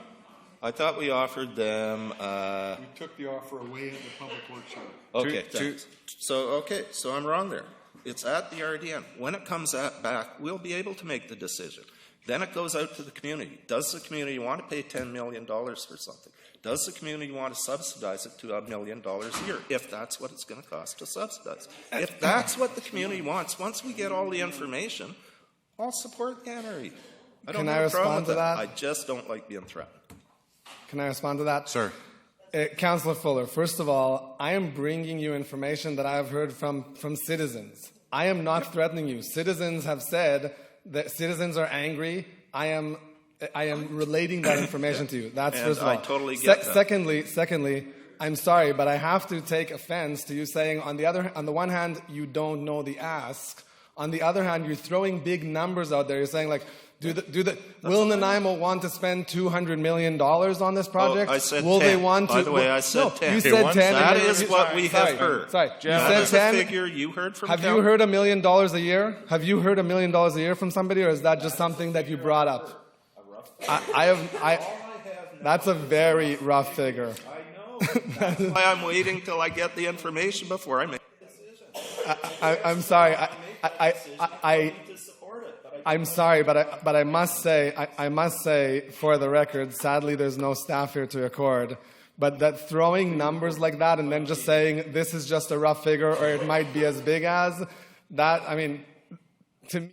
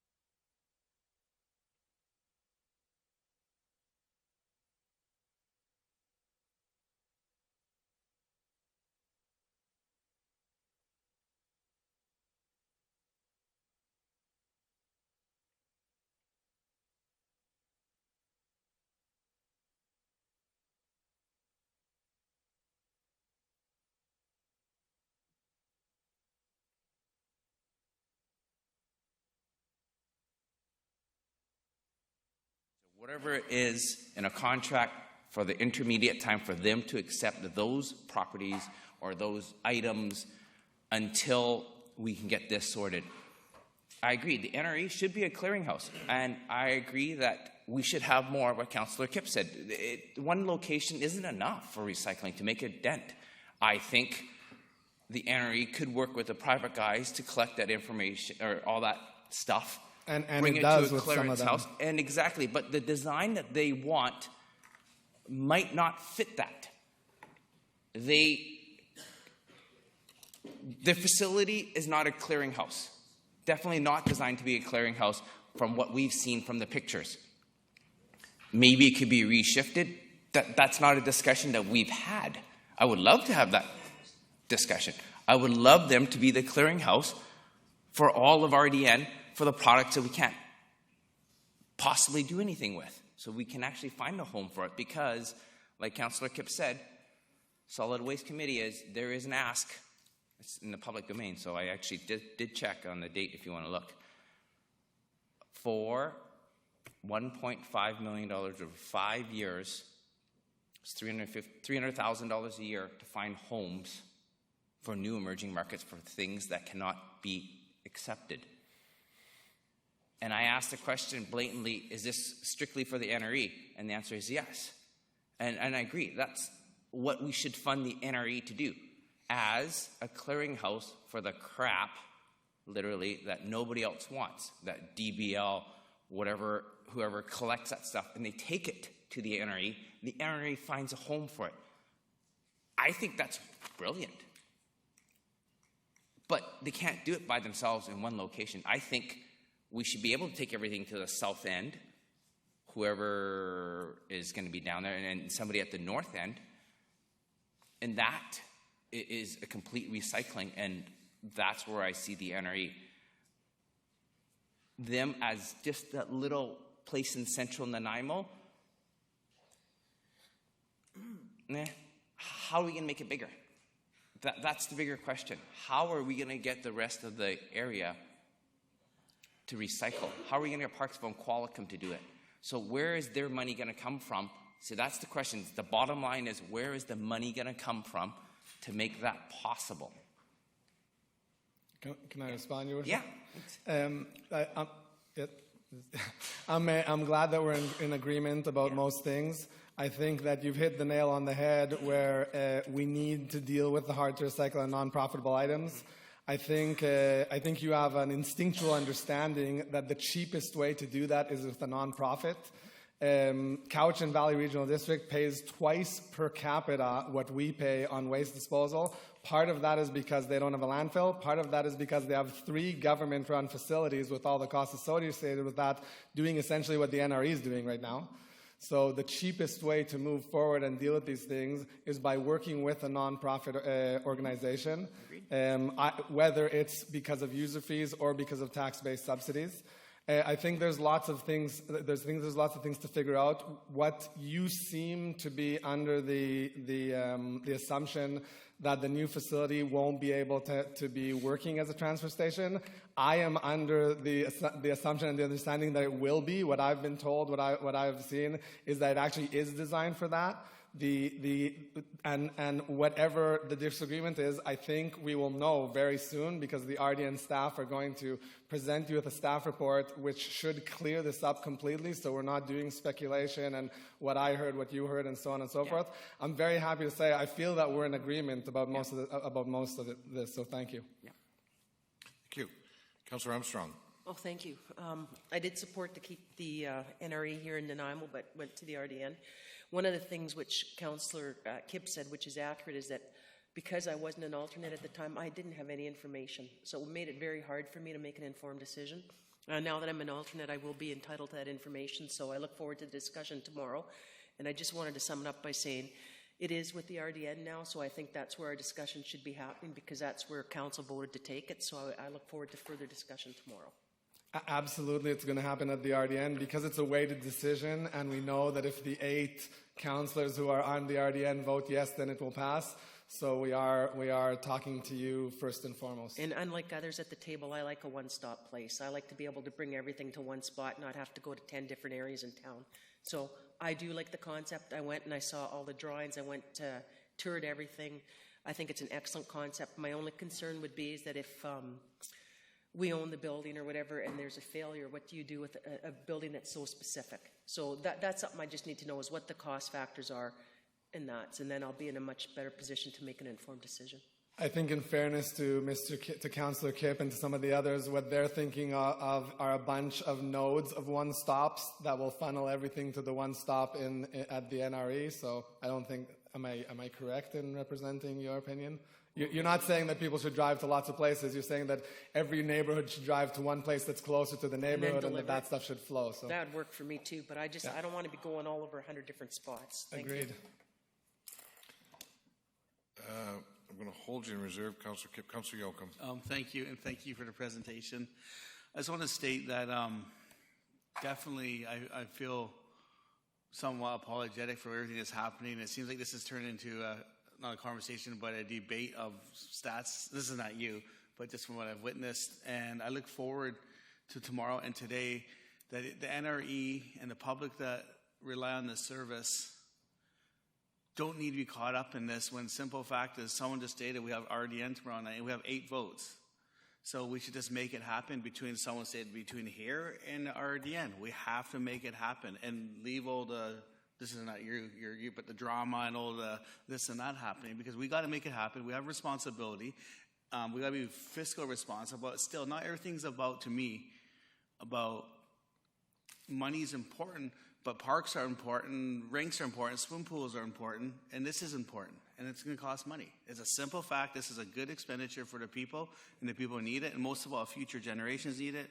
Our environment needs it. So I hope we can come together and make this happen and sort of view this sort of like, whether it's this table or other table, we just take the lead on this. In my line of work, we have this being numerous years, called Jordan's Principles, when I'm going to bring its reason to this before I get called a point of order, but the Jordan's Principle is whenever there's a funding issue, someone takes the lead and just pays for it, and the parties work its way out because it's what's right. And governments butt heads, feds and province and whatnot. But so I think that this is sort of a process where we just have to do this. We have to make this happen, and all these other programs will eventually branch off on this. I visited in the summer, I believe it was the summertime. I was out with my kid, and I was just appalled about the conditions. The citizens that whether RDN or Nanaimo use this, it was like, I don't mean disrespectful to third world, but it was like third world conditions here in Nanaimo. It was appalling, the staff, the conditions, and I told Miss Hastings, I think Miss Hastings is here, but anyways, I was just shocked. So we got to do better, and we should be better, and we have to be better. So I look forward to somehow being a support where we make this happen. It's going to cost money. It's no secret. Whatever the alleged rumored number is, it's going to cost that, or a number. And we have to make it happen. And let's just get it done and make it happen. So those are my final comments on that. But we get together at least on one subject at RDN that we come together on, at least one thing in this term. Let's make it this one, folks. Thank you. Thank you. And thank you, Councillor Yoakum. I do want to encourage you tomorrow not to glaze over, because my presentation will be a little bit different. I'm going to be aiming it at the RDN with specific things for the RDN board members. So I encourage you tomorrow to pay attention. I agree with you that it's going to cost money, but also, as it's become clear to me, non-action and no NRE is also going to cost money. And my argument and the argument of many people, it's going to cost more money.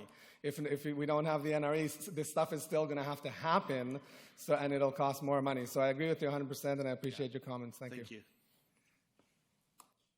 Thank you. Councillor Thorpe. Thank you, Chair. Through you, thank you, Mr. Goldenblatt, for coming this evening and your patience and your presentation. Very well done. I want to be able to vote yes for the NRE.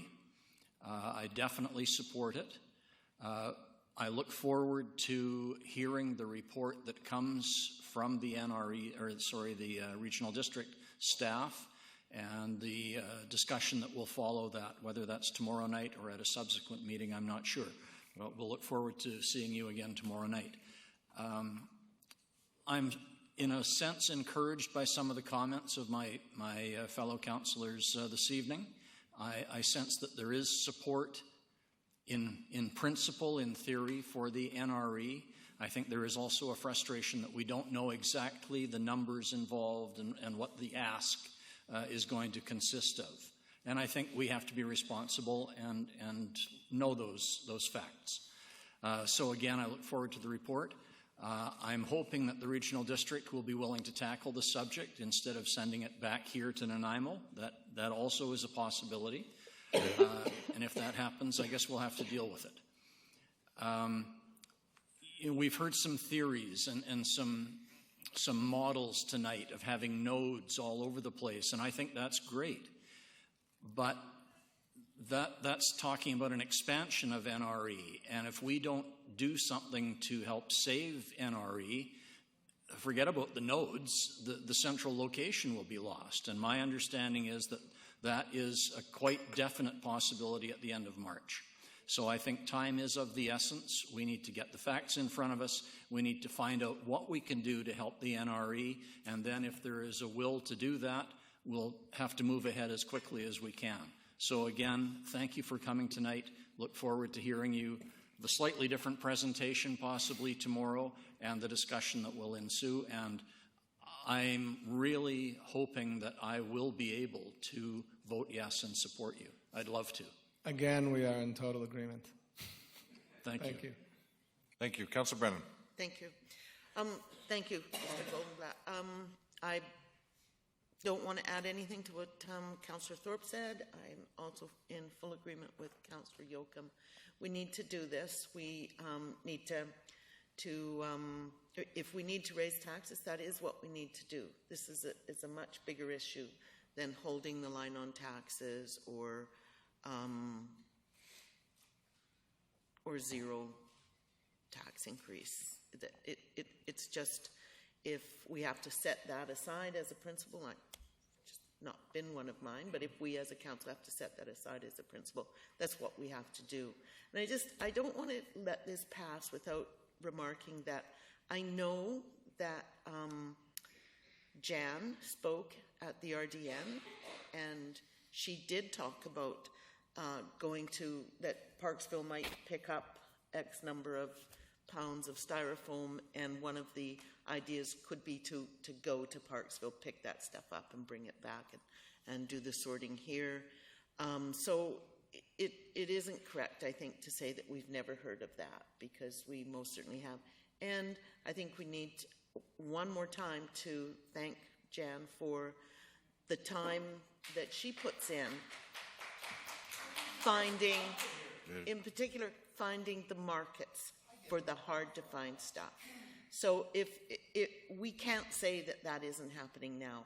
That is happening, and the only place it's happening is at the NRE. And so those are the kinds of things that we can just, off the top of our heads, say as fact, but they're not.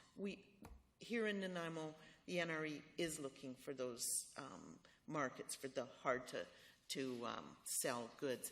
And with what we know happened in China recently, where they're not going to be taking this stuff anymore, we better step up and we better have some principled stands on what's right and what's wrong, and what's good for the planet and what isn't. And we need not to say we can't afford it, because one of the things is that we can't afford not to do it. It's absolutely would be devastating to us. So I 100% support, and whether it passes at the RDN or whether it comes back here, I stand behind. Just want to say one more thing about your telephone blitz or your email blitz. I got a glitch in my email, and after probably the first 1,000, and I was responding as much as I could, responding, and then suddenly they all started to come from the same person. So I contacted Do Gooder and said, what's going on? And they couldn't figure it out. And so I had to just stop answering. But one of your people, the woman who was, right there, she told me that it would be because the program had found that individual's name in my contacts. And because she had sent me one, they sent all of them from the same place. I couldn't stop it. So for all of you who didn't get a thank you, and we're working on it from me, I'm sorry, but it was just bizarre how many emails were coming. So Yeah, we thanks for the hard work. passed 1,800 emails today through the system. Thank you for that. Thank you. Councillor Kipp, final word. Thank you. $2,030, Ian. Sorry? $2,030. 4,000 people put in $2,000. You build your facility, you own it, you can dump your garbage there for the rest of your life. It's only $2,000. It's cheap when you divide it like that. And amongst 90,000 or 150,000, it's going to be cheap. Appreciate what you did, Ian. It's an excellent presentation. I'm going to push so that RDN pays for part of this. That's my goal. We only pay 56% of it out there. So that's 5.6 million out of a 10. I've had the 10 million figure from business plans and from people. I've heard a $10 million figure for the building, their estimate on a professional staff. Again, NRE could be on a mobile, busting this dirty, filthy lifestyle we've created with garbage everywhere. Are we really reducing? Reduction was the first R, reduction. And I'm in favor of that. I have to pay for garbage that a lot of people put tons out, and I take pictures of my garbage, I have nothing in it. But I still pay the same price as a user fee. And to me, we got to move this to the RDN and make it a regional service. And when you say, the first time I've heard NRE is expanding and wanting to have satellites, first time tonight I've ever heard of that. There are other satellites, there are collection areas, and so that takes land, that takes cost. So how could Nanaimo start funding Parksville places and that? Through the RDN. That's how we can fund it, through the RDN. We can't really fund stuff in other places if it's just Nanaimo. So I'm pushing for the RDN to get engaged. Obviously they are, and obviously they need to buck up. Yeah, beyond zero waste, I'm interested in zero growth. So I'm with you on all the garbage that we're all producing. These tourists since I've been born here. Okay, thank you very much, gentlemen. Thank you, sir. Thank you, Councillor. Okay, we have another delegation, Mr. Tim McGrath.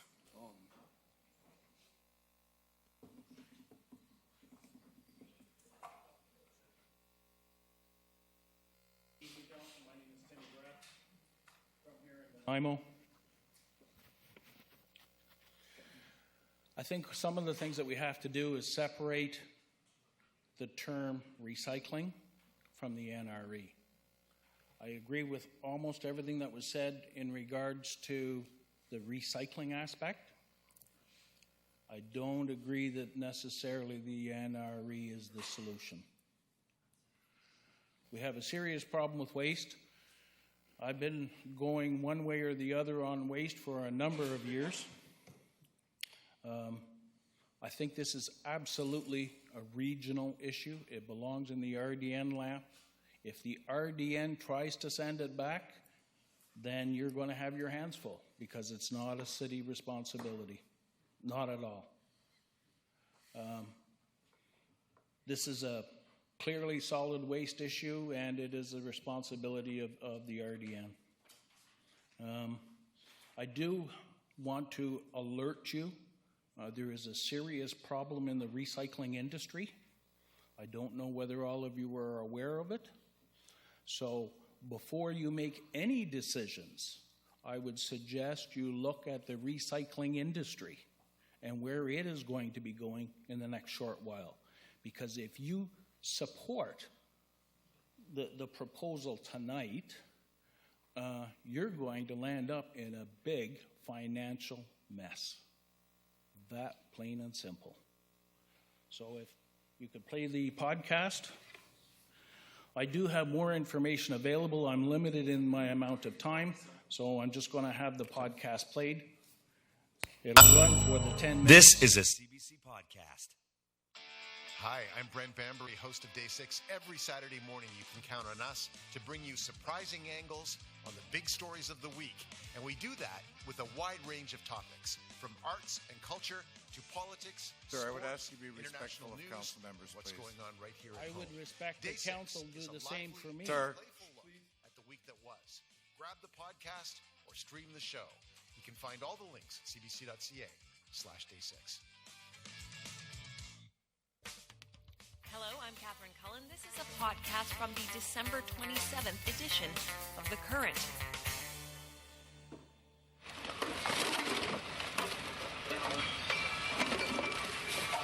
This is the Halifax Recycling Facility. We have our operation right now sorting the curbside recyclables that come in through our Blue Bag program that's collected curbside every day in Halifax. There's a lot of plastic here. It's kind of mind-blowing. There's a bit of plastic, yeah, and a lot of other materials that get recycled, and paper and cardboard over on the right-hand side of the facility there. So the gentleman right here is just picking off some of the bags of shrink-wrap plastic just so they don't have to go through the lines, and the other gentleman here on the loader is just moving some of the materials up the line to get sorted by staff in order to get put into the proper bales in order to find a market. Here's an unsettling question to consider as you sort wrapping paper scraps and empty eggnog cartons into blue recycling bins and bags.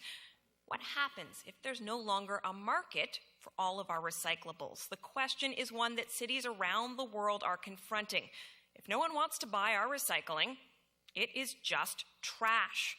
China is the biggest importer of recycled materials from countries such as the US and Canada, but come January 1st, China will no longer import a lot of the plastic and paper we've been baling up and shipping there for decades. And that's creating what many are calling a waste crisis. Back now to that Halifax sorting facility where the manager of waste for the city, Matt Kelleher, says he's looking for special permission from the province to dump growing piles of plastic the size of houses right into the landfill. More than 80% of this material would typically end up in China. It does ebb and flow depending on the market and where we can get the best price for the materials, but historically they're the world's largest recycler. They take half of the world's paper and half of the world's plastic and recycle that into new materials, and they're no longer taking our materials, and we relied on them to take it. The ultimate challenge for Nova Scotian recyclers is that the province has banned basically every material that you see in this facility from going to landfill, so we're not allowed to put it in a landfill. The challenge is that when there's no market to take it, it's not recyclable anymore, and it needs to find a home. And unfortunately, landfilling is the only available option at this point. It's not the best solution. We want to make sure that material gets recycled, but at the end of the day, we need to have that mechanism in place to landfill it. We've put in a request to the province to allow a certain amount of film plastic to be put into a local landfill. We've had yet to hear back from the province, so we've got to look outside of Nova Scotia for options to be able to move our materials in order to make room for the Christmas boom of all the materials coming in. You have no place to put all this plastic. That's right. We've ran out of space here at the facility, and it's going to become a health and safety hazard. There might be rats and rodents that come because of the material being stored outside, and it just degrades over time, and ultimately we don't want to send our bad material to a recycling operation and have that turned away. And what we also don't want to have is send them bad material and then they will no longer take any of our material. So we need to keep in the good books of all recycling operations, and that's extremely important right now given the market conditions. That's waste manager Matt Kelleher in Halifax. As he said, 80% or more of the city's recyclables would normally be sent to China. But the problem he's describing affects cities all over Canada and beyond, because if no one wants to buy our recycling, then a lot of it will end up in the incinerator or landfill. The Solid Waste Association of North America is asking China to put a pause on the ban and to loosen future restrictions. David Biederman is that group's executive director and CEO. Well, one of the reasons that we think the Chinese government is going to be willing to listen to this is China is somewhat dependent on the import of material as feedstock for their manufacturing. There isn't sufficient domestic recyclables in China yet to feed all of the factories and other industries that are currently using the imported materials. And we see that in the dramatic increase in the price that Chinese manufacturers were paying for domestically in China generated material over the last few months.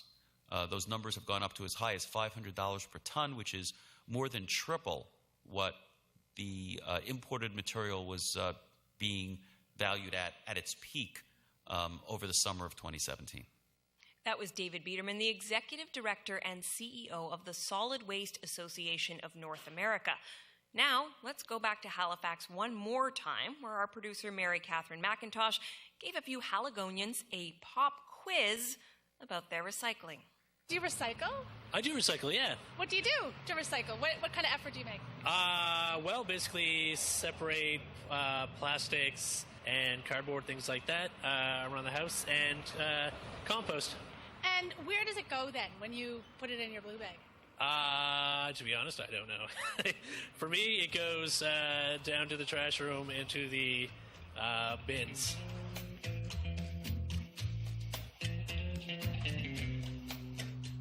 Separate bags I use for like cans, plastic. I usually have a separate bag that I use for cardboard. I break it down so that way there more can fit in. And if it rains, it doesn't get wet because they don't take soggy cardboard. So then what happens? When you tie your separated bags up into the separate places, so then what happens to your recycling? I put it to the curb on the days that they're supposed to go out. And then, to be honest with you, I do not know.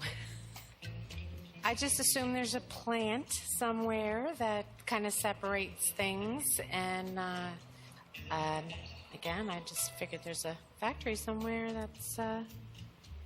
maybe there's a conveyor belt and they just kind of... If I can get staff to turn off the recording at this point. And toss that. While many of us have... The podcast goes on for approximately 20 minutes, so another 10 minutes. There's another podcast available from Global that I can send you tomorrow. The problem here is very simple. A quick and dirty decision here is going to put the city at huge risk if China does stop or has stopped and does not change the rules. The city is going to be responsible through the NRE or whatever for storing all of this material.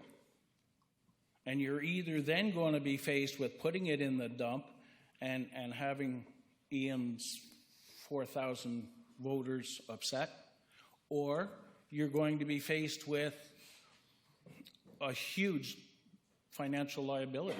Huge, not 10 million, more like 100 million. When you have to store the garbage or the recyclables over the next 5 years alone. It's going to be in the hundreds of millions of dollars. So before you make any decisions, I would suggest you think it through. Go back to the RDN. They are the waste management specialists, not here in the city. And if it has to go to private industry, if you want to be smart, what you do is you reduce your risk and you contract out. And any risk management people will tell you that. Okay, sir, that's 1 minute over your time. Thank you. Thank you. Any questions? Councillor Kipp. No questions. Okay. Councillor Fuller. Fear was you were going to come up here and start promoting the waste energy plant again. It won't necessarily be me, but that may be a Canadian alternative if China doesn't do something. Totally other discussion. Not even going to go there. Appreciate you coming up, Tim. You always bring your points to the thing, no matter what people think, and I like that. Whether I agree with you or not, and we've disagreed at times, and we've agreed at times. So I appreciate you coming up here and saying what you have to say. And we do. We need the numbers on this so that the public knows what it's going to cost. We do need those numbers.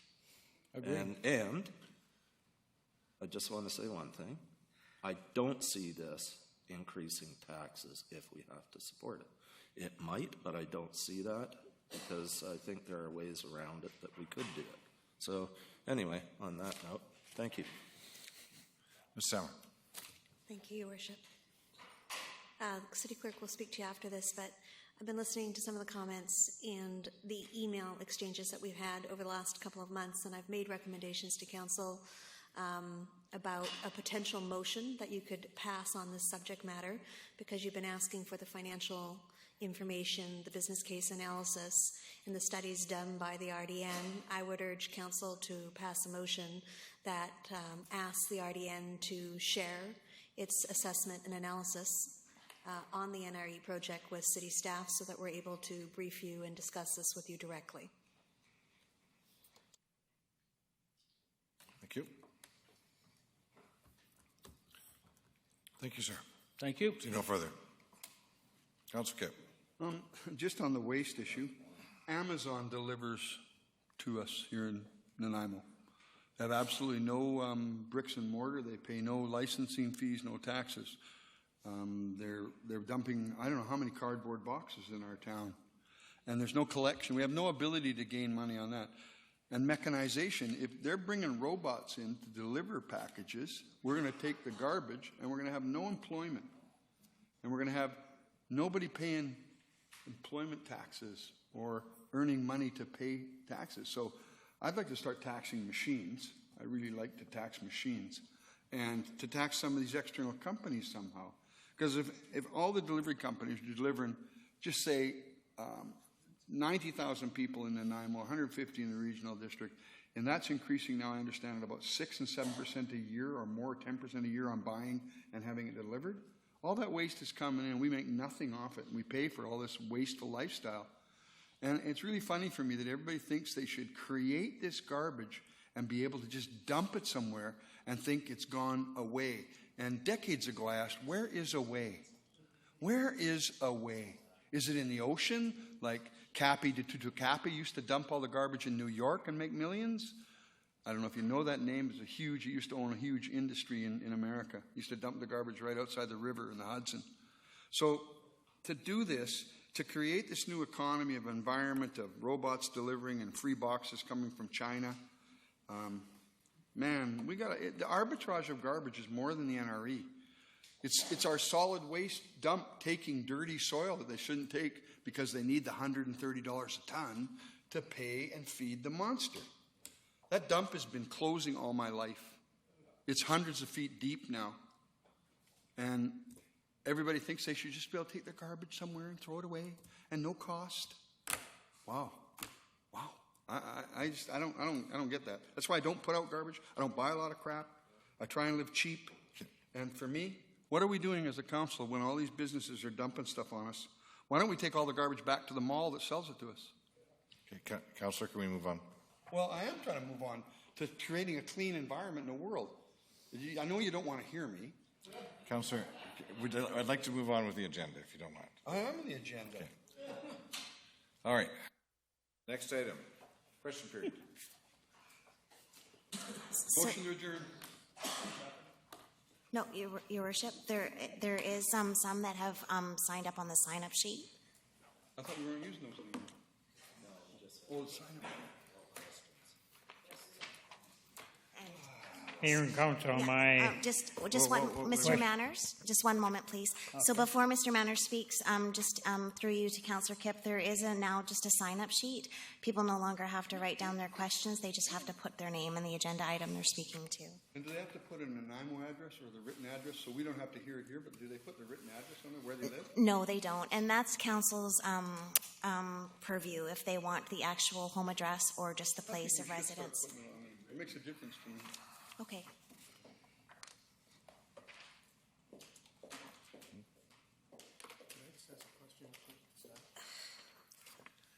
Before you start, Councillor Bestwick. just a quick question to staff, and I'm here for the duration. I'm staying till whenever. When we do a regular meeting of council, we go from 7 till 11. It's 4 hours. And then we have to have a vote to proceed after 11 o'clock. So when we start at 4:30 and we go to 9:30, does the same, there's no, so when we're doing the committee of the wholes, there's no time restrictions or anything? Yeah, Your Worship, through you to Councillor Beswick, no, our council procedure bylaw is silent on that. That is something that would be in a new procedure bylaw rewrite where there would be a 4-hour time limit. I just wondered, it just seems odd to me. Thanks. Mr. Manners.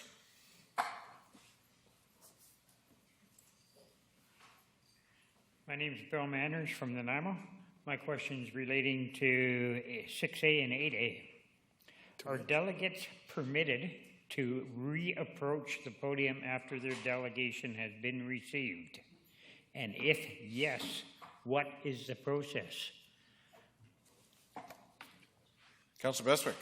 If you'd just like me to add a bit, when you were discussing community engagement, there were a couple opportunities that people from the task force would have liked to have said something, but we didn't because we don't usually see that process. When we moved on to the ocean discovery, they wanted to say something, they came up and readdressed you after being accepted. So is there a process? Is it acceptable? In that particular case, sir, it was a question was being asked by a member of council. And rather than have an unrecorded question from the gallery, I felt it best to bring him to the podium. Councillor Beswick? Just from a procedural thing or a policy, I don't think it's a one-size-fits-all, but if it's an important, and everything's important, I don't mean to dismiss anything, but at the purview of the chair, if the chair wishes to ask a member of the audience to come forward to respond to a question, then that's the purview of the chair to do that. And in that case, Mayor McKay chose to. I don't know if anybody from the previous delegations asked or we needed to. I'm not sure. I wasn't. I noticed that the member of the gallery stood up to answer the question and then was allowed to come up. So is that the procedure? If someone wants to answer a question being asked by council, they just start to approach the podium, or? In this particular case, it was at the discretion of the chair. In this case, it was at the discretion of the chair. Thank you. Councillor. Ms. Samra. Actually, technically you had agreed to allow that delegation to come back because there was a conversation between staff and that delegation in order to prepare the revised motion. So they should have been, all three of them should have been invited back up to the podium so they were able to speak to the changes to the motion as well. Okay. That's it, Mr. Manners? Okay, thank you. Mr. Bonner, under 8A.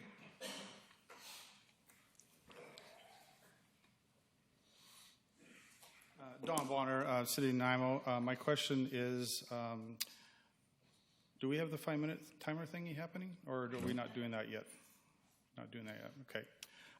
My question is regarding 8A and the public engagement that we've been talking about earlier.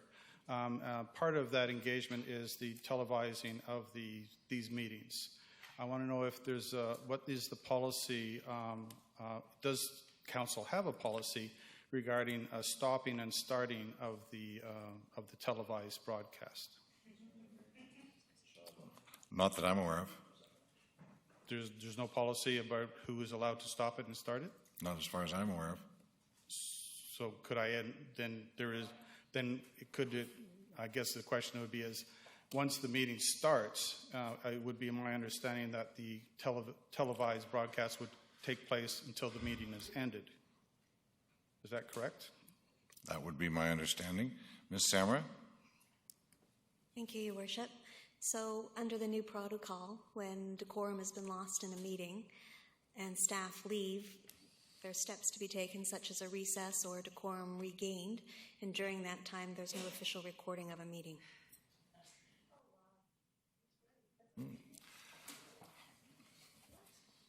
News to me. Councillor Fuller. And Shaw, being the one that records, I presume have agreed to do that because as a news, this is essentially news. It would be their choice to say whether they do it or not. So ultimately it would be theirs. Because if their staff person does not want to do that without getting feedback from the owners of Shaw, the staff person doesn't have to do that, because I don't believe there are staff. So I think ultimately if Shaw did not want to do it. Oh, here he comes. There we go. Terry's coming. Here's your answer. Cool. He works for Shaw during council. Yeah. I got to correct Councillor Fuller. I'm no longer with Shaw. Okay. It is an independent into production now. We're no longer tied with Shaw. So at this point, if I have been told to cut the recording due to official protocol, I will do that. Thank you. I didn't know that. Appreciate Okay. that. Yeah. Thank you, Terry. Okay. Yeah. Sir. So, in the chamber? There's an issue with decorum in the chamber? Yes, there's commentary from the gallery. There's been several while this delegation's been up asking questions. I didn't hear that. Please keep quiet. Can we have quiet in the gallery, please? Thank you. Councillor Fuller, have you finished your answer? Thank you. Councillor Bestwick. Thanks. The only, to respond to your question, I understood when Shaw was our broadcast partner, if you will, that at 11 o'clock, I understood that their broadcast didn't continue after 11. Now, I could be wrong. Look, Terry's on his way back. Sorry, Terry. But I thought that, because you asked the question, does it stop? Or stop recording or whatever. So I thought at 11 o'clock that the recording stopped. But I could be wrong. Okay. It's hard to understand what the councillor is saying with discussion going on over here and discussion going on out there. Can we please listen to the question? Through you, Worship, may I answer Councillor Bestwick? Thank you. We have a 5-hour window. It's up to you guys to vote again, of course, at 11 p.m. to go past. But we do have a 5-hour window for council broadcasts on Shaw TV. And I was the one who made sure we got that for you guys, because you tend to go long, some meetings, and some meetings we do go past midnight, but unfortunately, we have that 5-hour window, so. But when you guys go past midnight, and the other thing is we got to watch language on that channel. It's zero tolerance for profanity, any of that kind of language. And of course, tonight, some of the things that happened were probably unacceptable at the Shaw level. So we got to be very wary on how we conduct ourselves, especially in the live situation, because we're putting our best foot forward, basically. So could I just follow that up, please? Thanks, Terry. So our broadcast 5 hours. 5 hours, yes. So to my previous question that I asked about, do we... You still have to vote after 11 to continue. So, but 5 hours gets us to 9:30. Actually, tonight is... It doesn't count? It doesn't count. It's up to you guys how long you go. All right, okay. So on the live broadcast, because we go from 7 to midnight, technically. Thanks. So to go back, so I thought at 11 o'clock on Monday nights when it was with our Shaw telecast that it stopped at 11. I've just been corrected that it doesn't stop till 12. So, but then again, it's up to you to vote past 11 p.m. Yes. Yeah. Thank you. Continue. So. Thanks, Terry. Okay. Now that it's been ascertained that the televised meeting was stopped by the request of the CAO, my concern here is that your one and only employee is dictating what the rest of the taxpayers of this city. I think I need to stop you right there, sir. Okay, and I'm just quoting what she has said herself earlier. She is your one and only employee. My question regarding policy is anybody allowed to stop the feed going to the taxpayers? Because if you, I have a problem with this, and I would hope that everyone on the council has a problem with this. Your meeting was interrupted by someone, and it was a televised meeting to the taxpayers of the city. And I don't think that's right. Thank you. Thank you. So I'm going to say to you that I was not aware that it happened. That's all.